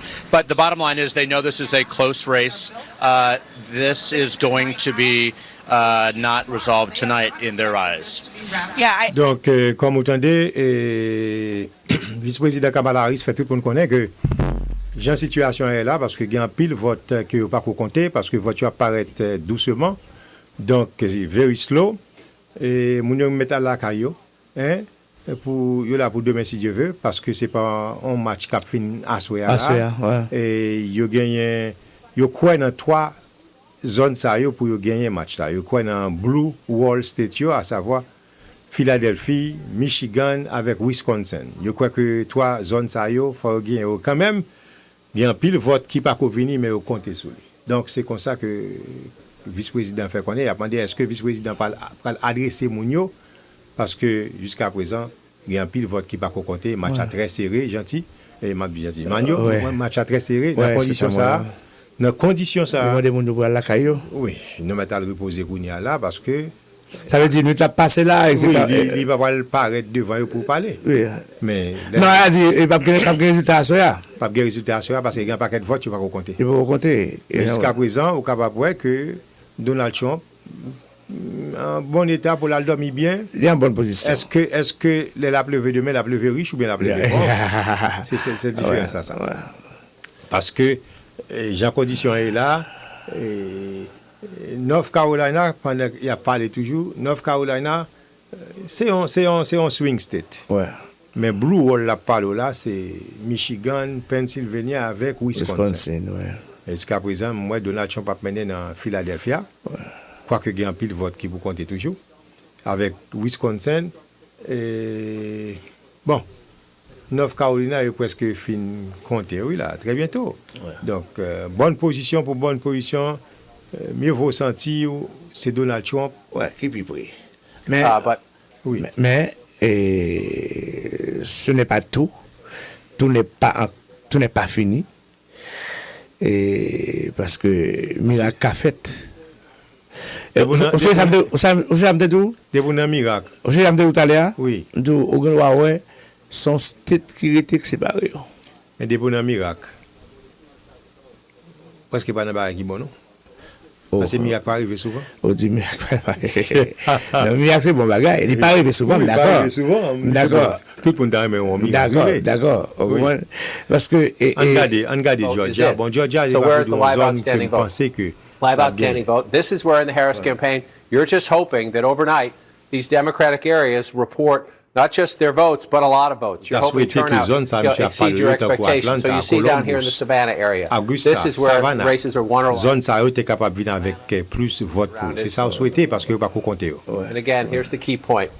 Fulton County, 90% of the vote. Yes, she's getting 72% of the vote. Just want to check, compare that.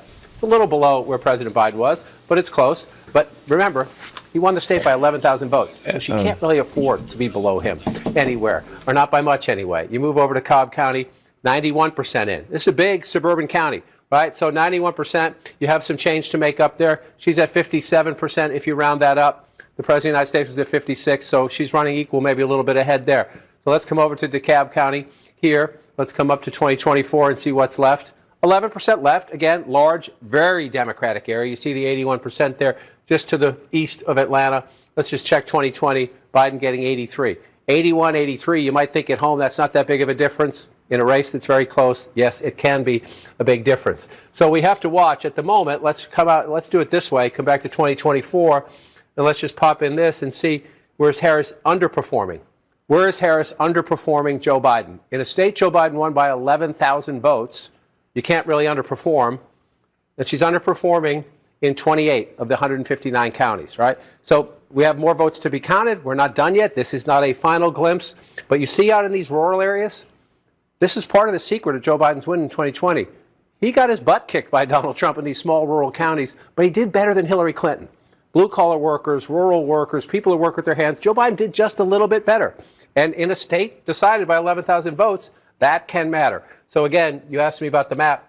We're not done. We're going to count. The Harris campaign will update us. They know their counties. We have people on the ground asking the people, our vote desk with Pam Brown, what votes are still outstanding. But if you look at this map right now, I want to switch. Well, let's just check real quickly where we are in Wisconsin, 61%.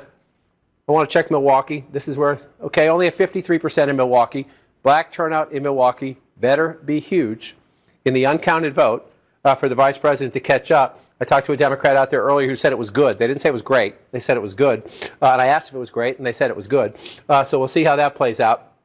Dane County, 74%. We're at 91%. Again, not to be a broken record, 75%. A percentage point can matter, underperforming by just a little bit. And so she's losing in Wisconsin. Got a ways to go there. She's holding on in Michigan at the moment. We're still only at 32%. So we got a long way to go in Battleground, Michigan. We'll come back out here. And this one is the biggest. I'm going to show you why in just a second. The Commonwealth of Pennsylvania, we've been saying it for weeks, 19 electoral votes, the largest of the battleground states out there, 72% in, 178,000 vote lead. That's a healthy lead. Now, again, let's look. Let's look. There's a lot of votes. This is what happened. Remember 2020. Donald Trump was ahead in Pennsylvania. This was what brought Joe Biden back. They counted the votes, mainly in Philadelphia, but also in the suburbs around it. That was 2020. There were a lot more early mail-in votes then to be counted than there are now, but we shall see as we come out. And Jake, before you jump in, and please ask me anything you want, one little quirky thing. Trump's leading in Northampton. Harris is leading in Erie. Those are the two swing counties that have been. So just watching that. But here's what I want to say right now. I just want to bring this up to show the stakes for the Harris campaign right now as the count in North Carolina gets higher and in Georgia gets higher. The importance, if Donald Trump, this is a hypothetical, but if Donald Trump holds these two, and he won that one both times, 2016 and 2020. He won this in 2016. He lost it by 11,000 votes in 2020. So not at all inconceivable in history and when you look at the numbers tonight. Excuse me. If that happens, Harris cannot lose that. Why can she not lose that? Because 251 plus 19 makes Donald Trump president of the United States. So the rest of them wouldn't matter. I don't mean your votes don't matter in those other states. But in terms of the path to 270, if he holds those leads he has right now in those two states, which are healthy leads, she cannot afford to lose that. Just cannot. And at the moment, as we switch maps, please jump in if you want. I'm just going to switch back to the national map so we can watch the count. Okay. I want to stick on Pennsylvania and bring in Kate Baldwin, who is at a vote counting center in the best city in the world, Philadelphia. Kate, what are you learning? It's the only area where you're allowed to be biased. We've just learned, as John was focusing in on the outstanding mail-in ballots. That is something that we have all been waiting for. I've just learned from a source close to the counting process that the next batch, the second batch of mail ballots that will be loaded and posted, scheduled to at 11:55 p.m. That will be tens of thousands of ballots. They're still working through it, so narrowing that number down any further, not possible at this time. We'll continue working with it, but it will be tens of thousands of mail ballots that will be posted at 11:55 just before midnight, adding to which was the first batch, which ended up being 115,000 mail ballots, which is just narrowing the universe of what's outstanding, getting us closer and closer to, as John has been talking about, once you get that 50% of the 50% of the vote in, then you can really start seeing where things are headed. And what we're seeing in Philadelphia, they're not yet at 50%. They're getting closer to it. And these mail-in ballots, when they post at 11:55, will get them quite a bit more there. All right, Kate, Jake. thanks so much. Let's go to the other side of the Commonwealth. Brian Todd's at a vote counting center outside Pittsburgh. Brian, what's the status of the vote there? Jake, the bottom line is we're heading to the finish line very quickly here in Allegheny County. I'm with David Voy, the election division's manager of the county. David, it's going to be counted all pretty soon. By midnight, about how much of the vote do you think will be in?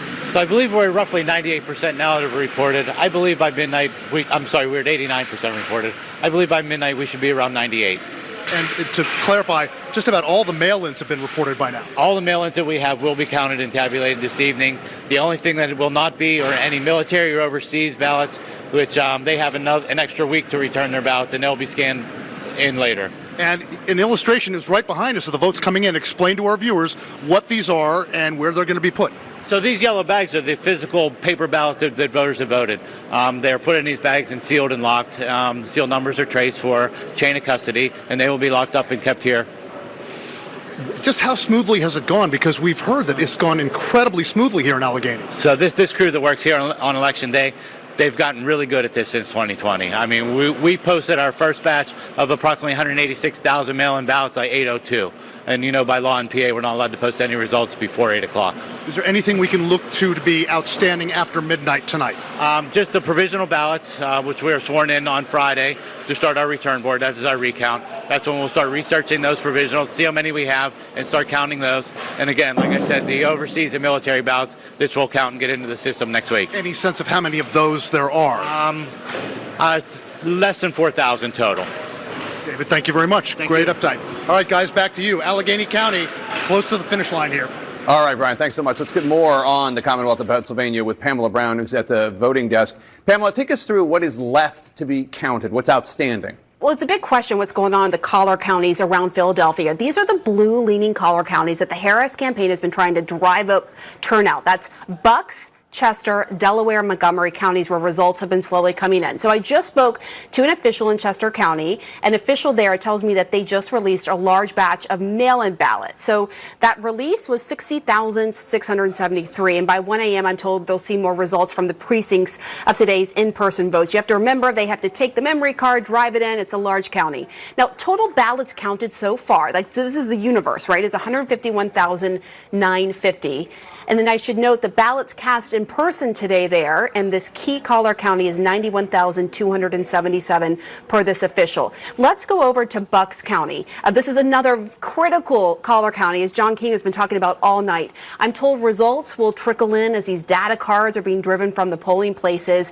An official I was just in touch with, texting with there in Bucks, says so far over 90,000 mail-in ballots are accounted for in the results out of a possible total of 151,000. And I also want to note this, that the state will be required to report the outstanding early votes by midnight. So we should get a clearer picture soon there in this critical battleground Commonwealth of Pennsylvania. Back to you. All right, fascinating. And she was just talking about Bucks County. Walk us through Bucks County. This is where Harris had a couple big events there, including that one with Liz Cheney, really making a play for Republican women. 11h18 minutes, n'a pas été suivre avec attention au reportage CNN concernant l'élection. She was out of the race, so that was one piece. Parce qu'il y a un pile vote qui pas compté. Two things to say about this. Number one, it's only half the vote. So if you just think we have about 200,000 more votes, right? This is 51%. It's 103 to 102. So you got roughly 200,000 votes still to come in. Bucks County is the most competitive of the collar counties. She's at 50%, the vice president, if you round up. Again, President Biden was at 52 if you round him up. You say that's not a huge difference, but Jake, you know the Commonwealth very well. In the competitive swing counties, a half a point or a point can matter, and right now that number is not good for the vice president. Indeed.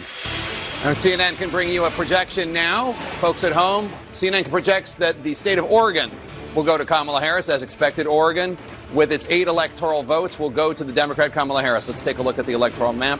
Right now, Donald Trump has 211 electoral votes. Kamala Harris has 153 electoral votes. 270 are needed to win. Let's take a look at the key races now. Arizona, Donald Trump in the lead there, 49.6% of the vote. Kamala Harris right behind him with 49.5% of the vote. Donald Trump with a roughly 3,000 vote lead. That's with 51% of the estimated vote in from the state of Arizona. In Battleground, Wisconsin, Donald Trump maintaining his lead. 50.4% of the vote. Kamala Harris has 48% of the vote. Donald Trump with a more than 50,000 vote lead right now with 63% of the estimated vote in from the Badger State. In the Commonwealth of Pennsylvania, Donald Trump maintaining his lead, 51% of the vote. Kamala Harris has 47.9% of the vote. Donald Trump with more than 165,000 more votes than Kamala Harris, with more than 76% of the estimated vote in from the Commonwealth of Pennsylvania. In Battleground, Georgia, Donald Trump in the lead, 50.9% of the vote. Kamala Harris has 48.3% of the vote. Donald Trump has a more than 131,000 vote lead over Kamala Harris. That's with 90% of the estimated vote in. So they got 10% to go there in Georgia, but Donald Trump in the lead. In North Carolina, another battleground, Donald Trump still in the lead there with 50.7% of the vote. Kamala Harris with 47.9% of the vote. Donald Trump has a more than 138,000 vote lead over Kamala Harris with an estimated 87% of the vote in. In Battleground, Michigan, Kamala Harris is in the lead, 50.2% of the vote. Donald Trump has 48% of the vote. Harris has a more than 40,000 vote lead over Donald Trump with 1/3, 33% of the vote in there. John King? So, Jake, just going through some of these counties in Pennsylvania, again, Joe Biden won the state. Let's go back and show you it. 81,000 votes, right? His birth state. He's from Delaware now, but he was born in Pennsylvania. And that was one of the things that helped him, is because he was, as he liked to call himself, the scrappy kid from Scranton. So where are we now in 2024? I was just looking here. This is Lackawanna County. This is where Joe Biden was born, Scranton, Pennsylvania. You say, well, the vice president's winning it with 51%, but Donald Trump's at 48, right? So again, in a close battleground state, margins within some of these counties can matter. She's at 51. Joe Biden, 4 years ago, was at 54. That's a big deal. That's a big deal. You look at the margin there, you say, oh, that's only 9,000 votes, right? You know, but if you're trying now, you're trying to make up this lead, right? That's 3,000 votes, a little less than that, a little more than that, maybe 3,000 votes. The reason it matters is you're trying to make up 173,000 votes, right? So when you're losing ground in each of these counties, it hurts. And so let's just come over here. This is Luzerne County. This is Trump country, Pennsylvania. Harris getting 42%, 43 if you want to round that up. Trump at 57. Again, 43 for the vice president. 42. So there she's competing, not so bad. There. So you're just looking for the pieces as you come through. Carbon County, 65 for Trump. 4 years ago, 72% for Trump now. That's white workers, blue-collar workers, high school educated workers. Want to check back in here. Lehigh County, vice president getting 52%. There's a little bit out here. Again, you're looking for population centers now. This is the 10th largest of the 67 counties. If you're the Harris campaign, you're looking at population centers trying to say what's left in the places where there are a lot of people, modest amount of people in Lehigh Valley, but you see it right there. At 52, just want to come back. Joe Biden's at 53. You see the pattern that continues, right? You know, I was saying Donald Trump has to improve his standing a point or two in the suburbs. She has to match Joe Biden in these close battleground states. And in a place that matter, blue-collar Pennsylvania, you don't see it right now. Some votes still to be counted. Maybe she makes it up. But so then the other point is, if you're losing places, can you make it up, right? If you're losing in one piece of the state, can you make it up somewhere else? Look at Delaware County. She's getting 60% of the vote, right? So it's only 70% counted. She's getting 60.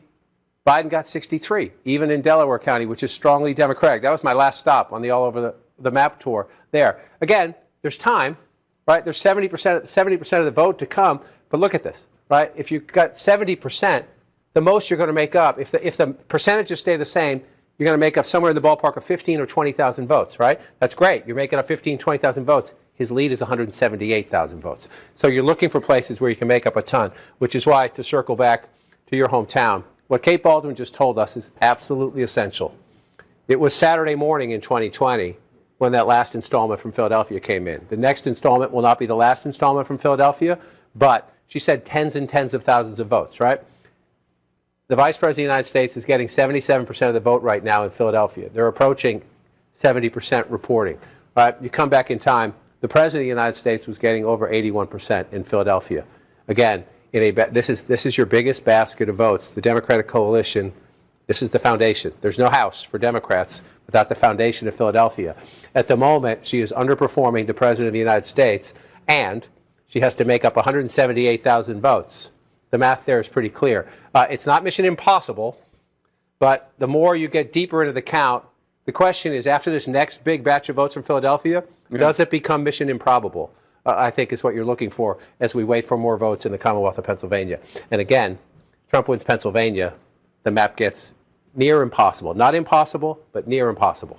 There have been stories written a week or two ago about Democrats in Philadelphia sounding the alarm and basically using the press to send the message to the Harris campaign that they didn't think that the Harris campaign was listening to Philadelphia Democrats enough about the need to improve the margins. And just, Donald Trump lost Pennsylvania in 2020, but he improved his vote count in Philly from 2016 to 2020, and it looks like he's doing that again tonight, even while improving his margins in the collar counties as opposed to what happened 4 years ago. Well, we don't have the raw numbers yet, obviously, because we're at 70%, but he's at 22 if you round that up, 117,000 votes. Let's just go back and look. He's certainly on track to. If he keeps the percentage he's at now, right? He's at 18% there, and he had 132,000 votes. He's at 117,000 votes, and we still got 30% to come in. So it sure looks like he's overperforming 2020. We're not done yet, but it sure looks like that. And then so the analysis afterwards will be, who is it? Is it black voters in Philadelphia? There are some suburban areas outside of Philadelphia there. There are some affluent white voters there as well. But that will be the analysis afterwards. The thing that strikes me is we're going through these states.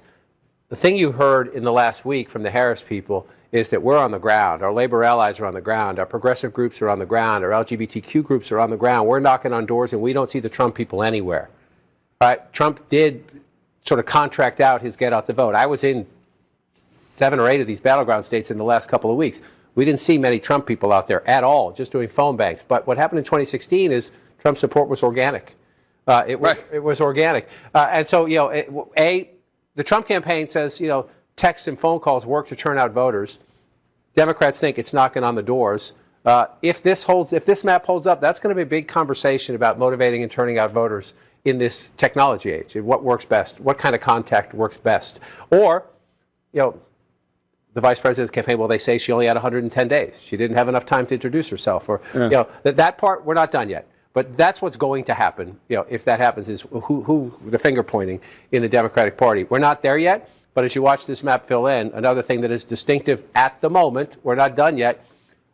In 2 presidential elections, Donald Trump has lost the popular vote both times. At the moment, he's 5.1 million votes ahead. We're just starting to count in our most populous state. So there's a long way to go, and that could change. But that would be a trophy if Donald Trump wins this election. That would be a trophy he would very much like to claim after losing the popular vote in 2 elections in a row. And you also know there are people in the senior echelons of the Trump campaign who say that they still do direct mail because there's said seniors, you can't reach seniors through texting and emails, that the way to reach them is with direct mail, which a lot of people in politics today laugh off. But guess who votes more than young people? Seniors. Sarah Seidner, let's go to Wisconsin if you can, because I want to bring in Sarah Seidner, who's at a vote counting center in Milwaukee right now with 66% of the vote in. Donald Trump is in the lead there with 50.6% in Wisconsin in general. Kamala Harris with 47.8%. Donald Trump right now in the lead by almost 60,000 votes. Sarah, you have officials with you who can tell us about the outstanding vote in Wisconsin. Still about a third of the state's vote is outstanding. What can you tell us? Yeah, we just heard a big cheer go up here in Milwaukee at the central count, as they call it, because all the wards have finally reported.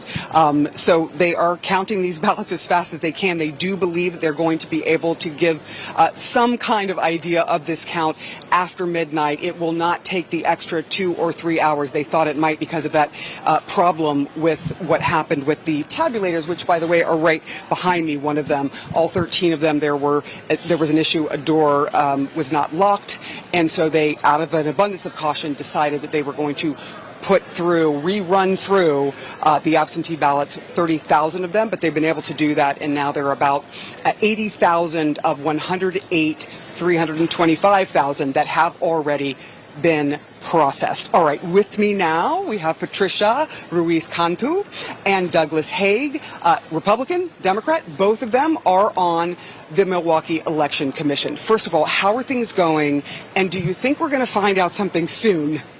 We will. I think things are going really well, even though we had a little hiccup. But, as we united, all the workers and the parties, I think that it's extremely important that we were in the same page and that we had an agreement and everything is going well. What did you make of this? I know Ron Johnson came out, a Republican, and was very, upset with all of this and was sort of making hay about it. What were your thoughts on what happened with these machines? Well, there was a human error in part of it. So when it was caught, we just simply did a rerun on the with the processing and the tabulators, and even probably some of the tabulators should have seen it, but it was caught by one of the observers who brought it to the executive director's attention, and it was acted upon immediately. We took care of it, and yes, we anticipated a much further delay than we are, but I think we're right on schedule where we anticipate to be earlier. And true, if you can see around and look at the poll workers at work, we both have Democrats and Republicans working side by side, and many of them have been doing this for many years, and they've become very efficient about it, and they're with their integrity from each group. So I think we're going to be getting those numbers fairly soon. I don't want to say as early as we would like, but I think it's going to be earlier than what we thought before we had the hiccup, so to speak. Just to both of you, what do you think of this, the number of voters? Are you seeing the numbers larger than in 2020, and what are you seeing now? I'm not seeing as large as I thought before. But I was doing, most of us were going out to the polls earlier too. The polls were a steady, nice flow. What I did see is a high volume of same-day registrations. That was seen to be a much more increase at all the polling sites, and not just one geographical area, whether it be whatever demographics, but it was all over that was encompassed. And I talked to each chief inspector, and that is the area that I saw a much increase in the participation of same-day registration. Same-day registration. We saw that also in Cedarburg today. A lot of people coming and registering and voting. Thank you both so much. We should just make very clear, you heard it here from a Republican and a Democrat who are election commissioners, that there was an agreement. This is going to be a free and fair election here in Milwaukee. People are watching every single bit of this and agreeing that things are going as smoothly as possible after that hiccup earlier today. All right, Sarah Seidner in Milwaukee, thank you so much. Appreciate it. Let's take a look at Milwaukee and Wisconsin at large. Donald Trump in the lead with 66% of the vote in the state in general.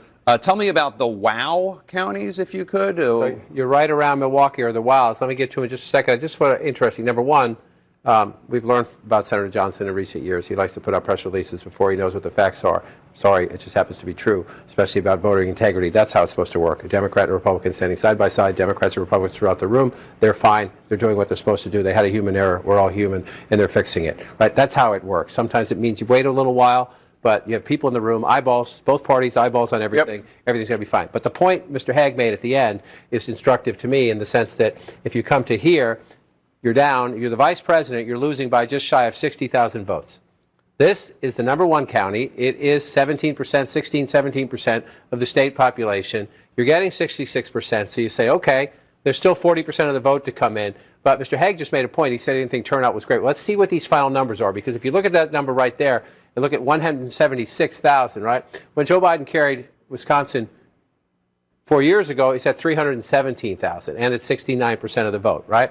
So 317,000 and 69% of the vote. She's at 66% of the vote, and the raw math, right? You need the higher percentage, but you need that raw math to overcome what is happening in all this red, right? Especially, one more check, and I'll get you to your wows. Dane County is 95% in. Right, this is Madison. This is the University of Wisconsin. Young voters, college area, tends to be more liberal. 74% for her, 242,000. Again, Biden's number's higher, and the math is higher. That's what happens in Battleground. That's how you win or lose Battleground states. Get out the vote, and get out the vote, and the right with a higher percentage. Right. Yeah. And so in a place, the state won by 20,000 votes. You saw the margin even just right there. So let's go to the wows.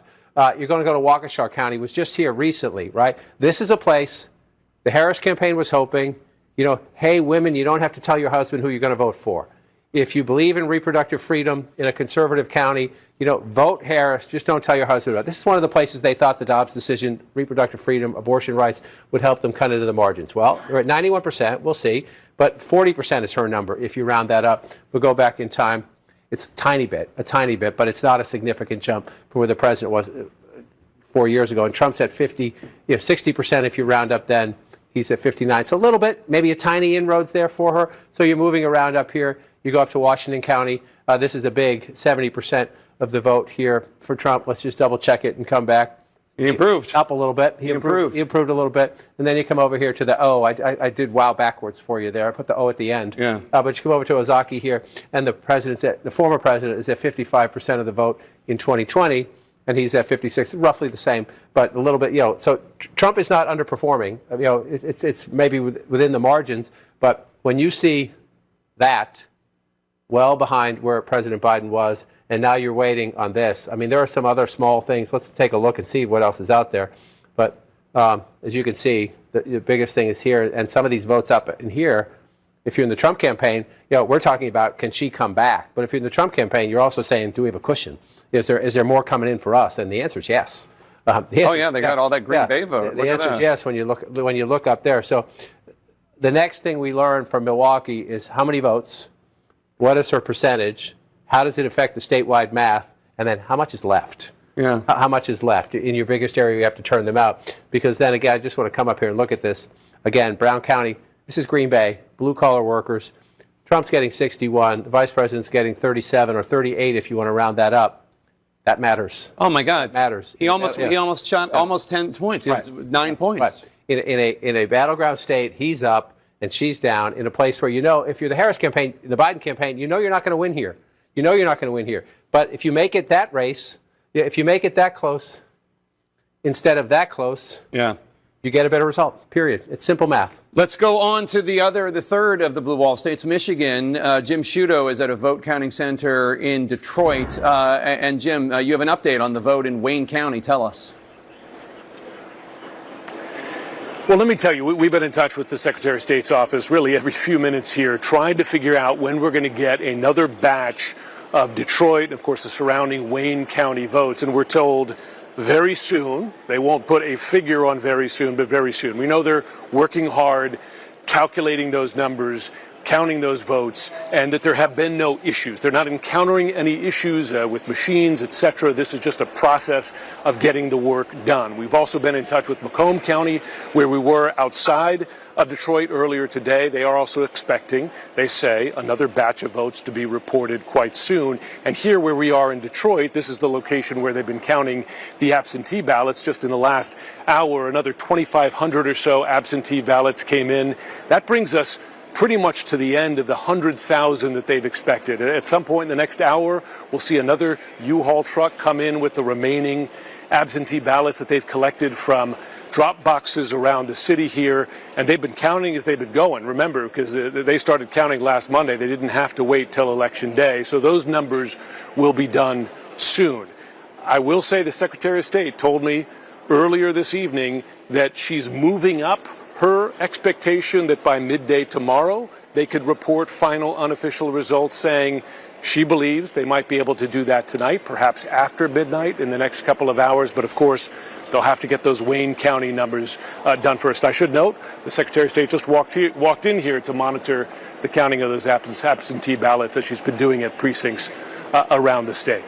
All right, Jim Sciutto, thank you so much. Jim Sciutto in Detroit. I mean, John, it's 2024. They only have 16% reported in Wayne County, home of Detroit. One of the things you look for in life are consistency. Death taxes, Wayne County comes to life. Wayne County, Gary, Indiana, they're consistent. This is my 10th presidential election, and it's the 10th time you've been counting late in the night, and you're saying, hello, Detroit, hello.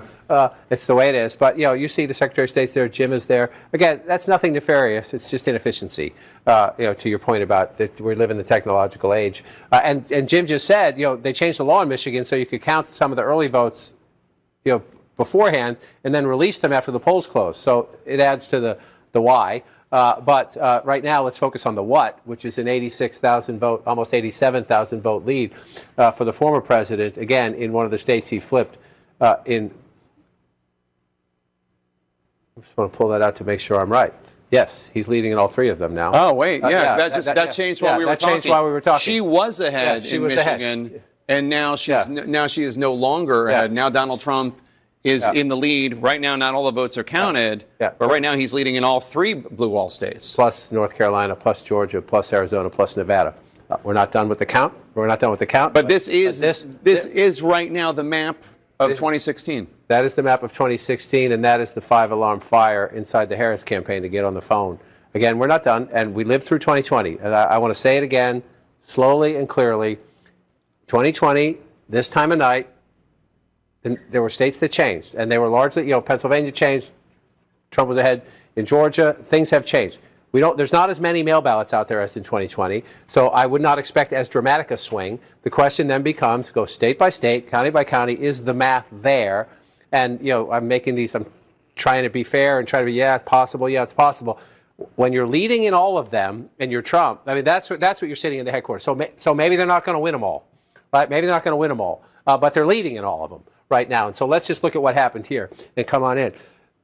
Number one, it's the smaller rural counties. When they fill in, again, it's, you say, that's not a lot of votes. Well, that's a lot of votes when you have it there, and then you have it here, and then you have it again here. you're getting 500, 1,000, 2,000, 3,000 in all these little counties. 120 votes there. That's only 5% reporting. You say, oh, that's not much. It's a lot when you think you're going through a state and you have all these counties. And then the question is, so what are the Democratic margins, right? You've got 83 counties in the state of Michigan. So 56%, we're about halfway through in Kent County. It's the Grand Rapids suburbs, and she's running a little bit ahead of the president there. But, Jake, the big question in Michigan is, when do those Wayne County votes come in, and what do they do to the statewide total?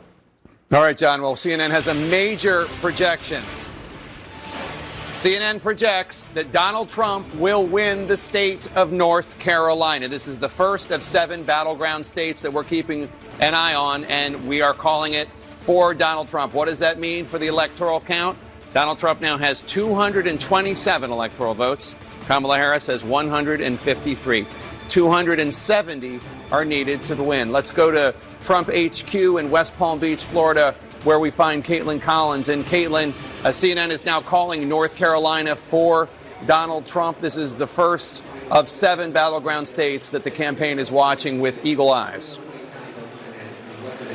Yeah, Jake, remember when I told you a few hours ago that it was going to be seen as a gut check for the Trump campaign? Listen here, it's a bit of a delay, but your call is playing right now over the loudspeakers in the room, Jake. You can hear the party here, the partygoers gathered at the convention center here in West Palm Beach cheering as your call is coming on the screen. They have been glued to CNN for the last several moments, watching John King at the map, going over each of these numbers.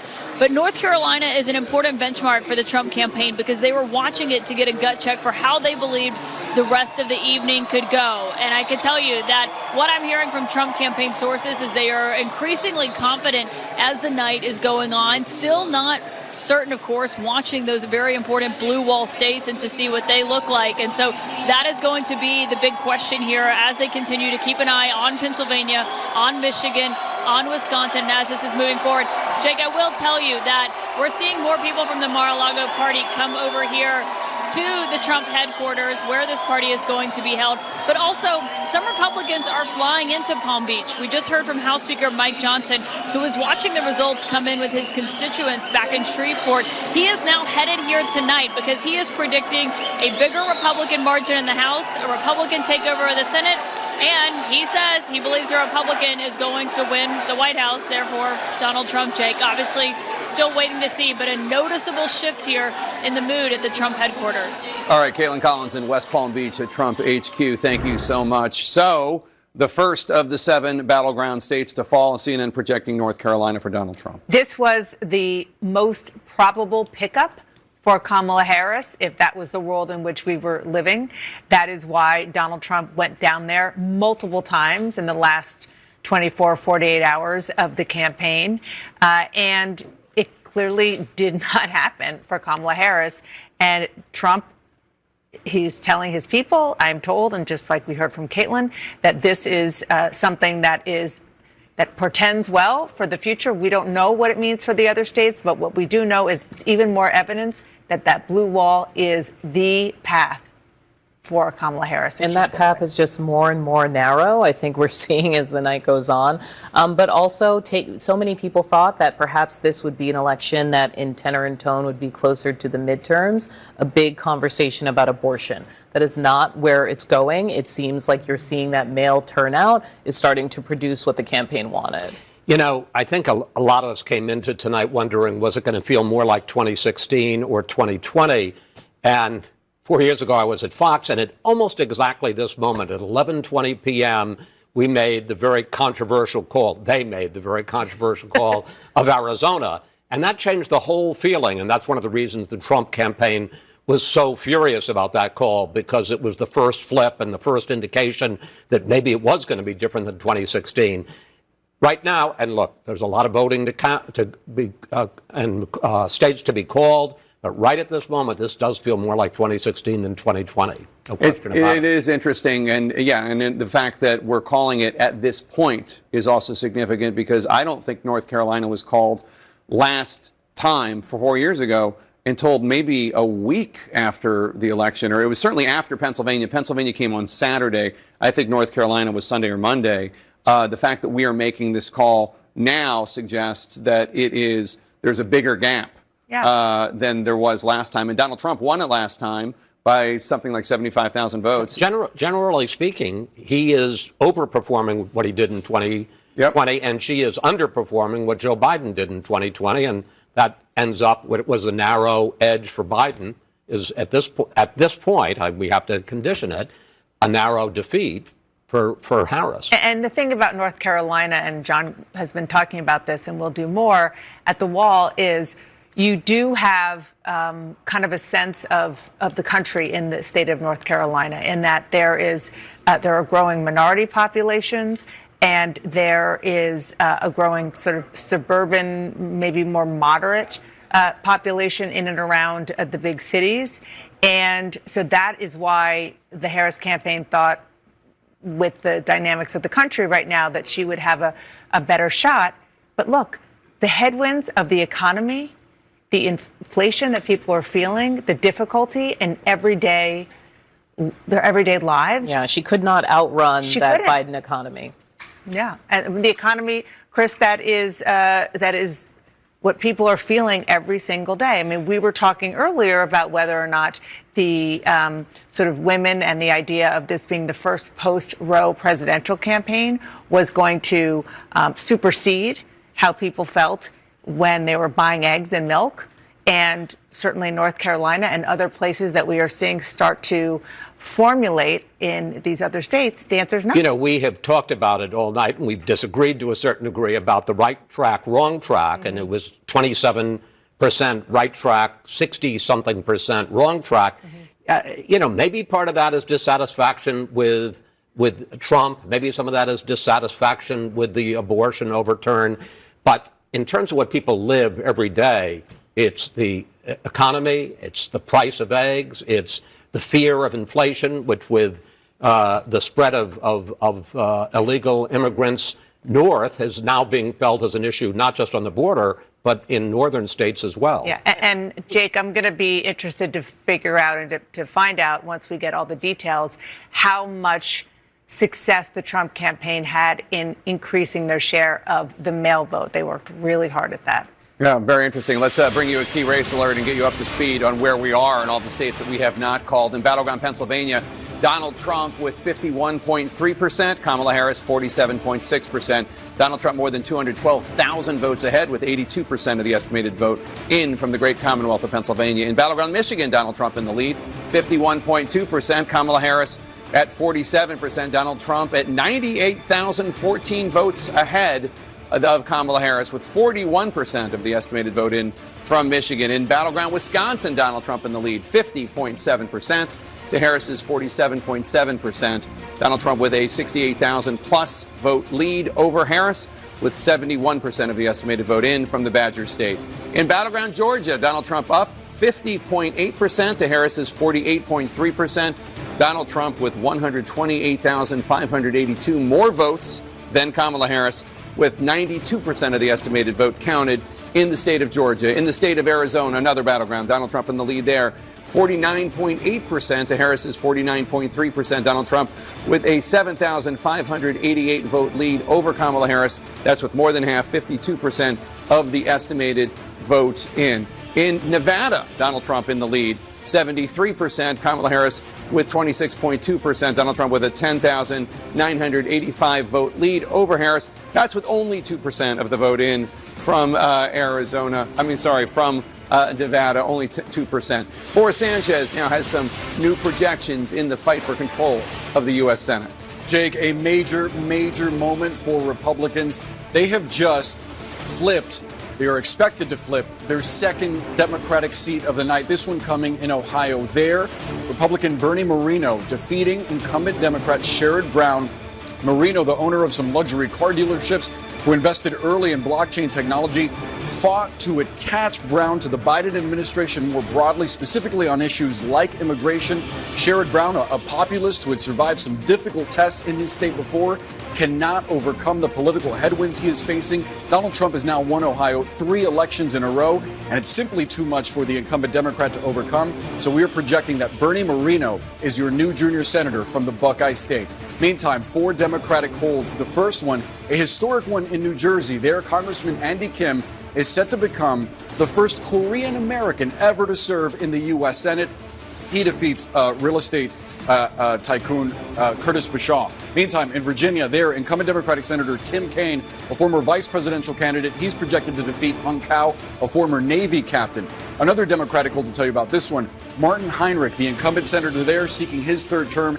He defeats Nella Dominici, whose father was the last Republican senator elected in New Mexico some 20 years ago. Another Democratic hold to project for you, this one coming in the state of Washington. There, Democratic incumbent Senator Maria Cantwell wins her fifth term as she defeats Raul Garcia, an ER doctor. Now, what does that pickup in Ohio mean for the magic number?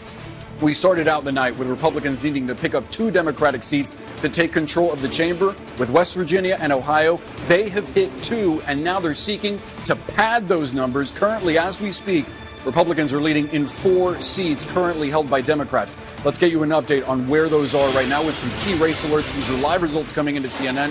We start with the state of Wisconsin. There, the CEO of California-based SunWest Bank, Eric Hovde, is 29,000 votes ahead of Democratic incumbent Senator Tammy Baldwin, who's seeking her third term in office, 70% of the vote. And we just got an update. The lead pretty much the same in Wisconsin for Hovde. In Pennsylvania, this has been going back and forth all night, but right now, the former CEO of one of the largest hedge funds in the world, Dave McCormick, currently leads incumbent Democratic Senator Bob Casey by about 120,000 votes. Still a very close race. This one also a very expensive one. 81% of the vote in the Commonwealth of Pennsylvania. Now, a key race alert from the state of Michigan. This one has been close all night as well. Former Republican Congressman Mike Rogers currently leading current Democratic Congresswoman Alyssa Slotkin, 48,000 votes. Rogers ahead of Slotkin, 40% of the vote in the Wolverine state. So let's take a look at the balance of power in the U.S. Senate, the raw numbers. What does this mean? Democrats hold 40 seats. Republicans, with those 2 pickups, hold 49, 11 seats remaining to be determined, Jake. Obviously, you need 51 for control of the chamber.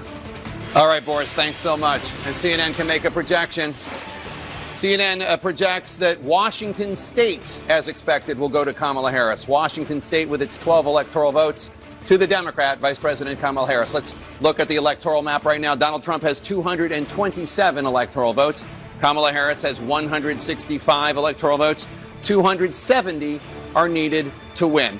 We are waiting for more votes in the big 3 blue wall battlegrounds of Pennsylvania and Michigan and Wisconsin that both campaigns are watching very closely right now. A total of 6 top battlegrounds remain undecided as we get later into this election night. Stay right here for the next big rollout of votes. Right now, we're going to squeeze in a quick break. Stay with us.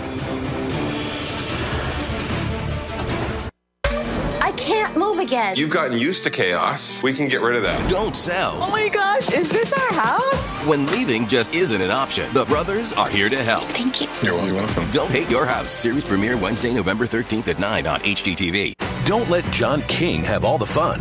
Experience the CNN Magic Wall in the palm of your hand.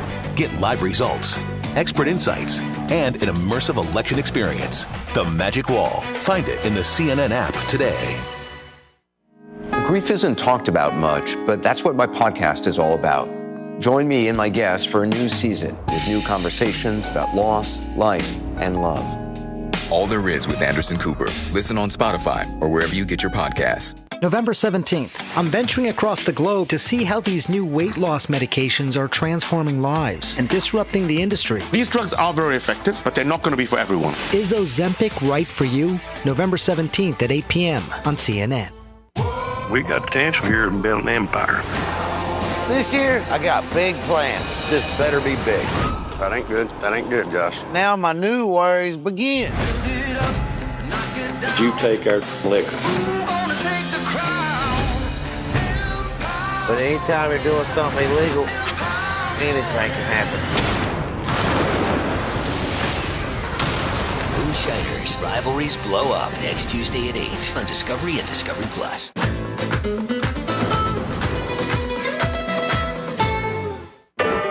It's time that we go back to Tennessee. Nashville's a hot market. Oh, okay. This isn't fitting 10 kids. No. I want to make this the perfect home for them. Look at this. Christina in the Country. Season premiere next Tuesday at 9 on HGTV. I come back here every year. I'm addicted to it.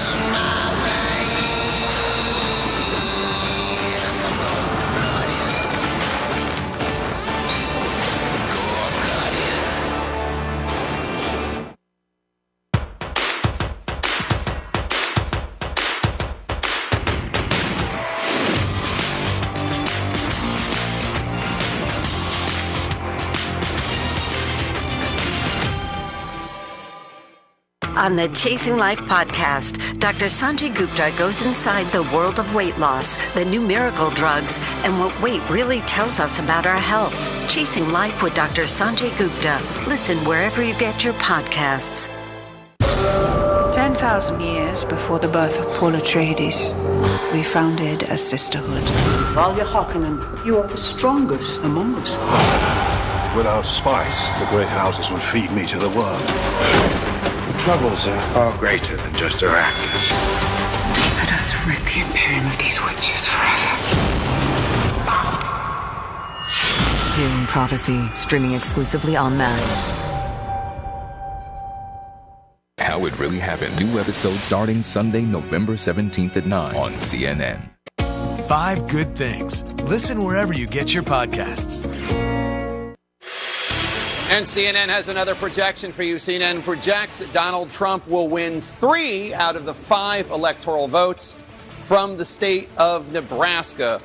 Allow me a second to explain. Nebraska and Maine allocate their electoral votes partly in addition to the statewide 3 votes according to congressional district. That's already too complicated, probably.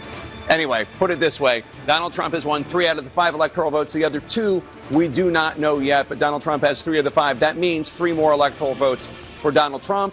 And what does that mean for the electoral map? Donald Trump has 230 electoral votes. He is 40 electoral votes away from winning. Kamala Harris has 165 electoral votes. She is 105 electoral votes away from winning. Let's see what the states that we have not called, where their vote counts are. Pennsylvania. Donald Trump is in the lead there with 51.2% of the vote. Kamala Harris has 47.7% of the vote. Donald Trump is ahead of her by more than 206,000 votes. That's with 83% of the estimated vote in. That's Pennsylvania. Battleground, Michigan. Donald Trump up 51.3% of the vote. Kamala Harris has 46.9% of the vote. Donald Trump with a more than 111,000 vote lead with an estimated 44% of the vote in from Michigan. Wisconsin now, Donald Trump in the lead there too. 50.8% of the vote. Kamala Harris has 47.6% of the vote. Donald Trump almost 80,000 votes ahead of her with 3/4 of the vote, 74% of the estimated vote from the Badger State in. Battleground, Georgia, Donald Trump is up 50.7%. Kamala Harris is 48.4%. Donald Trump more than 118,000 votes ahead of her with an estimated 93% of the estimated vote in. Arizona, Donald Trump ahead there too with 49.8% of the vote. Kamala Harris has 49.3% of the vote. He is more than 7,500 votes ahead of her right now, but they still have about 48% of the vote to count, 52% of the estimated vote in. In Nevada, Donald Trump is in the lead with 73% of the vote. Kamala Harris has 26.2% of the vote. Donald Trump has a more than 10,000 vote, almost 11,000 vote lead. That is with only 2% of the estimated vote in. As we follow these crucial undecided races, we are all already also getting closer to another poll closing. Mardi 5 novembre 2024, élection présidentielle aux États-Unis dès 7 h du soir. Radio-Télé Planète Compap live avec résultat élection yo. Serviteur à Walbarius et Magnocola. Kimoun Cap 47e président des États-Unis. Est-ce que c'est Donald Trump? And I'm hereby calling for the death penalty for any migrant that kills an American citizen or law enforcement officer. And I will immediately ban all sanctuary cities in the United States, which is sanctuary for criminals. Ou Kamala Harris. Are we ready to vote? Écoutez Radio Télé Planète Compas minute par minute, seconde par seconde, à souhait à dès 7 h. L'heure juste, minuit. When you go to full counties, look at how many counties across America, 994, of the 4,000 plus, 4,600 plus counties and townships, especially up this way, part of the country, they don't call them counties, they call them townships, but in nearly 1,000, 993 right now. This will change as we go through, but Donald Trump is overperforming, and look at where they are. He's mostly performing in red areas. His vote is getting higher in the areas where he wins elections. Yes, there are some blue places where he's overperforming, but just look at Battleground, Pennsylvania. Look at all these red counties, places that Trump wins, where he's overperforming by 3% or more what he did in 2020. Then you come out here, let's go up to Battleground, Michigan. These are the decisive states left on the board right now. Look at in the areas, those are his base areas, he's getting more. The same over here in Battleground, Wisconsin. So the former president of the United States, given up for dead, Jake, after January 6, 2021, is running stronger now than he did in the last campaign. All right, Don King, thank you so much. Every electoral vote counts, and 4 more are on the line right now as polling places are about to close in Hawaii, and we project Kamala Harris will win the state of Hawaii with its 4 electoral votes. Not a surprise. Hawaii, a reliably Democratic vote, but that doesn't mean a pickup of 4 electoral votes for Kamala Harris. Donald Trump has 230. He is 40 votes away from winning. Kamala Harris has 169 electoral votes. She is 101 votes away from the 270 needed to win. John King? So, Jake, let's look at the map where we are right now, and then we'll go through some of these battleground states where we're still waiting. But just look at the map right now. You see a lot of red, right? So let's look at the 2020 map. You see the blue, right? The blue wall states, Georgia, Arizona, Nevada, right? Now watch. This is where we are now. 2024 looks a lot different than 2020. But at the moment, looks pretty similar to 2016. Donald Trump won the blue wall. Donald Trump won North Carolina. Donald Trump won Georgia. Donald Trump won Arizona. The only difference would be Hillary Clinton in 2016 did carry Nevada. Donald Trump leads there right now when you come back to 2024. But it's just, sorry, 2024. Let me come up here and do this and hit this. And you go there at 2024. So that's the one, it's just a dramatic change when you come here. And so Donald Trump is remaking the map again at the moment. And the question is there any way for Harris to come back? Again, we've given Donald Trump North Carolina. So let's see where we are in Georgia. If Donald Trump also carries Georgia, the vice president cannot afford to lose Pennsylvania. Yes, Nevada's out there, Arizona's out there, Michigan and Wisconsin are out there. 19. I'll show you what I mean in a minute. So can she come back in Georgia to stop that from happening? She's limiting her. If he wins Georgia, her path is so limited. So it's 118,000 votes right now in a state decided 4 years ago by 11,700 votes. Donald Trump with 93%, that's an important number, of the vote counted is ahead by nearly 120,000 votes. So you're looking, this is where they would have to be. You can pick up votes elsewhere, but that's where most of the votes are. That's close to half of the state population, right in Atlanta, in the metropolitan area around it. So what's out there? Are there live outstanding votes out there? Well, let's take a look. The answer is yes. Let me get rid of the coloring so you don't have to see that. The answer is yes, they're out there. You're at the point now where you're talking about drawing to an inside straight flush, essentially. You need these votes to come in overwhelming numbers.